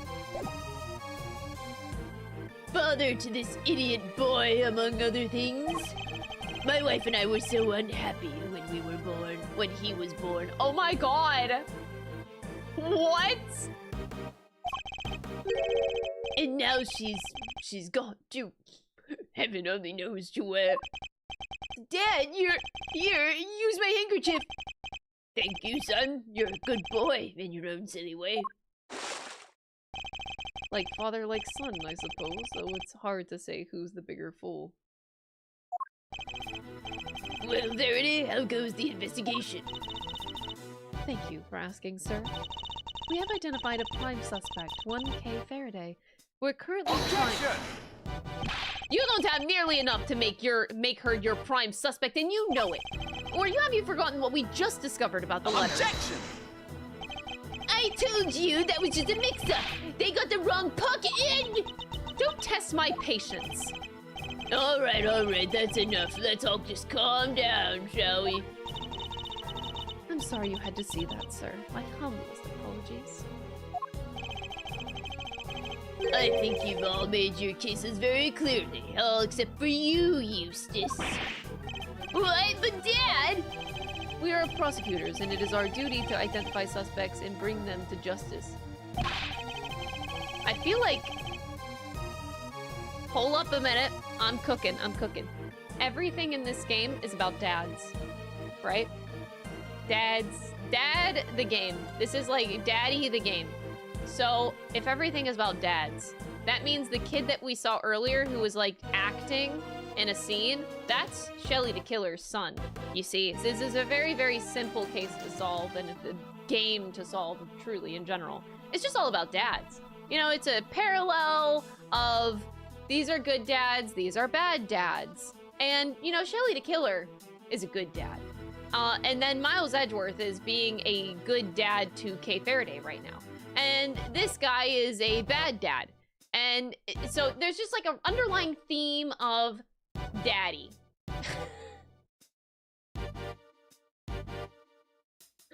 In this game. So...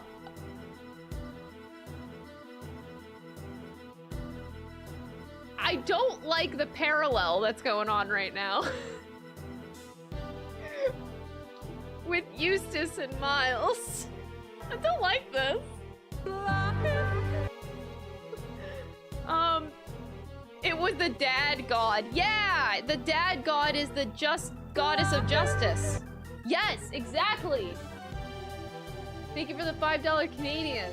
And thank you for the donation as well, Thanatos. The Killer and the Baby. I'm telling you, that little kid actor out front, That's the kid. The killer is the child. Oh god.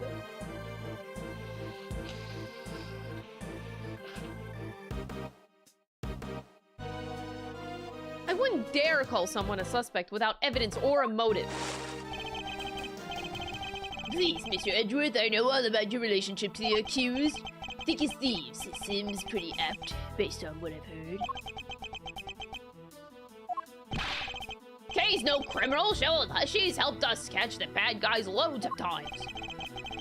Much about this case is still unclear, sir. Please, you have to let us... It's heartwarming, really. The bonds of friendship are so strong among the young.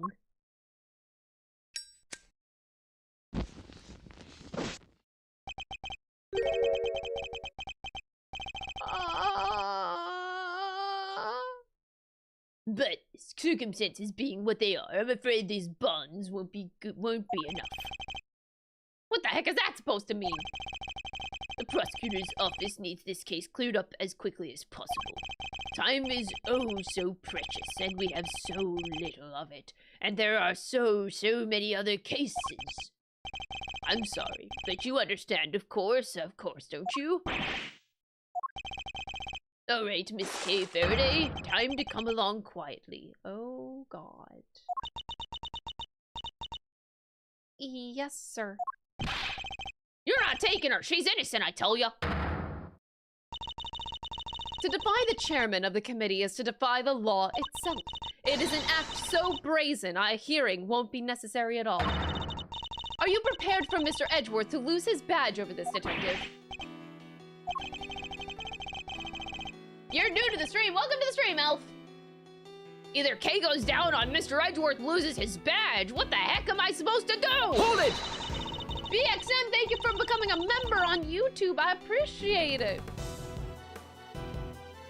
You'd use his badge to shield yourselves. Oh, how the committee too has fallen. Kay, you're innocent. Don't let anybody tell you otherwise. Thank you. We've only known each other for a short while, but you've been very kind. And I'm sorry for being a criminal. Your contrition has been noted, Miss McFaraday, and will be conveyed to the goddess of justice. Oh, geez, they can't do that.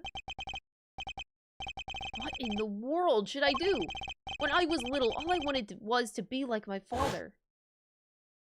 To become an attorney and fight for those who can't fight for themselves. But now, my fate is tied to that of this one tiny badge. Fuck it. Flip the table. Fuck it, Miles Edgeworth. One tiny badge against the life of a dear acquaintance. Oh. Oh. Who am I kidding? There's nothing to weigh up here. Miles Edgeworth, he's come such a long way. He's come such a long way. The character development, he would have never done this before. Oh. I guess this is it. Goodbye, Mr. Edgeworth. Hold it! Judge Gavel, a moment, please. Yes? What is it?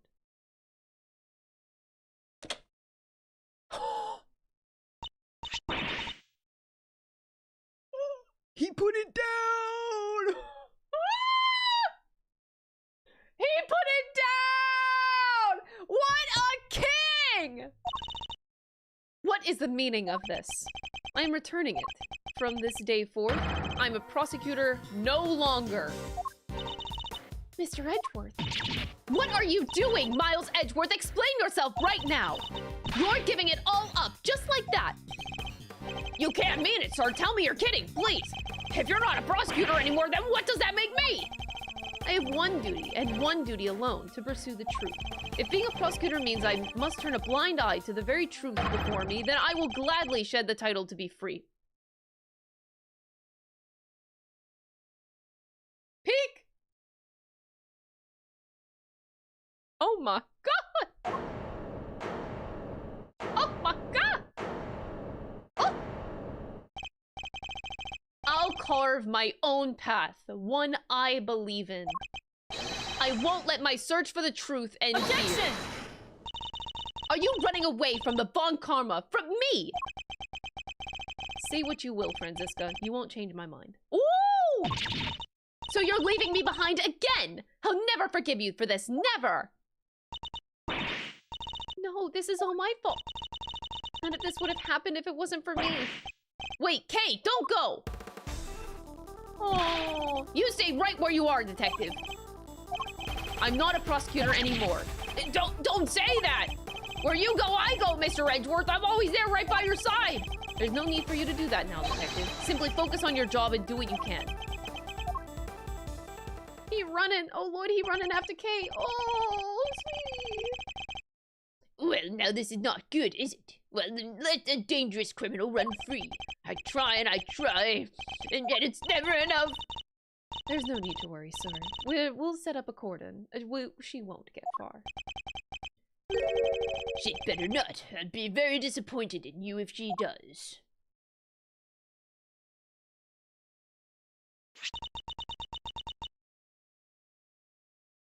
Oh, don't make me feel bad that she's being used or blackmailed or some shit. No, queen bitch. Don't give me that sad expression. I don't want to start feeling bad for you. You're just doing whatever Chief Wiener tells you to do. I don't give a fuck!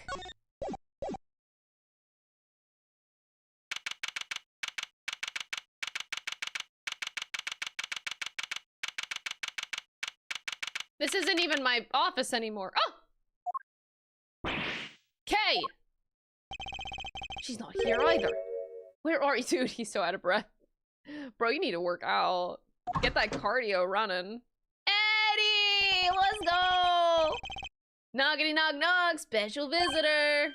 Fender. Oh, talk about an unhappy face. Everything's okay, big guy? You won't earn yourself too many admirers looking like that.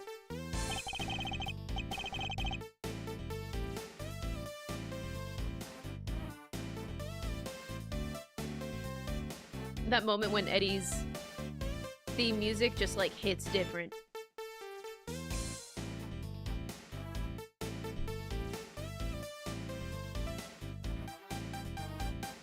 What are you doing here? Something happened? Has something happened, he asks. I'll say. It's been all over the news. A murder in the committee chamber? I'd call that a happening, all right. And with your hearing being today, I thought, well, I couldn't help wondering if you were involved. They're reporting it on the news already? Heck yeah, a dead lawyer or a young woman on the run, they're lapping it up. It's crazy stuff, but compelling too, I gotta admit. So, are you gonna give me the lowdown or what? Well, actually... Whoa! Maybe warn a guy before blowing his mind next time! Things are even crazier than I thought! This isn't a joke, Fender. Kay's out there somewhere all alone and without her memory. Not to mention being the suspect in a murder. That definitely doesn't make things any easier. But where the heck could she have gotten off to? You're sure she doesn't remember Zip? I thought she might have come here, but no luck, huh? Can't say I'm surprised. Sounds like she thinks she's done you wrong. She wouldn't want to cause you even more trouble by rocking up on your doorstep. You think I don't know that? But I'm out of places to look. Hey, take a chill pill, compadre. This isn't like you. You're wound up tighter than a clockwork monkey, which isn't a bad thing, necessarily. After all, it's got even you running from pillar to post looking to save an innocent from jail. We love Miles Edgeworth. Acting like the attorney I know you were born to be. Look, Fender, I may have given up my badge earlier, but that doesn't mean I've decided to become an attorney. However, Kate isn't just some suspect in a murder to me. She's somebody I've come to know very well, even if we've only been acquainted for a short while. And she'll never harm a fly, let alone another person. Blow my mind twice in 5 minutes, why don't you? Kid's lucky to have you in her corner, champ. I hope you don't mind me saying this, but that's quite the bond that sprung up between the two of you. Oh. Enough to give me and your old man a run for its money, even. It's nothing like that, really. She just likes to involve herself in my affairs. You can say that again from what I've seen. She likes to charge into things no holds barred. But she's done you some good, I can tell. You two make a great team.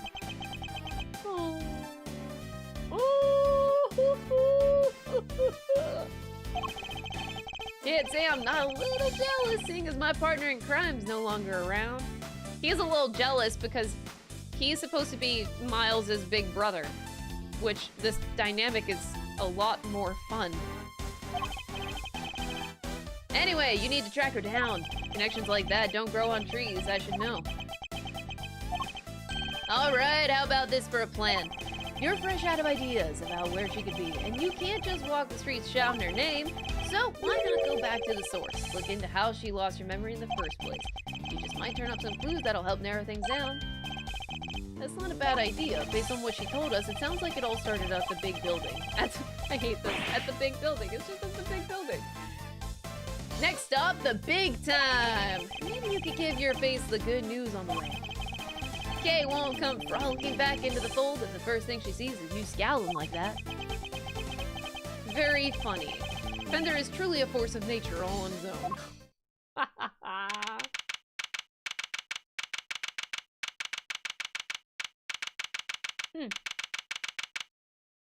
Where's Shelly to kill her? Will Shelly to kill her please rise from the shadows? I know you're there.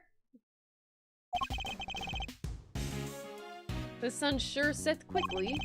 Not even a murder on the premises could make this place close its doors. Gotta chase that last dollar, huh? Here, there's hardly anybody around though. Guess we got the whole place to ourselves. The first step towards proving Kay's innocence is to figure out how she lost her memory.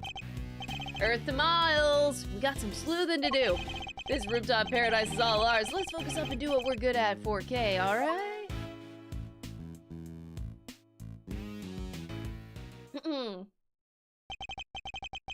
Do what we're good at, huh? I suppose I should be grateful that there's at least something that we can do. Alright, back at the big building. Hey, Fender. I'm just gonna chase him down. How did Kay lose her memory? You think there was something she wanted to forget? Maybe some particularly choice words from Miles and the Insult comic? Wow. What do you mean Miles the Insult comic? Fender. Of course not! I wouldn't dream of saying anything so terrible that she'd want to forget. Detective Gumshoe, on the other hand, could do with a few more choice words on occasion. Poor guy, I don't even envy him one bit. The person in the raincoat that Kay saw supposedly approached her from the direction of the concession stand. That is so creepy. Which would suggest that she was pushed over this railing here.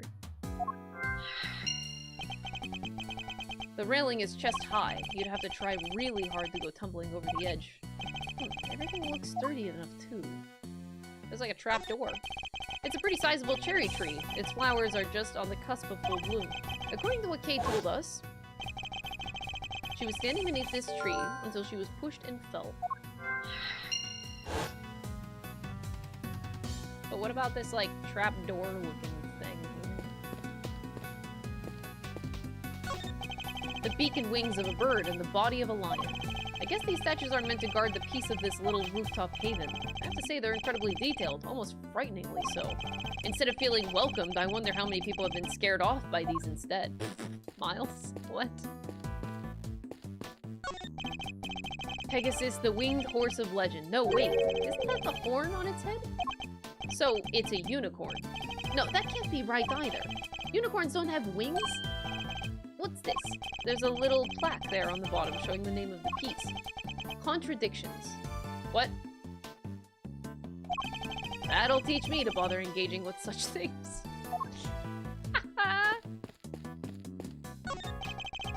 You can insert a coin to take a good look in the distant landscape for a few minutes. Kay absolutely would have been all over this, the Kay I know, anyway. But for now, I'd better focus my powers of observation on this rooftop. Do we have to? Looks like a TV for showing announcements from the various companies in the big building, but at the moment, it's just showing a regular broadcast channel. What am I standing here for? The Steel Samurai isn't on today. So you know when it is normally scheduled to go on. Okay. Don't call yourself out or anything, Miles Edgeworth.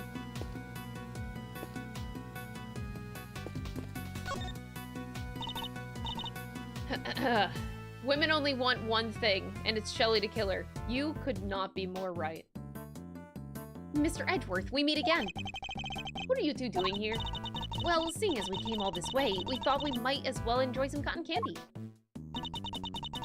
What the heck are you doing here? Looking to get yourself in even more hot water?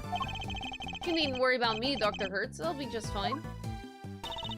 Whatever you say, Mr. Soon-to-be ex-prosecutor turned ex-prosecutor. Saw that coming a mile off.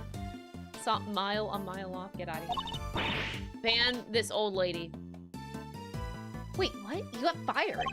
As I said, you needn't concern yourself with my affairs. If you say so. So, oh, how's Kay doing? Uh-oh, did something happen? Maybe I can help. How about an injection? No injections, thank you. Unfortunately, a jab a day does not keep the world's troubles at bay.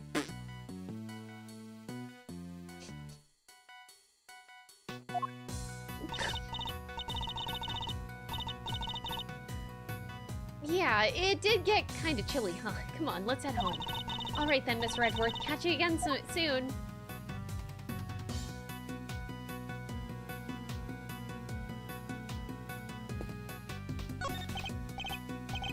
Hey, you! Yeah, you! How about some delicious parting clouds, cotton candy to brighten your day? Parting clouds? Is it named for the fact that we're so close to the clouds? Our gimmick is we take a normal serving of cotton candy and we split it in half. Part it, if you will. Wait. So, half the candy, same price, double the profit. And we're laughing all the way to the bank.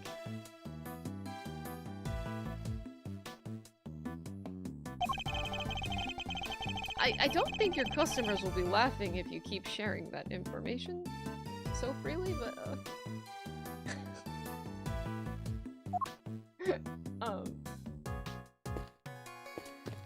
okay. Oh my god, the game stopped me. What's going on? Oh my god. That's never happened in an investigation. That actually scared me. Hi, Kay. Don't mind me. I was just laying in wait. Wait, you were in the tree? That would make you a criminal, Kay. Perhaps you meant to say laying low? Oh, yes, that.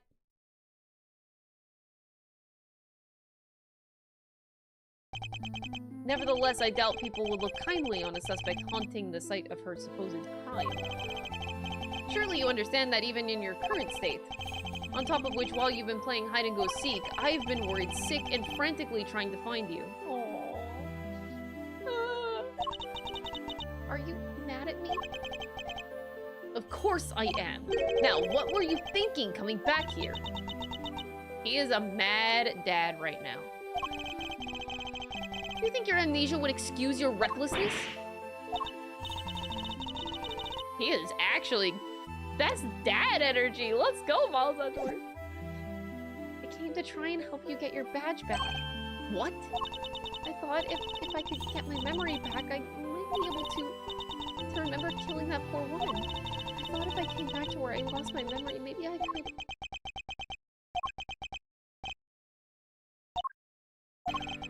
There's one thing you haven't lost, you know. Your ability to surpass my expectations at every turn. I couldn't be more certain now than that you're the Kay that I know so very well. However, I don't appreciate you being so reckless. Do you hear me? I'm sorry.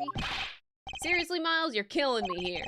You were banking good guy points, and then you went and blew it by blowing your top. Whoa, okay, he can... Anyway. Good to see you, kiddo. Glad to see you're safe. Come on, bring it in. Okay. That's the spirit. Not now, Fender. He's just trying to lighten the mood. Live news now from the big building where a shocking murder took place earlier today. Police continue their hunt for a young woman known to have been present at the scene. She is considered the prime suspect, and police say no effort is being spared in trying to track her down. Woo, mama! They're not messing around, huh? Well, team, what's the plan? Looks like the clock's ticking down and fast. Indeed, it's only a matter of time before they find us. Alright, first things first. Kay, you're sticking with us from now on, capiche? I caused you so much trouble already. You can hardly make things any worse for me at this point. Mr. Edgeworth. And then it's settled. We're in this together like the Three Musketeers. Oh, what? Miles here will be in charge of proving Kay innocent. And I will, believe me. So I'm gonna need you to do everything you can to help him with his investigating, okay, Kay? Yes, of course.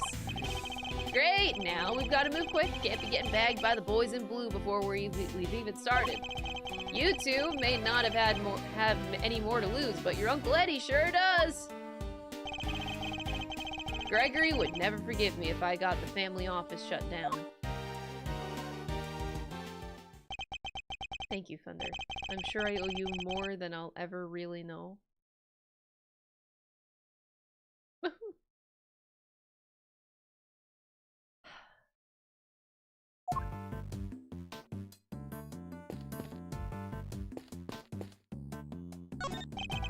Can't believe this thing's made the news already.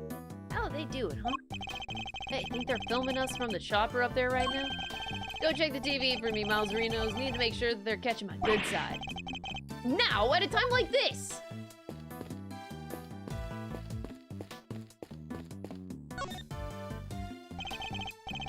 "17-year-old sought in connection with lawyer slaying." What? Really? As you can see, they're still hard at work up on the 50th floor. That's where the Committee for Prosecutorial Excellence holds their disciplinary hearings, correct? That's right, there have been people walking by the windows all evening. This is one serious investigation.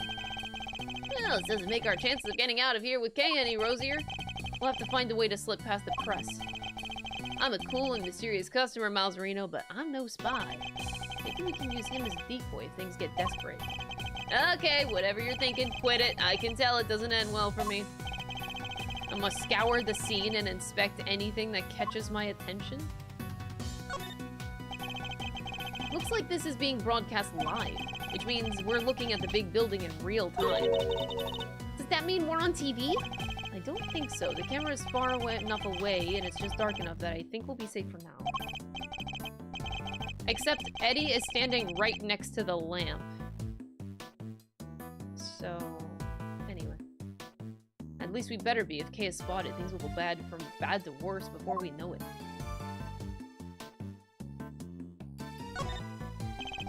As you can see, they're still hard at work up on the 50th floor. That's where the Committee for Prosecutorial Excellence holds their disciplinary hearings, correct? There have been people walking by the windows all evening. This is one serious investigation. They're still working in the committee chamber. The reporter's right. You can see people moving around. Wait, something's very wrong with this picture. And I can use a certain piece of evidence to help me deduce exactly what. Table that for a second. I want to talk to Kay. I hope I've been of help to you so far. I came back here because I thought it might jog my memory. How about we go over what you remember one more time? I was standing under the tree, sheltering from the rain, and I saw a person in a red raincoat, and then they pushed me. Can you remember anything specific about the person in the raincoat? I'm sorry, I just can't recall anything. Oh, but there is one thing. I could see the moon over the shoulder as they came closer and closer.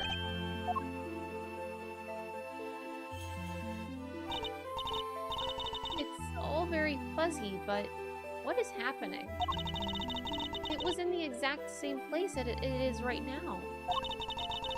Floating up there above the cherry blossoms. The moon was visible over the mysterious figure's shoulder. That's new information. I should keep it in mind. I keep feeling like there's something just on the edge of my memory. There is. It could be the clue that we need. Alright, just let it float to the top of your mind and see whatever comes into your thoughts. Alright, I'm seeing... It's very faint, but...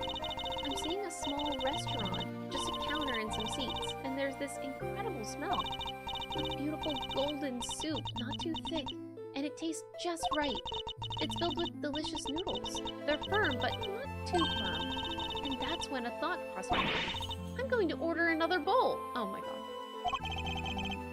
A captivating memory, but sadly, one that has nothing to do with this case. You used to say that you were the second great thief Yatagarasu, a noble outlaw dedicated to stealing the truth. Do you really not remember any of that? Oh! I think you're right. I was a noble. Not a noble, Kay. A noble outlaw. Still, I suppose you got halfway there. Ah! You okay? Okay.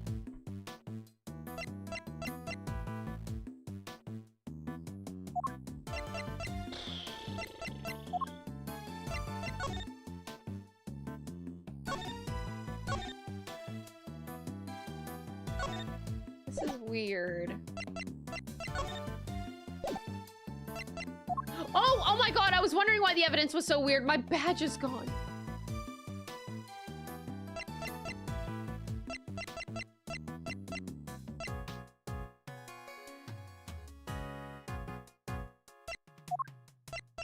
My badge.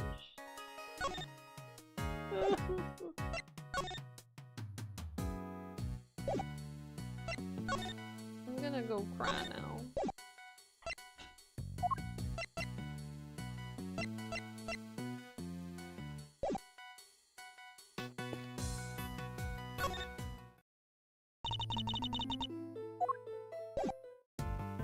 Yeah, I can't show my badge to everyone. What if Shelly the Killer comes back?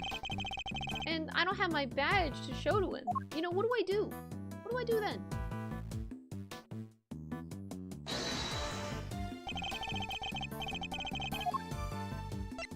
There's a contradiction hiding in plain sight. Yeah, totally. Yeah, contradiction hiding in plain sight. I know exactly what this contradiction is. I don't, actually. Oh, it's not the top. Eureka! Oh. How many floors does this building have? Easy, 50, right? Kinda ironic that just a few feet above where the committee works its ugly little schemes. It's a place where starry-eyed young romantics come to wish for everlasting smoochy times. What, Eddie? Then what's the dark space above the 50th floor? The gloomy underbelly of love? Wait a minute. Exactly. The committee chamber is supposed to be on the top floor, directly beneath the viewing platform. It actually appears to be located one floor below that. Clearly contradicting the supposed facts. Maybe whoever wrote the pamphlet made a mistake? Somehow, I don't think so. Call me crazy, but there appears to be a hidden 51st floor. And that's where they keep the gloomy underbelly of love? What? My heart! You didn't need to take it quite so literally, Kay? Good, then perhaps we can take this more seriously instead. Come on, have you met me, Miles? That might be easier said than done. It'd still be easier than trying to enjoy your so-called jokes. Miles Edgeworth! Take that back, Miles Edgeworth! That was mean.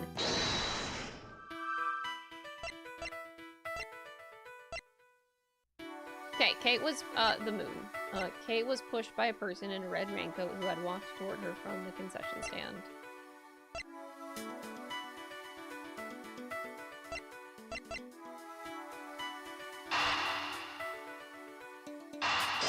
Oh wait, I think the other one. Oops. This doesn't add up. I know. I don't think this is it either, though. But this is a better guess than the other one. Okay. Where are they going with this? I don't think the floor has anything to do with it right now. So... the moon and the railing. Oh, oh my god, the last two options that have to go together. It had to be over the railing. Thinking back over what Kay had said.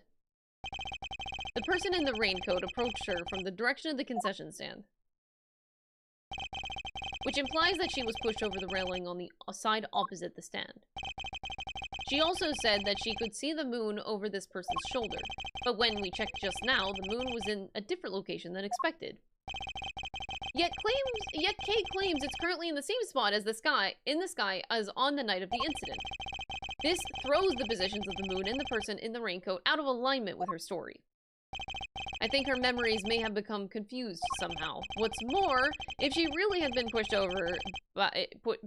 over that railing, she would have never survived the fall. Therefore, I must conclude that she may not have fallen where she thought she did.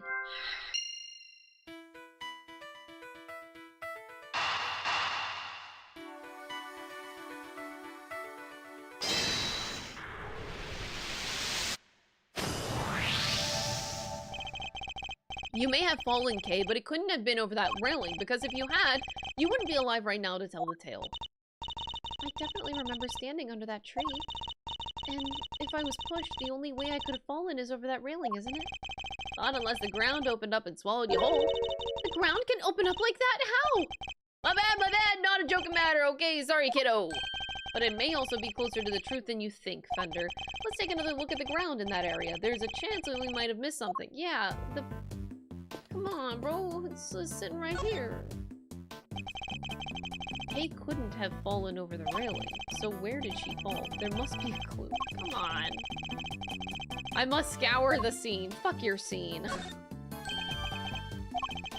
Looks like a service hatch. Kay, do you think you might have fallen down here instead?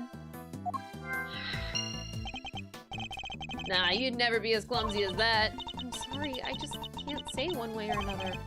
My bad, kiddo. Just another one of my silly musings. You don't have to take me so seriously, you know? I don't. Never? Well, maybe not never. If I told you to leap lyrically into my arms. Fender! Chill, Mazzarino. Where's your sense of whimsy? So, never then. Ouch! Talk about a deep cut! Ow is right.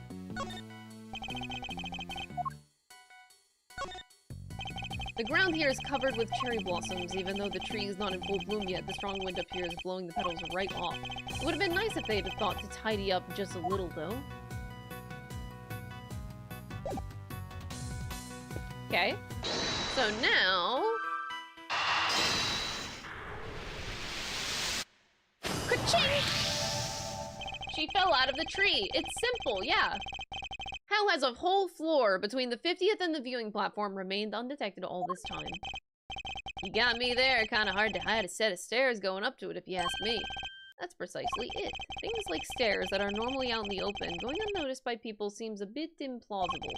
Which can only mean the 51st floor is no ordinary floor and can't be reached by ordinary means. We'll just have to reach it through the extraordinary means, right? I don't know about extraordinary means. Maybe let's go for unconventional? Indeed. Consider, if you will, the hatch we found by the cherry tree. What would you expect to find on the other side of such a hatch? A room of some kind, perhaps? Oh, a secret room. Now you're talking my language. Let's go take a look. Alright, there we go. What is this place? Look at all the stuff down there. Is it a storeroom? Whatever it is, I think we can safely say that this is where you fell. Go team! Strike one mystery off the list! Well, but the greater mystery of Kay's memory loss remains unsolved. We have a rain-coated figure who can walk on air to account for, among other things. Yeah, can't a guy bask in his success for a second? So we found a hidden storeroom. I vote we scooch on down and check it out. We have pretty much exhausted everything up here, and it can't hurt that the door. Yay! Investigation complete! First try. Is that you, Mr. Emma? Oh my god! As if this case couldn't get any better! Oh wait, it could. Shelly the Killer could come on the scene. Emma, what are you doing here?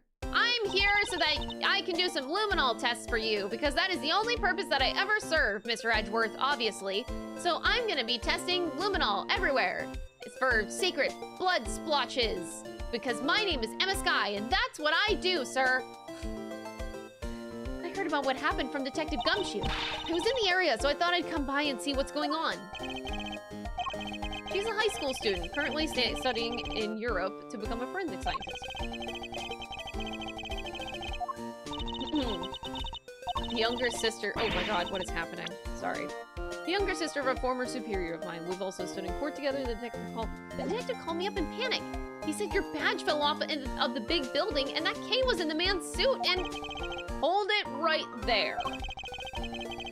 Didn't you just leave to go back to Europe a few days ago? And you're back again already? Yep, I'm here with one of my professors. But not to do any schoolwork or anything, just some interpreting.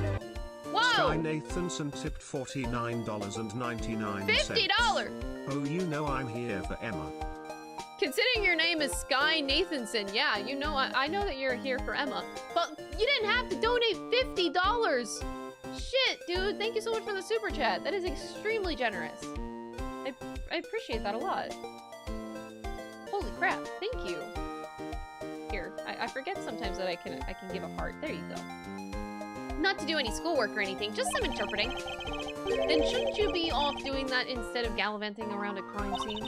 Oh, I'm fine. There's this wonderful thing called body language after all. That's not an actual language, Emma? Actually, it is, Miles Edgeworth. Fuck right off. Body language isn't actual language. It is actually the #1 language in the world. Anyway, never mind me. This is about Kate. How is she? Where is she? Aw, shucks, isn't that sweet, Kate Meister? Your little friend's worried about you. Oh, yes. Who's this guy? Don't tell me you went and got a new assistant, Mr. Edgeworth. Very funny, young lady. It's actually the other way around, I'll have you know. Eddie Fender, attorney at law and senior partner at Edgeworth & Co. Law Offices. Edgeworth? So you are his assistant. Wait, attorney? Since when were you a defense attorney? Like, I'm not... To say it's complicated is an understatement. Just say it's your father's firm. That's not hard to say. Let's not sweat the details for now. Yeah, first things first. But an attorney, Mr. Edgeworth, really? It's like I'm not even here. What is this? Some kind of weird experiment? Perhaps we should head down below. I'll explain there. Okay, great. The police could be here any minute. Who's this? I'll explain later, Emma. Come on, time to go. Oh, all right, but you better explain yourself, Mr. Hotshot Pro, attorney, person. Trust me, I'll explain that too. Okery-dokery-doo! Down the hatch we go! To be continued. Wait, that was a short chapter. I want to keep going. Oh. I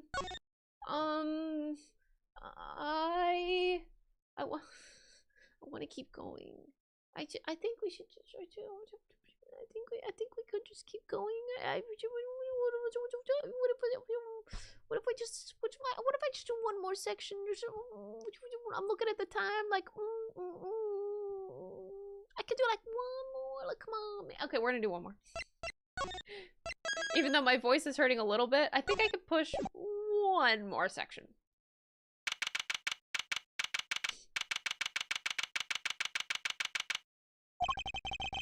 It's dark as a grave down here. Can't see the nose in front of my roguishly handsome face.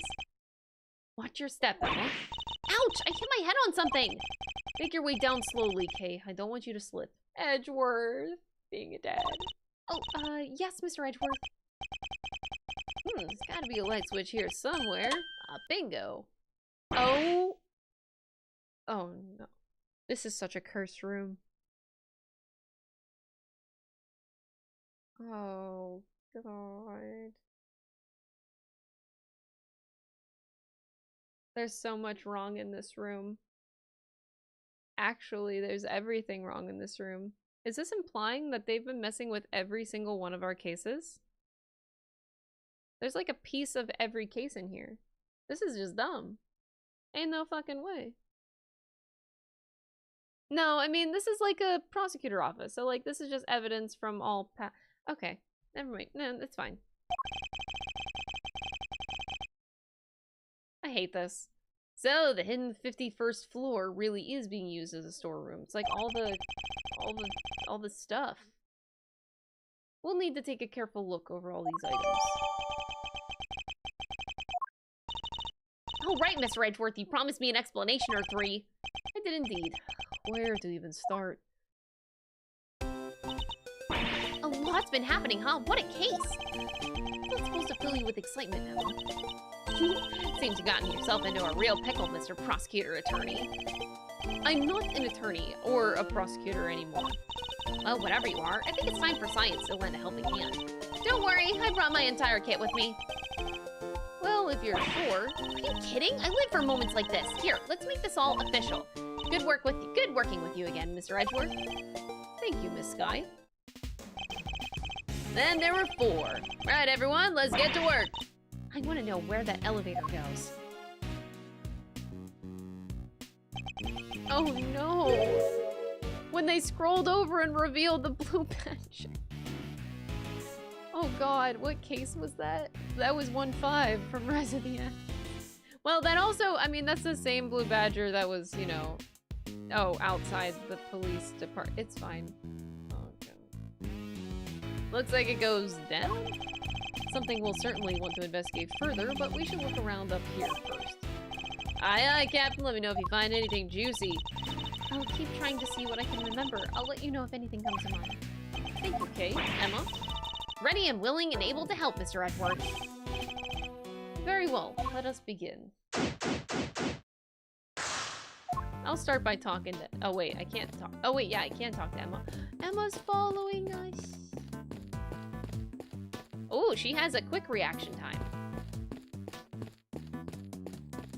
She spins fast, like Kay does. That's an interesting look for Mr. Eddie Fender. Anyway, I will talk to Emma first.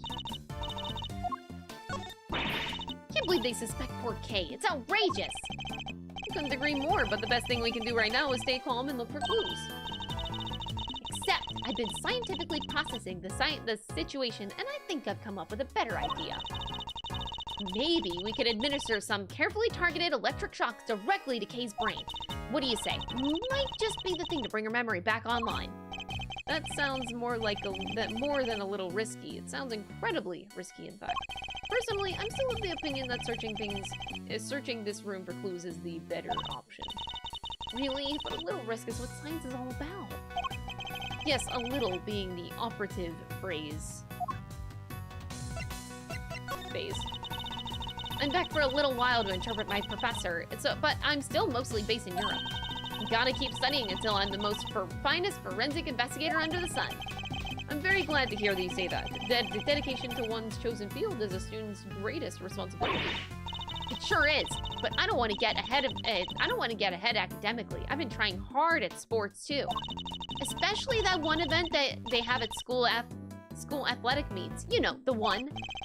There are quite a few to choose from. It's huge over there, and unlike here, it's considered a real hardcore sport for adults. That's right, I'm talking about glasses battles.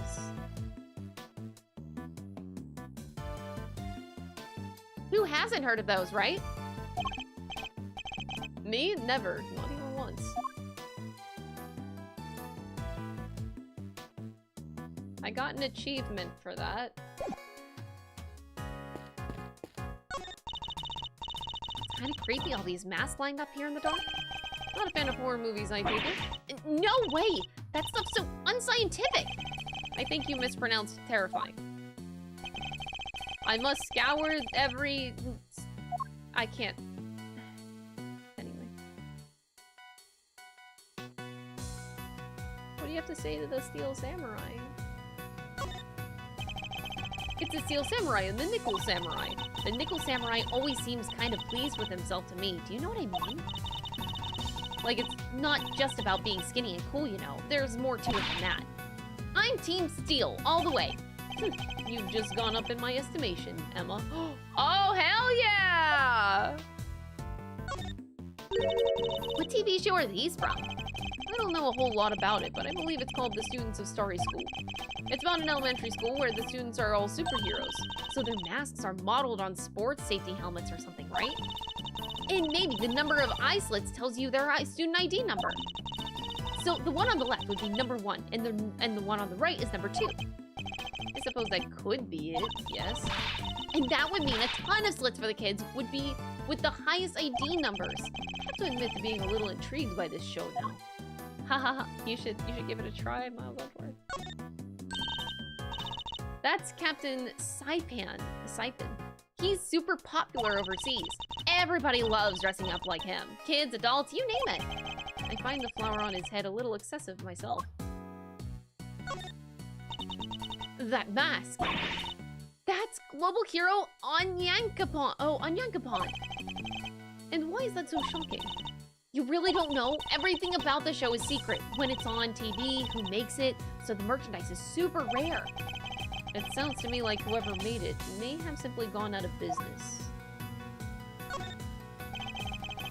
She's the only heroine the Steel Samurai series needs. You can say that again. I love the Pink Princess. You watch shows like that, Emma? Of course. You love them too, right? Don't really know all that much about them. Yeah, but sure. Really? Because I saw the Steel Samurai figure in your office, so I kind of thought that... I can't believe even Emma's seen it.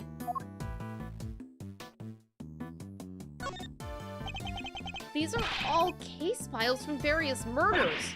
What? But why would they be in here? They should be safely under lock and key at the courthouse. Which would suggest that somebody removed them without permission. Something very suspicious is going on here. We need to find out more.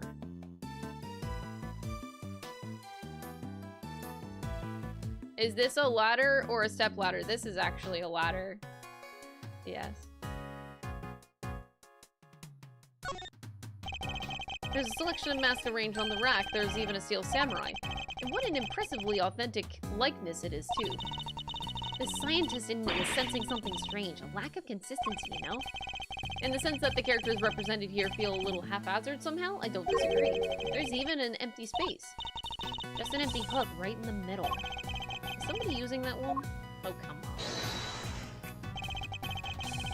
We found the ladder. There's definitely a ladder. It's right there. Kay was carrying a Jammin Ninja mask when she was found. It looks like it might have originally come from this hook. Scientifically speaking, that doesn't seem like a crazy hypothesis, which would mean that Kay was really here. As you put it, not a crazy hypothesis, but why? Did she come to steal something maybe? There's all kinds of stuff here. Because she's a great thief who steals the truth, I suppose. No, I think it's too early to jump to any conclusions.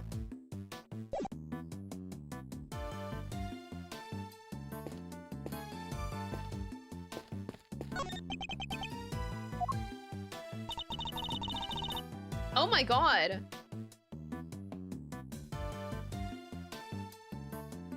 Whoa. Kinda fucked. What's the matter, Miss Redford? If I'm not mistaken, several of the items on display here are pieces of evidence from old cases of mine, but what are they doing here? Maybe this is where the committee stores stuff it's looking into? Can't be. Evidence like this is stored at the police department. They don't keep stuff at the prosecutor's office? When a case is ongoing, yes, but once the last trial has finished up, it's supposed to go right back to the precinct, unless there's a very good reason for it to go elsewhere. Bro, you can't just, like, sell evidence for money, can you? Like, you can't do that. Isn't it? Did we just find the smuggling ring? Here it all is. There's no point in trying to figure out the whys right about now. I should take a closer look. They all have labels. Labels with numbers printed. Exhibit numbers, maybe? You said that they were all pieces of evidence. Yes, but judging by how the numbers are written and by the items themselves, I guess that these are prices. Prices? I would have never guessed that. Wait, but none of this stuff could be worth that much money, could it? Prices are very high indeed. It's no wonder she's surprised. Oh, wait, I thought this was yen. Like, 400 yen is not expensive. So, dollars? I thought we were in yen. Dollars. I must examine all of these in detail. A bottle of ink and a lantern. Both pieces of evidence from a previous case of mine. But why? What's all this stuff that's related to you doing here? It's not as if any of this was in my possession for any length of time. The duration of the case is no longer. Perhaps this is all nothing but a coincidence. Oh, surely it's nothing but a coincidence. Seriously, a coincidence? I never thought I'd hear those words coming from out of your mouth. We must always face up to the facts of a situation, however strange they may be. Isn't that what scientists believe? Oh, you want to talk about what scientists believe? Settle in, this may take a while. One I've seen before, this bottle. Oh, that's all? Nothing else to add? Well, no. What more did you want me to say? Hold up, I've got to write this down. Mr. Edgeworth can turn even the most boring topics into something picturesque with his explanations. Next time, try taking those kinds of notes in silence.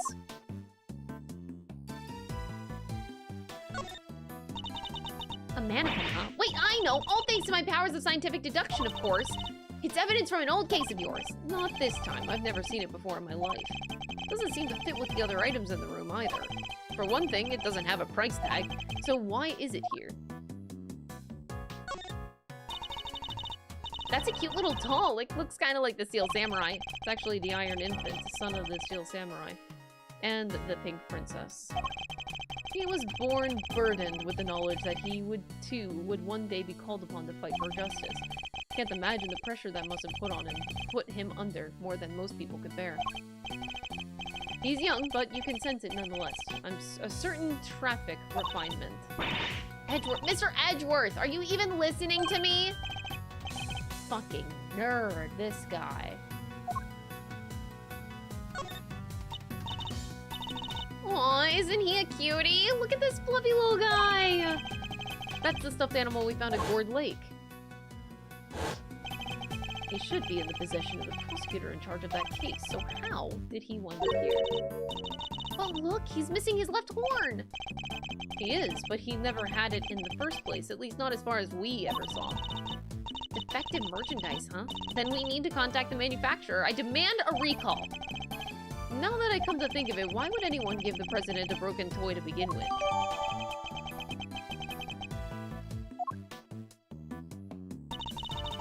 So this storeroom is actually more of a stockroom? It would seem so, much as it pains me to consider such a thing. What kind of person sells off evidence from serious criminal cases? And who, too? Who would even want to pay for all this stuff? Somebody, clearly. The price tags are proof of that. Wow, people really will collect anything, huh? Fascinating. Oh boy. I'm just gonna... Oh, we can't even look at the blue badger. This is the only spot with nothing on it. But it still has one of those signs in front of it. And look, there's an outline in the dust on top of the cloth. I'd say something was probably sitting there until quite recently, wouldn't you? You know what? I think you may be right, but, I'm drawing a blank, trying to imagine what.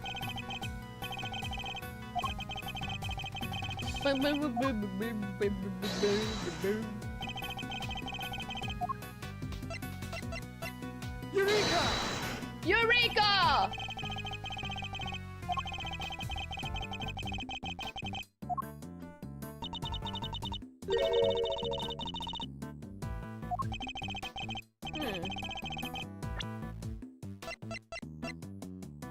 What would it have been a part of?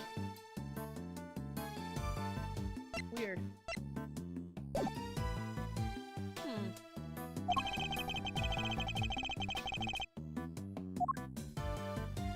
Okay. We've inspected every suspicious cock and nanny.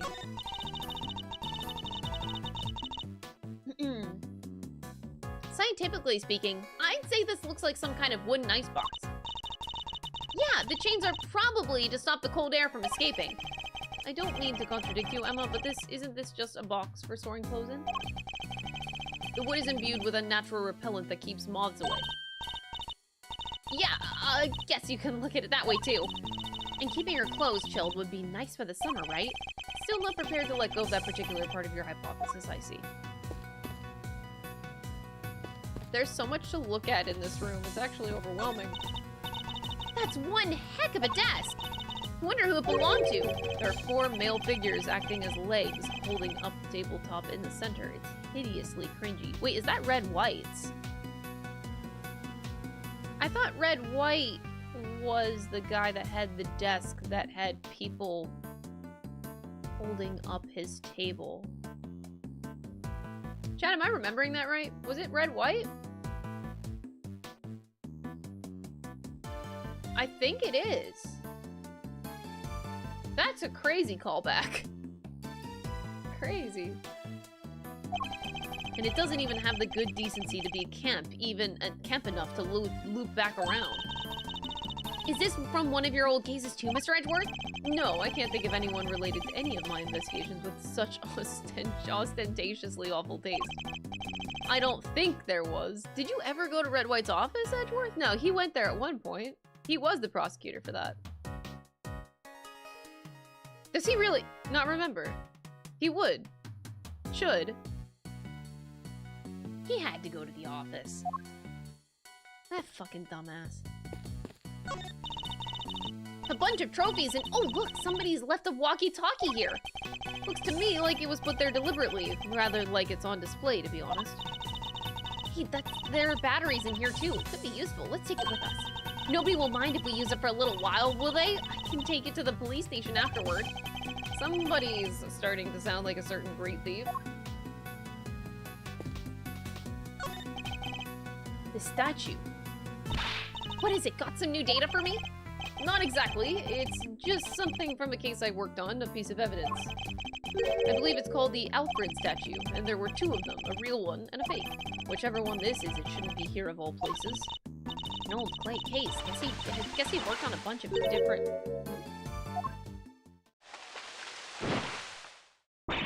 Oh my god! Holy fuck! Oh, what the fuck? What the fuck? What the fuck? What the fuck? Third month of hopefully many more. Hope you're enjoying this game as much as I did when I played.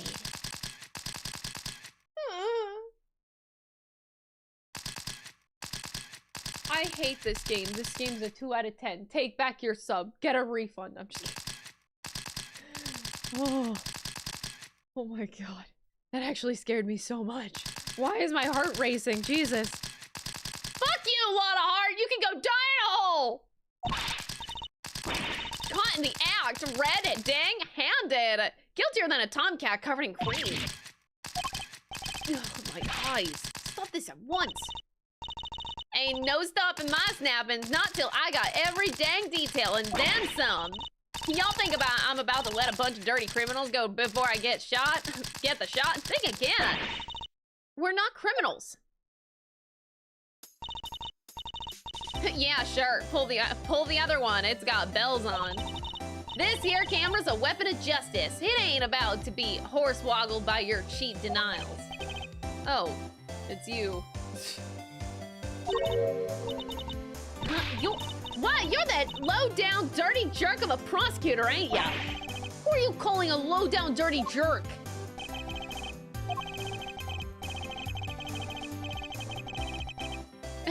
Especially on that one particular case, DL6 mentioned.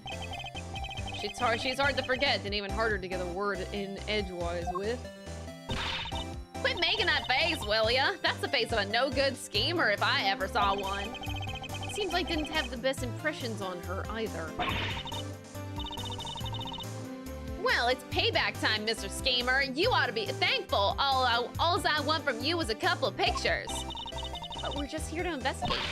Sure you are. If by investigate, you mean pull the wool out of Lotta's mile-wide eyes. Sorry, Mr. Edgeworth. I thought she might listen to me. It didn't hurt to try, I guess, but we're probably better off leaving her alone for now. Yeah, we should just leave her alone. Actually, please, we should... I don't want to talk to her. You said this statue was a piece of evidence from an old case of yours, right? It's pretty weird looking, I have to say. It's known as the Alfred statue. It says here that it's called the Alfred statue. Alfred. What are you wondering about? Oh, nothing! Let's carry on looking around, shall we?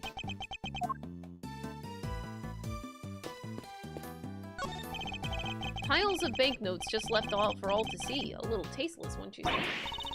No way! These are all $100 bills! That's a fortune right there! What?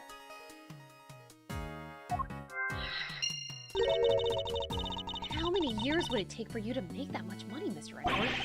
Please, Emma, I don't even want to think about it. Oh my god. The monkey sold the monkey head from the Steel Samurai? Giant head thing, what is it? It's the head of the great Mrs. Monkey. I remember the case well, but how did they even get it up here? Mrs. Monkey? That doesn't sound right. Are you sure you didn't get the name wrong, Mr. Edgeworth, or misremembered it somehow? Don't be ridiculous, as if I'd ever make such a mistake. Yeah. Uh-huh. This is some sturdy construction. Thick floor plates, sturdy supports. At a rough estimate, I'd say it could hold 50 of you easily, Mr. Edgeworth. Except for the fact that it's nowhere near big enough. You say that, but pack yourselves in tight enough, and I think you might just do it. I really don't think so. And anyway, we have more important things to be investigating. We can theorize about the elevator once we're done. Maybe you're right. Fine. 45, Mr. Edgeworths. 48 tops?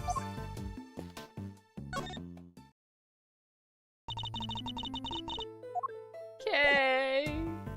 Alright, Fender. Oh boy, this whole experience is enough to boggle a guy's mind. Mysterious storerooms, damsels in distress, it's got the lot. Could you at least try to take things a little bit more seriously, Fender? Hey, I can try. No, but seriously, I'm as keen to help Kay out as you are. She's safe with me. You go do your thing. It's not Kay I'm worried about, it's you. Oh, Miles Edgeworth. I know it wasn't meant to be sweet, but it ended up being sweet. Why do I gotta talk to her? Can I just put stuff together instead? Can I just do this? Woo!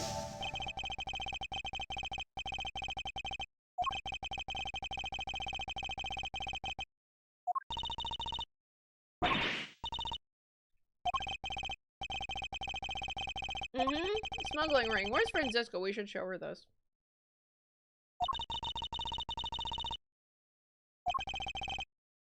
I don't want eyewitnesses. Oh no.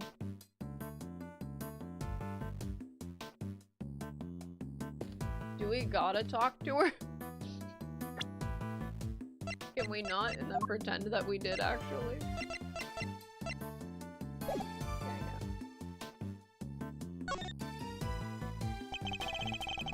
Why exactly are you here, Miss Hart? Me? I told you! I'm in it for the truth! For the good of society! For little old me, of course. I'm a photographer for the people.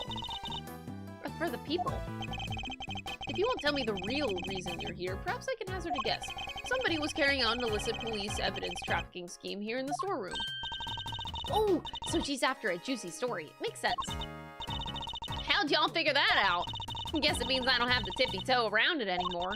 Oh my. One of my sources told me on the down low about an underground auction. All the items here were sold to the highest bidder. Folks were slinging money around like it was going out of fashion. Had to come see for myself, of course. Get eyes on my subject, you know. Should have heard the tales my contact was telling, taller than 2 trees, and so I thought at first. Anyhow, I wasn't about to write it up based on hearsay alone. So yesterday I snuck in, slunk behind this here statue, and settled in to wait. Ben started late at night and carried right on through to the break of dawn. The auction and the murder happened on the same night. Coincidence? Definitely a coincidence, yeah. Dirty deals in a secret storeroom. Talk about a story! Was there anything else on sale apart from the items of evidence in the room?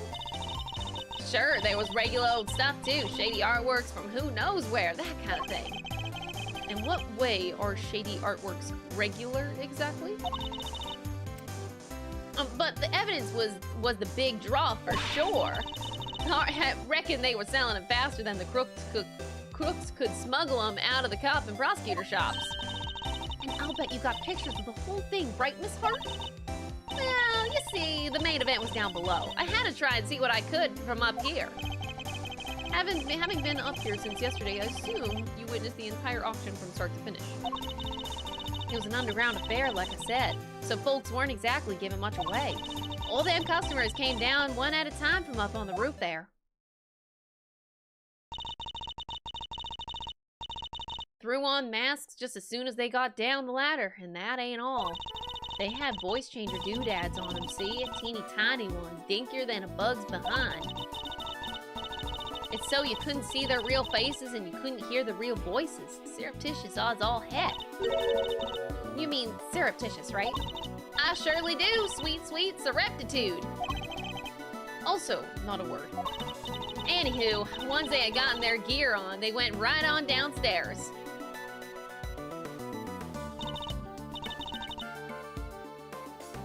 And then, in came the next one. When it came time to leave, they all done the same, but in reverse. Up they came again, one by one. Masks back on the hook. Up the ladder and away. That's a serious operation.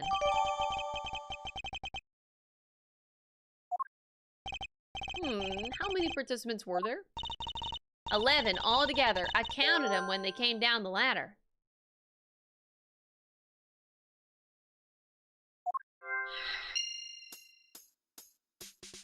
Oh boy. Well, I think we found a problem. I didn't just hide behind a stupid statue the whole time, you know. You didn't? Then where were you? Well, when I first got here, you know what? That ain't important right now. So you were hiding behind the statue from the very beginning. Anywho, I watched all them folks come in from my spying spot there in the shadows. So you were watching from behind the statue. They used that there elevator to get down below.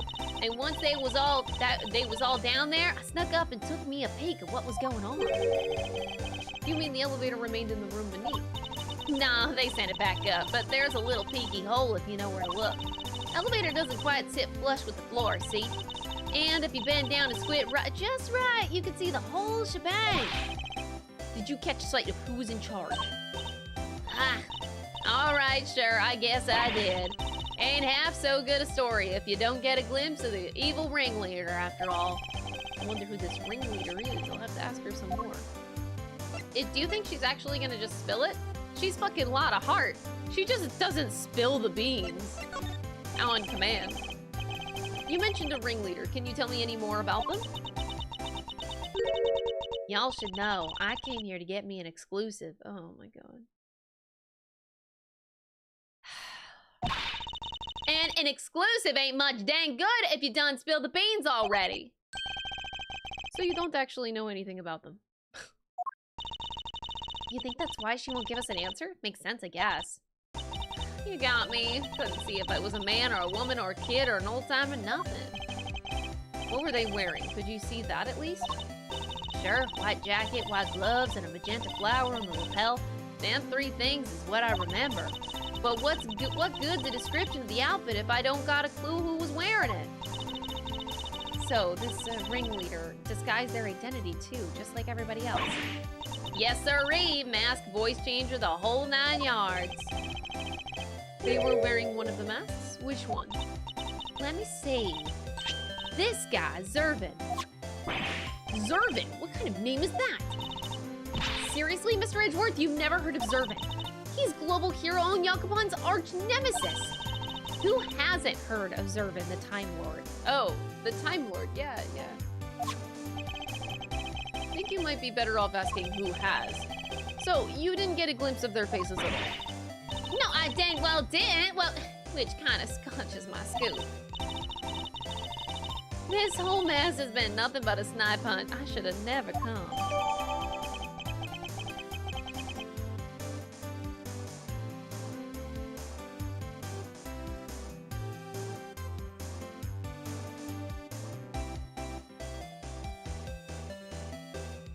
Ha, that's funny. We know of somebody who was dressed like that. Maybe I should try showing that evidence in this heart.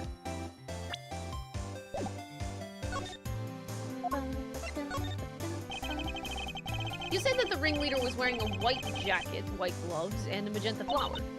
Sure did. Don't ask me why they were dressed up like a peacock on parade day, but they was. Is this the outfit you saw? Silk cape, top hat, flower. Get out of here. Holy smokes, it sure as heck is. Whoa, wait. So the big cheese is dead? All we know is that she is the victim in the case we're investigating. Her name was Rosie Ringer. Do you know her? Nope. So the ringleader was a lady. Well, ain't that just slipper in a dang deal? Throwing me off with a man's jacket like that. I hardly think she did it to fool you specifically. But setting that aside for now, what's important is that we've discovered something vital to the case. Namely, that the underground auction was chaired by none other than our victim. Are we sure about that? Somebody done bumped off the boss, huh? And that's what's happening. When what was happening? Oh, nothing at all. Y'all just go on about your business now. No offense, Miss Hart, but that made you sound about 5 times more suspicious. Suspicious, my foot! I told y'all it's nothing! And you won't get nothing more out of me than that. So there is more. How many dang times do I gotta tell you? It ain't nothing, okay? And I ain't saying nothing either way. You can tell us just a little bit more, pretty please? I'll tell you this, okay? I'm a journalist, a news hound, a scoop hunter, you hear? Exclusive articles go out, money comes in. That's how the game is played. Tell you more? Heck, I done told all y'all too much already. Wait, what if, examined some fingerprints for you? Pro bono. What kind of cock of my mind? Thank you is that? I'd sooner get a tooth pulled. If you want intel, you go dig it up yourself just like I had to. Yeah, she isn't gonna talk to either of us. Oh, she will. I'll handle things from here. There's a certain technique I find useful. Oh, no. Oh, no. No!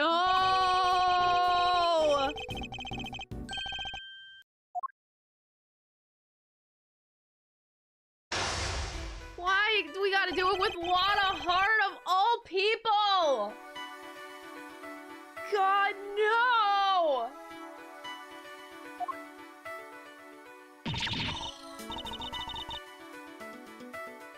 I ain't telling you nothing, you hear? Now quit wasting my time before I really blow my fuse. As we've seen, she's very quick-tempered. She'd try to cut the conversation dead wherever possible.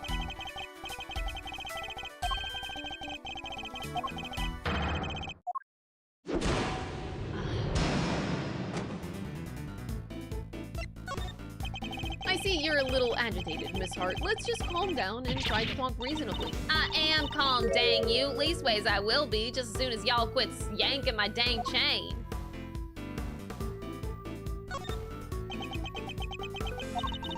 That's better. Being a news hound's all about keeping a cool head no matter what the world throws at you, can see. Speaking of news hounds, this might interest you. I met one a few days ago. She was a very hungry, young reporter indeed. A reporter with a very particular turn of phrase, similar to your own, in fact. Oh, yeah? She spoke like me, huh? Guess that gotta be someone I know. Oh, yeah. She was your apprentice. Her name is Tabby Lloyd. And if I had my eyes had closed my eyes, I could have believed I was listening to you. She told me about somebody she called the Chief. She was talking about you, wasn't she? Oh, so y'all met Tabby, huh? Well, ain't that something? Where did y'all bump into her? She's a great kid, reckon. Wait. Oh, no, you don't. You ain't getting on my good side bringing her into this, you sneaky snake. Well, you nearly had me, too. Talking about Miss Lloyd seemed to make her lower her guard a little. I think we can use that to our advantage. I need you to tell me everything you know, and don't you dare leave anything out. Go jump in a creek, you big bully. Why should I tell you anything? You don't got nothing to do with me, nor me with you neither. I know your apprentice pretty well. I don't have anything to do with you. Ah, that's a little unkind, don't you think? After all, I know your apprentice. I know her pretty well, in fact. Yeah, well, guess it does seem kind of cold of me to say that if you know her pretty good. Wouldn't want that poor kid thinking that I don't give a rat's behind. Good, then you'll tell us what you know? Fine. See, it's like this. Wait, what am I thinking? Dang it, Lottie, you can't let him bamboozle you that easy. What What was that about a scoop? Oh, forget it. It was nothing.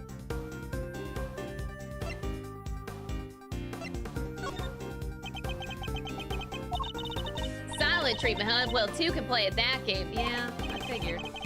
Perhaps a little proactivity is... Oh my god!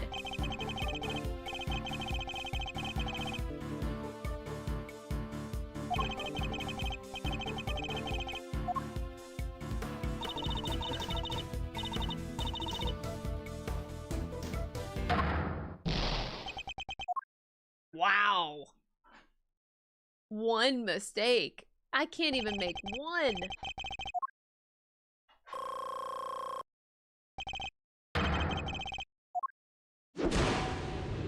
Let's start from the beginning.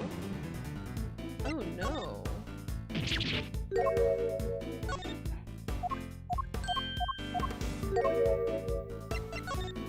Well, at least it goes by fast.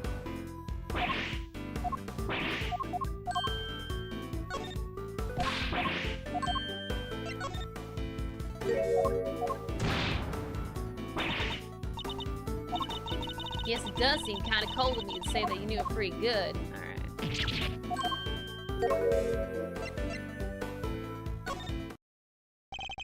How embarrassing, a professional journalist making a careless slip of the tongue. You have a scoop, don't you? Now tell me what it is. Alright, I got me a scoop, a big one. But I can't just go blabbing about it to y'all. I got bills to pay.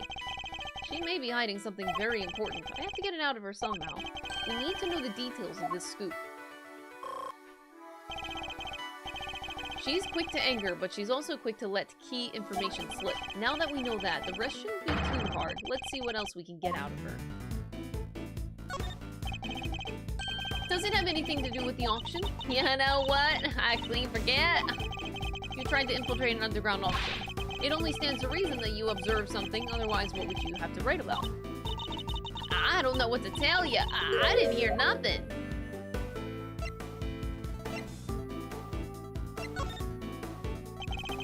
If you didn't hear the sound of nothing, does that mean you did hear the sound of something? Something during your time in this room? Well, see, it was nothing, really. Just a little noise is all. Wouldn't even make page 16, forget I mentioned it.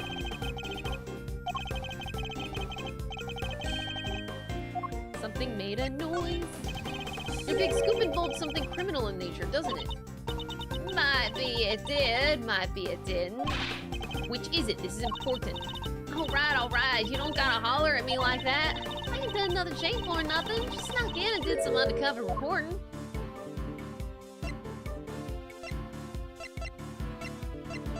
I don't want to attack her. Oh no. We're cooked, chat.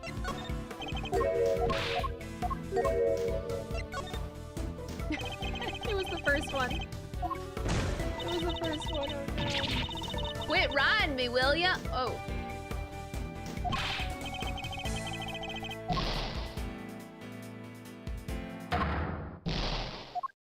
I panicked and picked the second one. Because I didn't have enough time. Oh no, are we back to square one again? Oh no, oh no. Oh wait, we're not.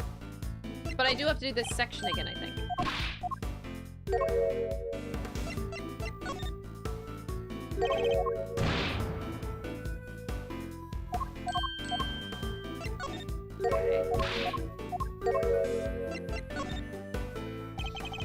I'll be the judge of whether your actions were shameful. An unlawful entry into private property is very shameful indeed. In fact, it's a crime.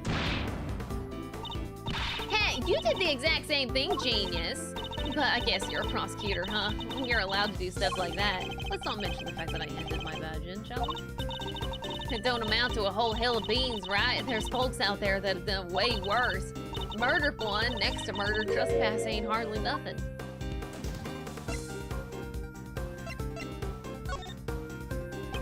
From your mutterings about murder, I gather that your scoop has something to do with a homicide? Nah, I was just talking how hypothetical-like. You know, how about murder being the big one and all, and nothing worse than murder. Not the most skillful evasion I've heard in my career. Look, I done told you, okay? I snuck into the auction. I'll cop to that. But murder? I don't know nothing about murder. Ain't seen nothing, ain't heard nothing. Scout's honor. You told me you heard something during the auction. You claimed it wasn't important, but it must have been. Otherwise, why remember it? I think it was something very memorable indeed. In fact, I believe it was the cry of a murder victim.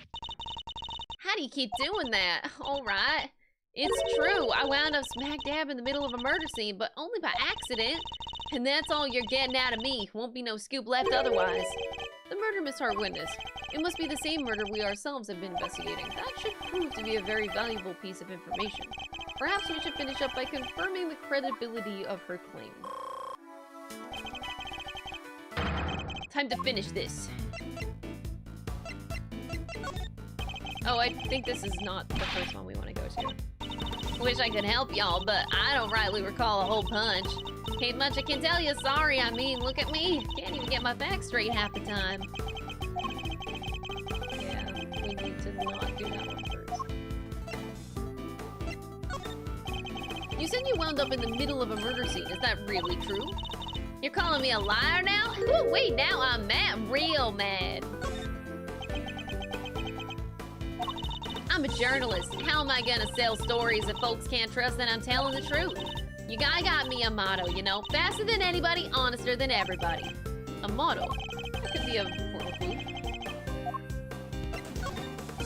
food. Be honest, Miss Hart. I know there's something you're still not telling me. Ain't nothing left to tell, dang it. I done spilled my guts already. I don't have a clue. Oh. Okay. I need you to describe the murder. I thought you were honester than everybody. Wow, manipulative. I can't imagine that being so vague on the facts as a trait valued among journalists. Surely accuracy and honesty are what's necessary when reporting on a story. Well, see. Seems your so-called information is not credible after all. Look, there was a murder, and I was there. How can you prove it? You can prove it, can you? I've got it right. Wait, you heard that? I was just talking to myself. Don't think nothing of it. Oh, God. All right, one last thing. Be honest. Okay, you're definitely still hiding something. I know you've been keeping something from me, and that something is proof. Proof related to the murder you witnessed. Proof sound enough to form the basis of a story you're hoping to sell. We got her, Your Honor. Dang it all to heck, give me a break, will ya? I'll come clean, okay? That's what you want, right? Here, I done snapped me a photo. Happy now? You better be. And that's checkmate. Yeah, you're so happy with yourself, Miles Edgeworth, over that.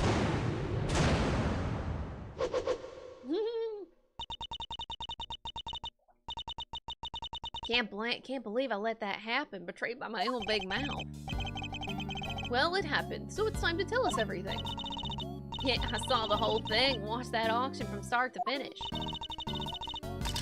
You didn't just watch it, right? You took pictures.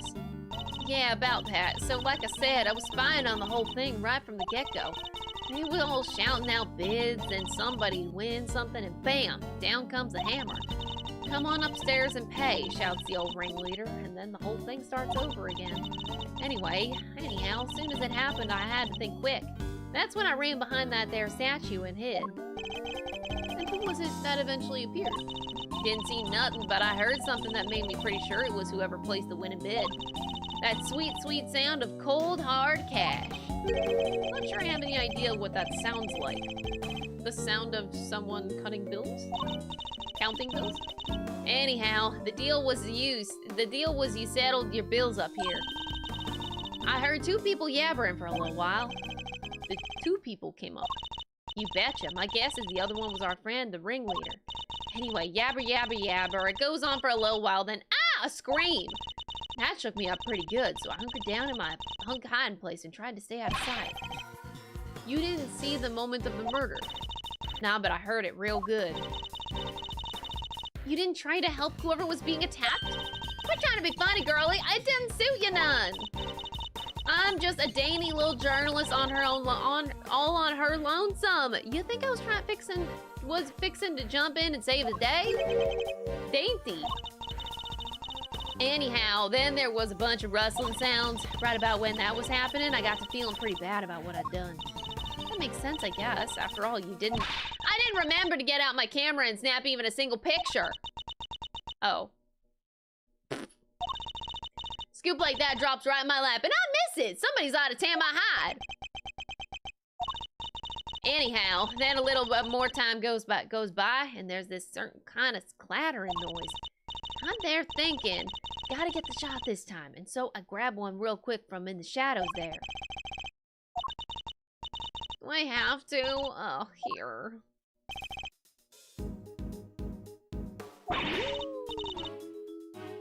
The person in the red raincoat, the one who attacked Kay. Kay's raincoated assailant also attacked the victim here in the storeroom. Then proceeded up to the roof where they assaulted Kay. There's only one person in this picture. Where is the victim? Weird, huh? I wondered the same thing. Heard two people, but there was only one in the shot I got. And I didn't see nobody nowhere else in the room, neither. Wait, wouldn't that mean two people are dead?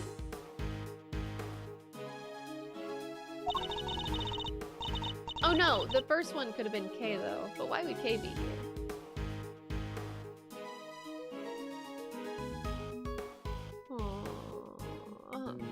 That's the killer, all right. Leastways, I'm pretty sure it is. Are we saying the victim disappeared? How did you know it was the killer just by looking? Because they're literally red-handed with blood. How else would they get there, huh? And the auction just carried on after that? Sure did. They just went right along like nothing had happened. Rich folks is crazier than a box of frogs. I'll never understand how they think. I find journalists struggle to understand as well. Ha ha ha ha ha ha ha. Miles Edgeworth, fucking get a lot of heart. Oh boy.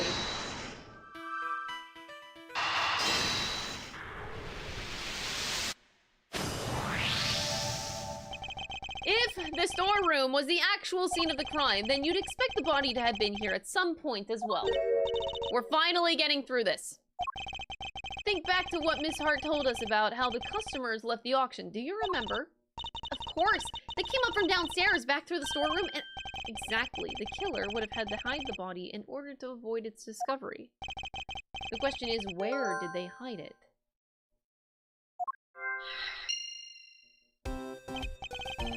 Emma, if you wouldn't mind putting your skills to work for me, I'd love to. You just say whatever you need and I'll get right on it. Emma's getting to do her favorite thing in the whole wide world.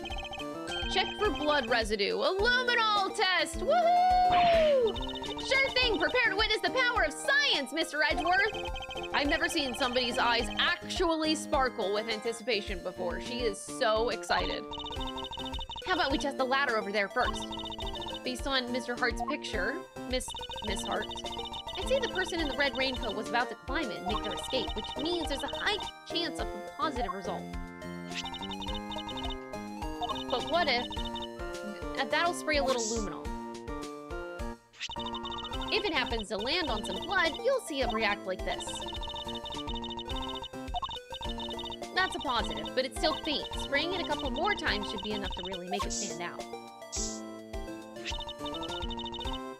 That brought it out nicely and made it feel that much more real. I think you've got the gist of how to look for blood traces now. I'm sure that there's still more to be found, so why don't we give it a try?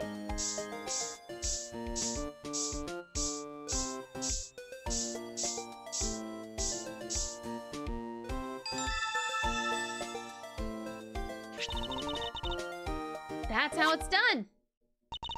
Take a good look around and see if you can find some other places to test with the luminol. You want to test there? Just spray some luminol in any place suspicious.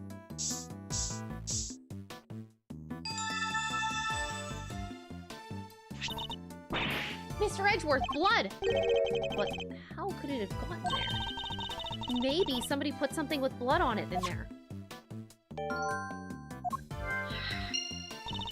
There's still places we haven't tested yet. Let's see what else we can find. Oh, God.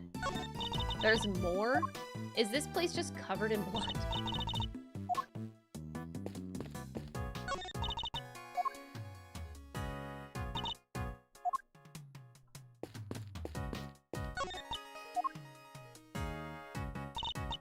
Okay. Does Red White's desk have any blood on it?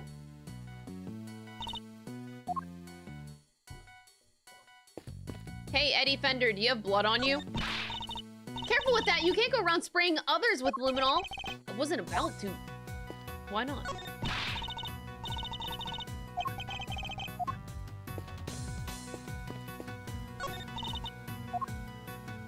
Dude, what if the money has blood on it? Oh my god, that'd be disgusting.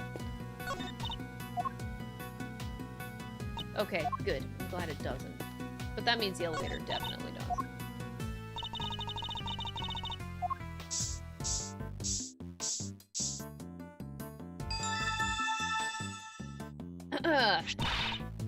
We've got a positive. There's blood here. How come? Probably because this is where the murder was actually committed, I'd say. Looks like some of it dripped through to the floor below.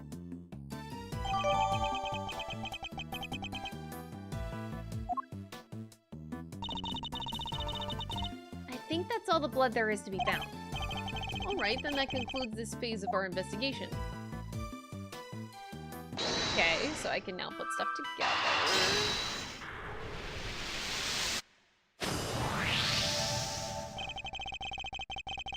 Blood in the clothes box can only mean one thing. This is where the body was hidden. I'm certain of it. I wonder who won the box in the auction. I haven't the foggiest. Still, it's a very helpful discovery. Now, you just hold your horses there. There's no way the body could have been in there. What do you mean? I took a look at that box there when I first got in here. It looked to be just about the perfect size for a little hide-and-go-seek if their need arose. Maybe it would have been if I could have opened it. It was wrapped in chains and locked up tight, and I ain't no escapologist. The murder happened just a little after I scoped it out, so can't nobody have put no body in there.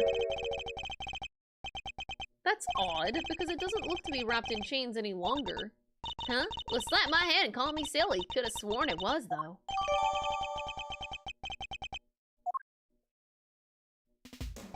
I think we've examined all we can now. Yay!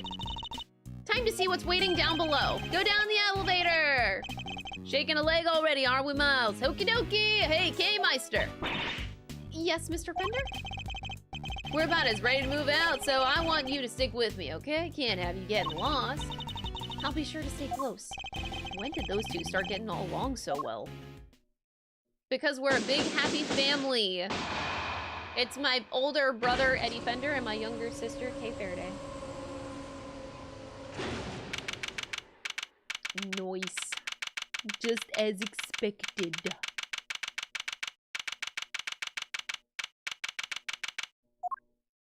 Oh my god! Mr. Edgeworth!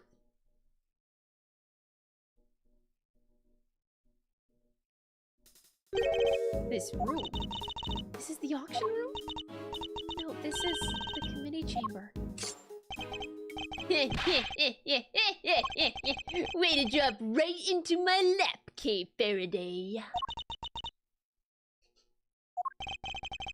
You've got real guts, I'll give you that. Arrest her, men! Arrest her right now! As for the rest of the riffraff, throw them in onto the streets where they belong. Oh my god, a lot of heart. You can't do this, this is going way overboard! Yeah, what she said! Miles, this isn't looking good, I gotta say. See how the blinding light of justice... Oh, Francisco saves the day. What did I do? You'll have to forgive me. I meant to hit a certain cowardly ex-prosecutor. You weren't aiming for him, you were aiming straight at me. Something keeps getting in my way. Something...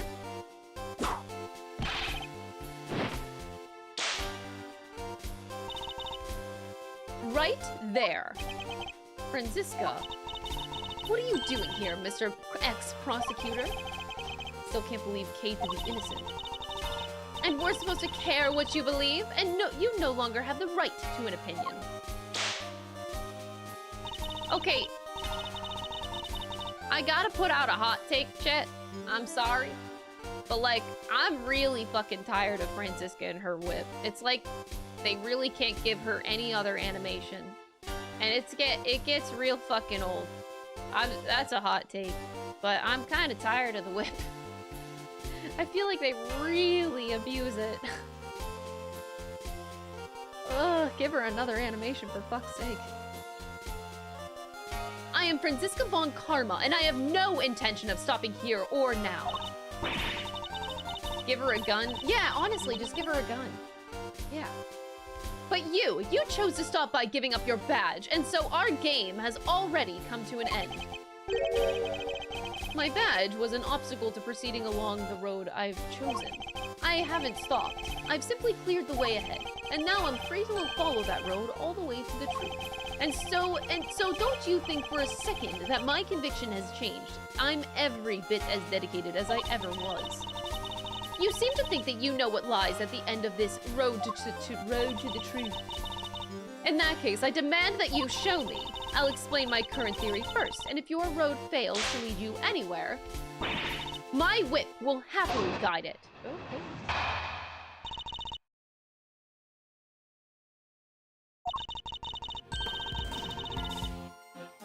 The victim used her key card and entered this chamber with her killer. She was then stabbed with a candelabrum by the culprit and subsequently died as a result. We know the identity of the murderer thanks to the letters that she exchanged with the victim. And we know the location of the murderer is here in the committee's trial chamber. The blood on the floor of this room proves my theory. Game, set, and match Miles Edgeworth, QED. She seems pretty confident, huh? She doesn't lack the courage of her convictions, that's for certain. And I gotta say, I could dig that vibe. I could even give her a, oh my god. Using the whip on Eddie Fender? Fuck right off. Pathetic. Well, Miles Edgeworth, do you think you can bring my case crashing down around my ears? If you really have found the road to the truth, perhaps you'd be so kind as to point me toward it. I'd be very happy to. Settle in, Franziska. I'm about to pave that road with incontrovertible evidence.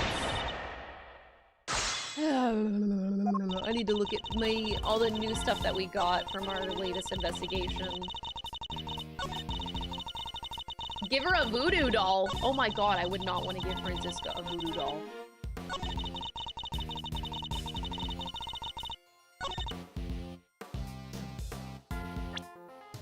Alright, what do we got? We got a box. We got blood here. We got the statement here. So the statement says, auction held in the big building. Items on sale were mainly items of police evidence. 11 attendees, all wearing masks. Auction continued even after the murder occurred. That's pretty fucked up. Okay, I thought that was gonna say something different. They don't include the part where Lotta heard a scream first and failed to get a picture, and then they came back up later. There's like two trips. Doesn't really mention that. So, okay. Ringleader wore a white jacket, white gloves, vanilla flower, and a mask. Age and gender could not be discerned. And then we have the photograph. Okay, I'm just gonna... We know the location of the murder is here in the chamber. Okay, I'm just gonna go right ahead. Objection! Fuck!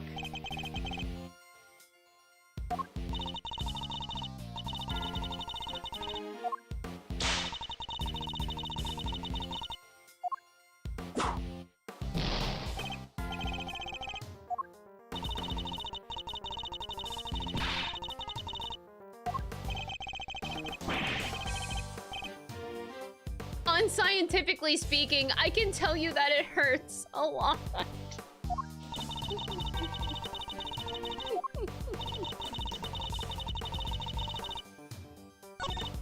The blood on the floor of this room proves my theory.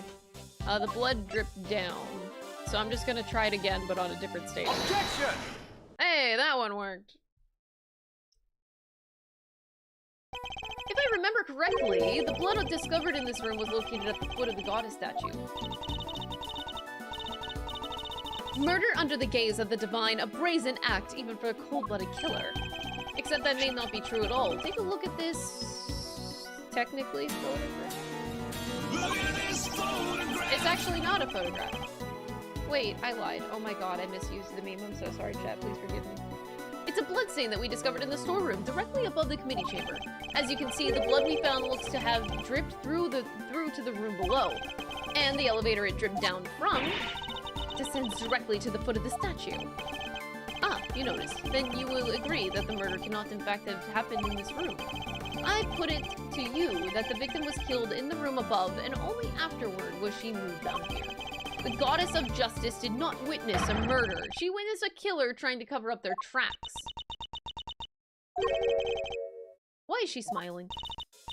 I was just thinking back to a very similar situation.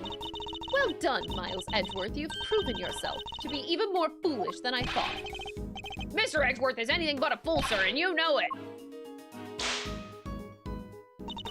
Have you forgotten the picture you just showed me? Oh, it was a photo. Okay. Or are you really that airheaded? Even a cursory glance shows that there was far more blood here in the committee chamber than upstairs. Oh boy. Whipped and ignored again. You're trying to tell me that all of that blood dripping down from above Miles Edgeworth? If it had, your storeroom stain would need to be 10 times as big. I say the murder happened down here. There's no way it could have happened anywhere else. As insightful as ever, Francisco, but you played right into my hands. You are correct. There is far less blood upstairs than one would expect. The question is why? A trifling detail in the face of my previous explanation. Your explanation doesn't account for why there was blood in the storeroom in the first place. Surely you don't think some spatter managed to shoot itself all the way up there, do you? Whoa! Like some crazy fountain of blood. No way! No way indeed. It's completely impossible. So how about this? What if this explains the difference in the amounts of blood observed? There was far more blood in the committee chamber than in the storeroom above because...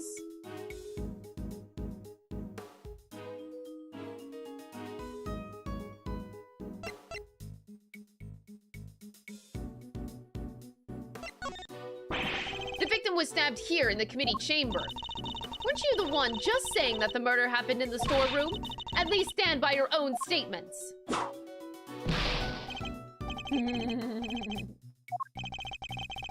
The blood in the storeroom would surely be... okay.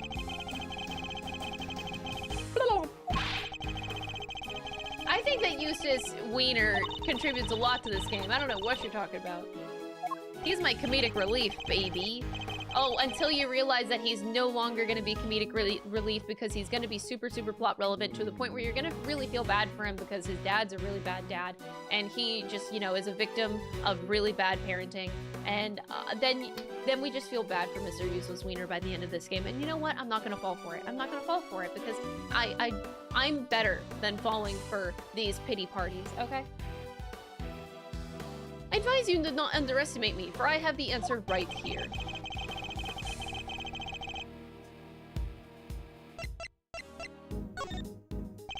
The victim died of 3 stab wounds. Wounds that would have bled profusely. Exactly, as proven by the amount of blood that we found on the floor of this room. But that doesn't make any sense. Well, not if she was stabbed in the storeroom. You said there wasn't much blood up there. Okay, you know what? Can Franziska be escorted out of this room? I can't even finish reading my Eustace lines because she stops me anymore.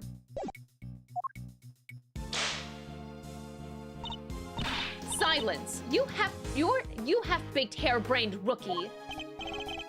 Hey, harebrained is a little... A stab wound bleeds heaviest at one particular point in time. Oh, I know. When the woman is removed. When the woman is removed, right? when the weapon is removed. Precisely. I believe that the body was brought down to the committee chamber with the candelabrum still in its chest. And then, when it was finally removed, it created the difference in the amount of blood we see between the two locations. Why was the killer what was the killer trying to do? I imagine they were trying to give the impression that the murder happened down here. As we know, Miss Ringer's keycard was used late last night. Judging by the time listed in the record, I'd hazard a guess that it was used by the killer when they entered the room to create their elaborate setup. Why would they have needed to do all of this in the first place? A person with a face to hide would fear the storeroom being found in the investigation. If they were involved with the underground auction, they couldn't afford to have their dirty secret exposed. Exactly, women aren't real.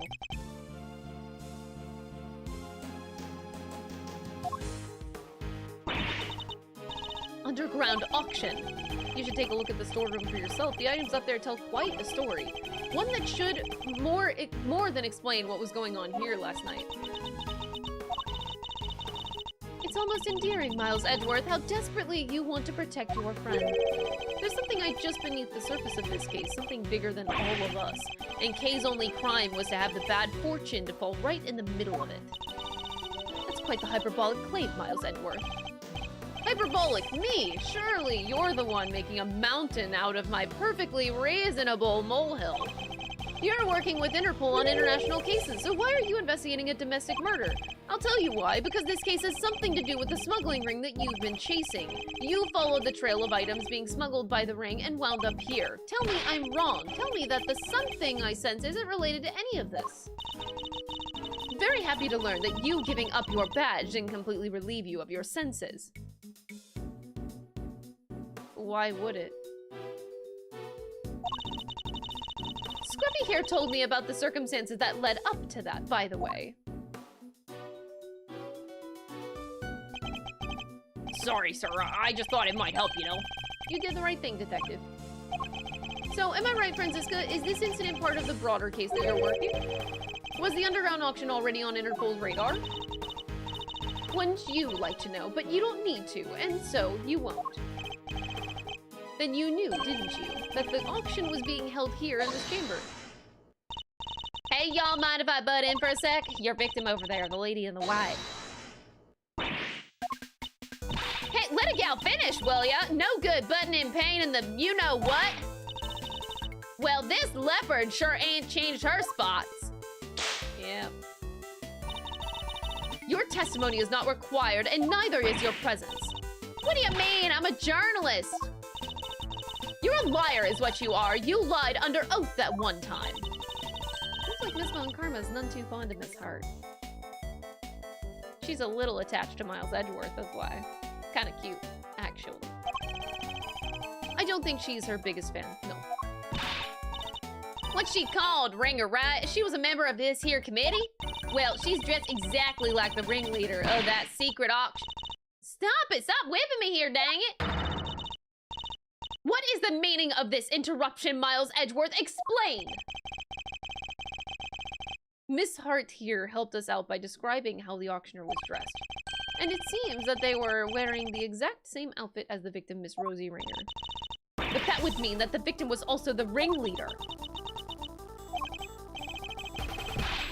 How about we calm down, sir? It seems I have some new information to consider. It's true that I came here to investigate the underground auction and to arrest its head of operations, the auctioneer. If Miss Hart is to be believed, the ringleader is dead. I guess that means that your journey here today was wasted. I suppose it does, nonetheless. I, Francisca Von Karma, refuse to leave empty-handed. Time for a rematch, Miles Edgeworth. Fine by me. You may find that your whip will go sorely underused this round. I accept your little explanation that would make the storeroom the actual scene of the crime, in which case the murder is someone connected to the auction. And if the photographer is to be believed, the victim was the auctioneer and the culprit was the attendee. The killer lay in wait for the victim in the storeroom where the exchange of illicit goods was to take place. Then they stabbed the victim in the chest with a piece of merchandise, the candelabrum. None of this makes sense.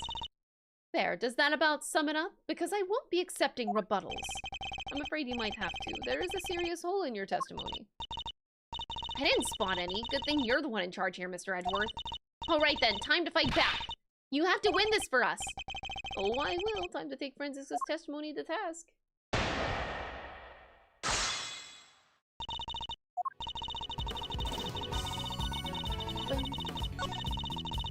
The murderer is someone connected to the auction. And if the murderer is to be believed, the victim... the photographer is to believe the victim was the auctioneer and the culprit was an attendee.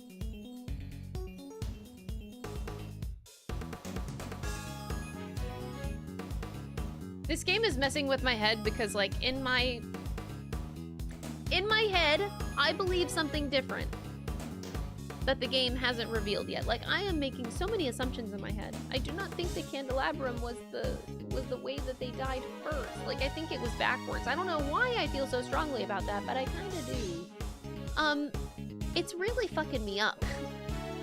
So whenever I make these assumptions in my head about what I really think happened in this case, it makes these moments a lot harder because I believe something different, and the game, what we know, I have to keep remembering and reminding myself that no, Crystal, what we know right now about this case is these facts, and I have to work with what's here. But like, I really believe in something totally different right now. Everything is just throwing me the fuck off.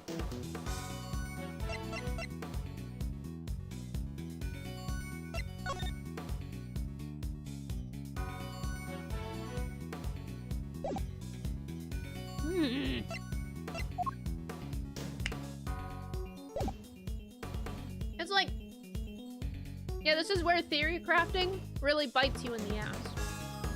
Because this specific sentence is really confusing. If the photographer is believed, the victim was the auctioneer. The culprit was an attendee.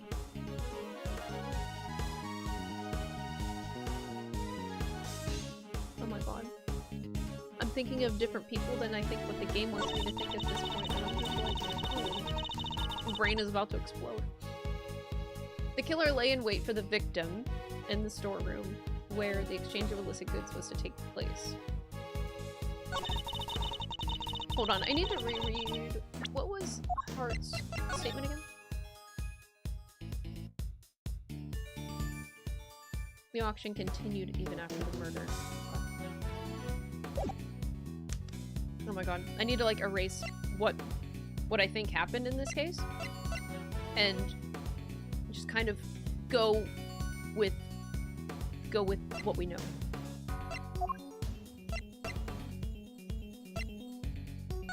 And I got one more piece of power chocolate in my chocolate bar.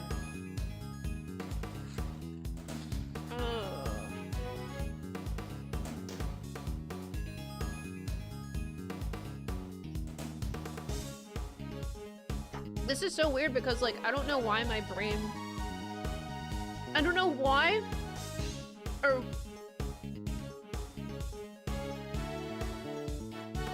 I can't figure out why my brain doesn't trust the words that I'm reading. Wait, why? Is it because I don't trust Hilda Hertz? Maybe.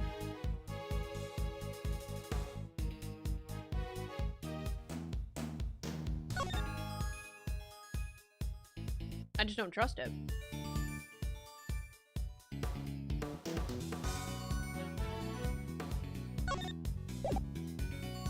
It's like what we know about this case, or what we can assume based from the letter, is that this is referring to the Promise Notebook.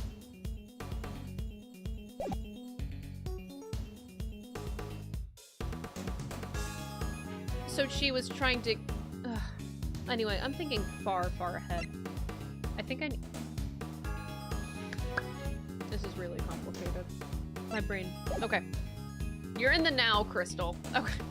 Let me The killer lay in wait for the victim in the storeroom where the exchange of illicit goods was to take place.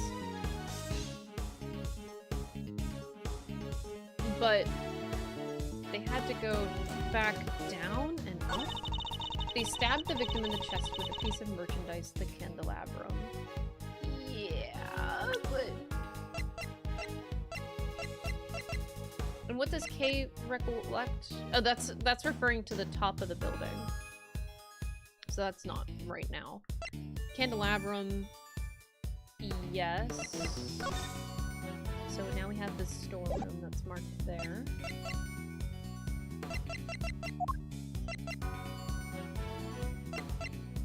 Oh my god, this is fucking me up. Okay, I'm gonna press the third statement. Hold it! Because my brain needs to, like, comprehend. So you believe that the victim and the ringleader were one and the same. Thank you, Edgeworth. I actually really needed that. I do, and the murderer was. Why are you asking her this? You just said the exact same thing yourself, dummy. So I did, but I was merely confirming Francisco's reasoning. Oh, don't give me that load of horse feed. You got caught saying something stupid. You give a little laugh and move on with your day. The murderer was one of the auction attendees. You don't got no notes for our friend here about that after that little performance of his?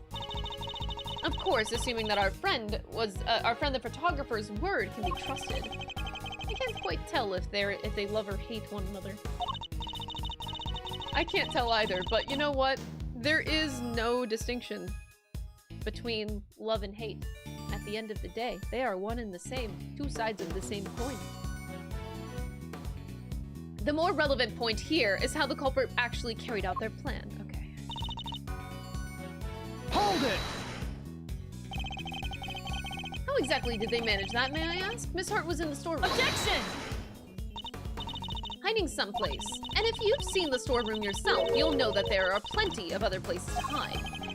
You're saying that the killer was hiding out of sight while they awaited their victim's arrival. We can reasonably assume that the murder took place after the auction had concluded. After all, the victim was the auctioneer herself. No! She would... my preconceived notions of this case have to fuck out of my brain. This is actually so confusing to me. She would surely have needed to be present throughout the proceedings. She thinks it happened afterward? Would you mind adding that statement to your testimony?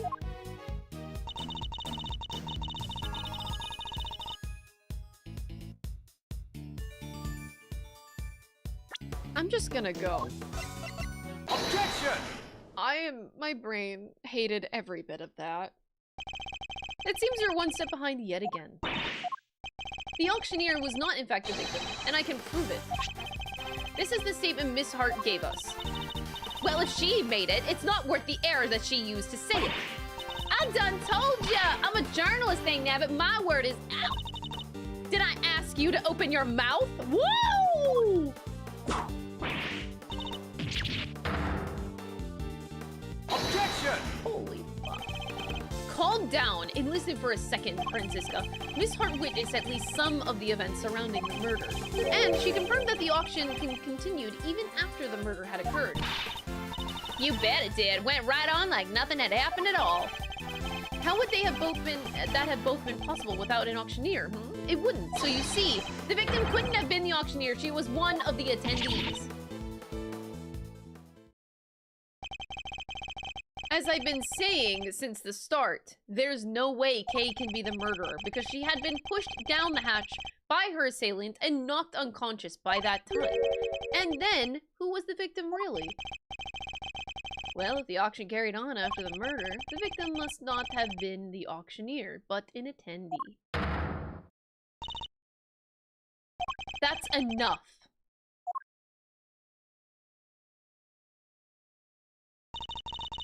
Order in the courtroom. All rise for the chairman. Can I die now? How did I do this? Nasally? Nasally and deep. Oh, there's no need for all that pomp and circumstance, Verity. Please, everyone, feel free to call me Celsius. Yes, that'll do nicely. Alright, Celsius. What are you doing here? That's okay. This is... Oh, I just stopped by to see how my bone-headed boy was getting along. They say there are all sorts of families, but I'm not sure these two are what they meant.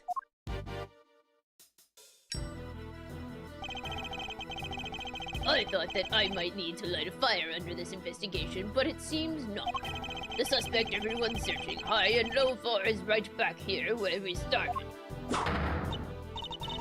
Men, detain the suspect immediately. Miss Faraday is innocent! Shut your meddling mouth! You're becoming something of a problem, Miles, my boy. I thought I told you. The committee wants this matter cleaned up as soon as possible. It's a matter of trust. We can't have our organization being seen to drag its feet. It's bad for us, and it's bad for me too, personally. Sorry, it must be my age. Your unlawful investigation ends here, and it will not be permitted to resume. In case you have forgotten, you are no longer a prosecutor. You have no authority here. And what's more, there is the matter of you aiding and abetting a suspect. She's right, of course, as always. You really are a godsend, Verity. Everything I do knowingly. If you wish to prosecute me for it, be my guest, but know this. We have uncovered a new suspect, this person here. Miss Faraday was attacked by...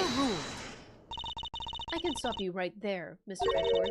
The raincoat in your picture was discovered nearby a short while ago. Oh my god. The victim's blood was found on the hood along with some cherry blossom petals. Like the ones on the roof. They were stuck to the edges of the bloodstains, probably due to the blood being fresh at the time. The results came back already, my boy, so there's no mistaking it.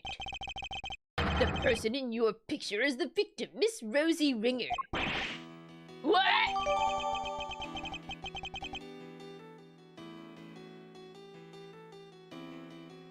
This is a lot of setup. And I don't believe any of it. Come on. This completely undermines our entire case! All of our assumptions were based on the person in the red raincoat being the killer, but if they were the victim instead, then Kay remains at the top of the suspect list. Miss Faraday, you tested to having encountered a person in a red raincoat up on the roof, correct? We now know that the person was the murder victim. And you are the only person we know of who came into contact with her.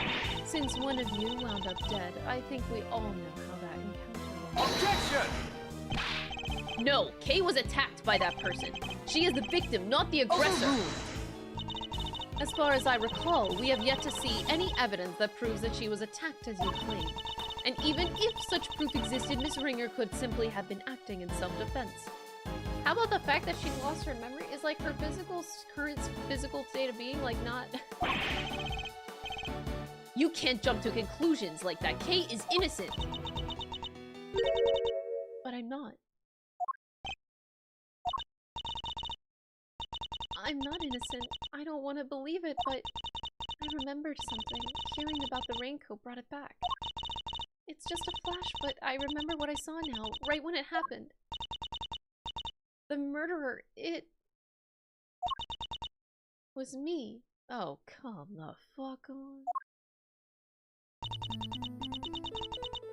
I remember looking down and the person in the red raincoat was on the ground.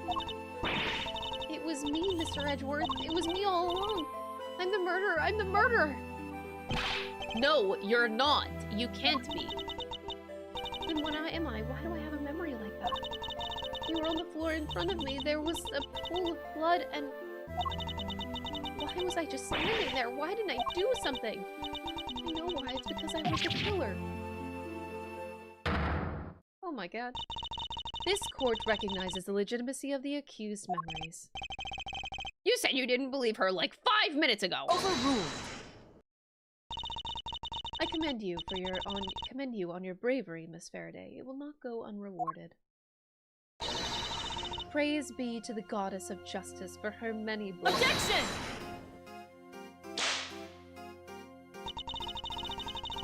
As an official representative of Interpol, I hereby request that the suspect be... We don't have time for this. We must arrest Kay Faraday this instant. How dare you take that tone with me? Oh god, the girls are fighting, the girly pops. This is a gross overreach of authority. I demand that you give us more time to investigate. You say my investigation is unlawful. What could be more unlawful than this? Unfortunately, you no longer speak for the law. Indeed you don't, but I do. And while I can't help but be moved by your dedication to your friend, I have to agree with Verity. Speaking of the law, it seems that there is one other that we must arrest. Ah, yes, I almost forgot. Miles. No.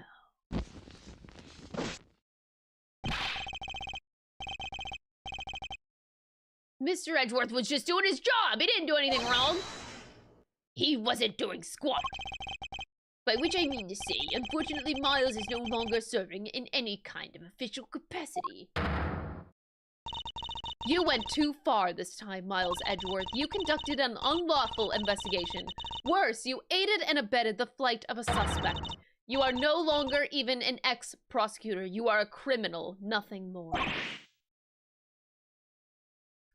Well, this is a really, really good turn of events. That reminds me, there was supposed to be a hearing today, wasn't there? Concerning your conduct. I'll make sure it's officially rescheduled for tomorrow, although I fear I already knew the outcome. Look at this as an opportunity to reflect on your actions, Miles, a chance to really think long and hard. This court is adjourned. Oh, what a lovely way to end the stream. Okay. So, shit officially hit the fan, and this is how we end. Okay. Well, I guess we finish up this case tomorrow. Or not tomorrow. Tomorrow is a Kingdom Hearts stream. So we'll be back on Wednesday, y'all. Tomorrow is probably the finale stream of Kingdom Hearts 1. And we will continue case 4 on Wednesday. Okay? That is the plan! Thank you guys so much for watching. As always, thank you for all the donations, the resubs today. I appreciate it. And see you tomorrow for Kingdom Hearts, all right? And don't forget, don't be stupid. Bye!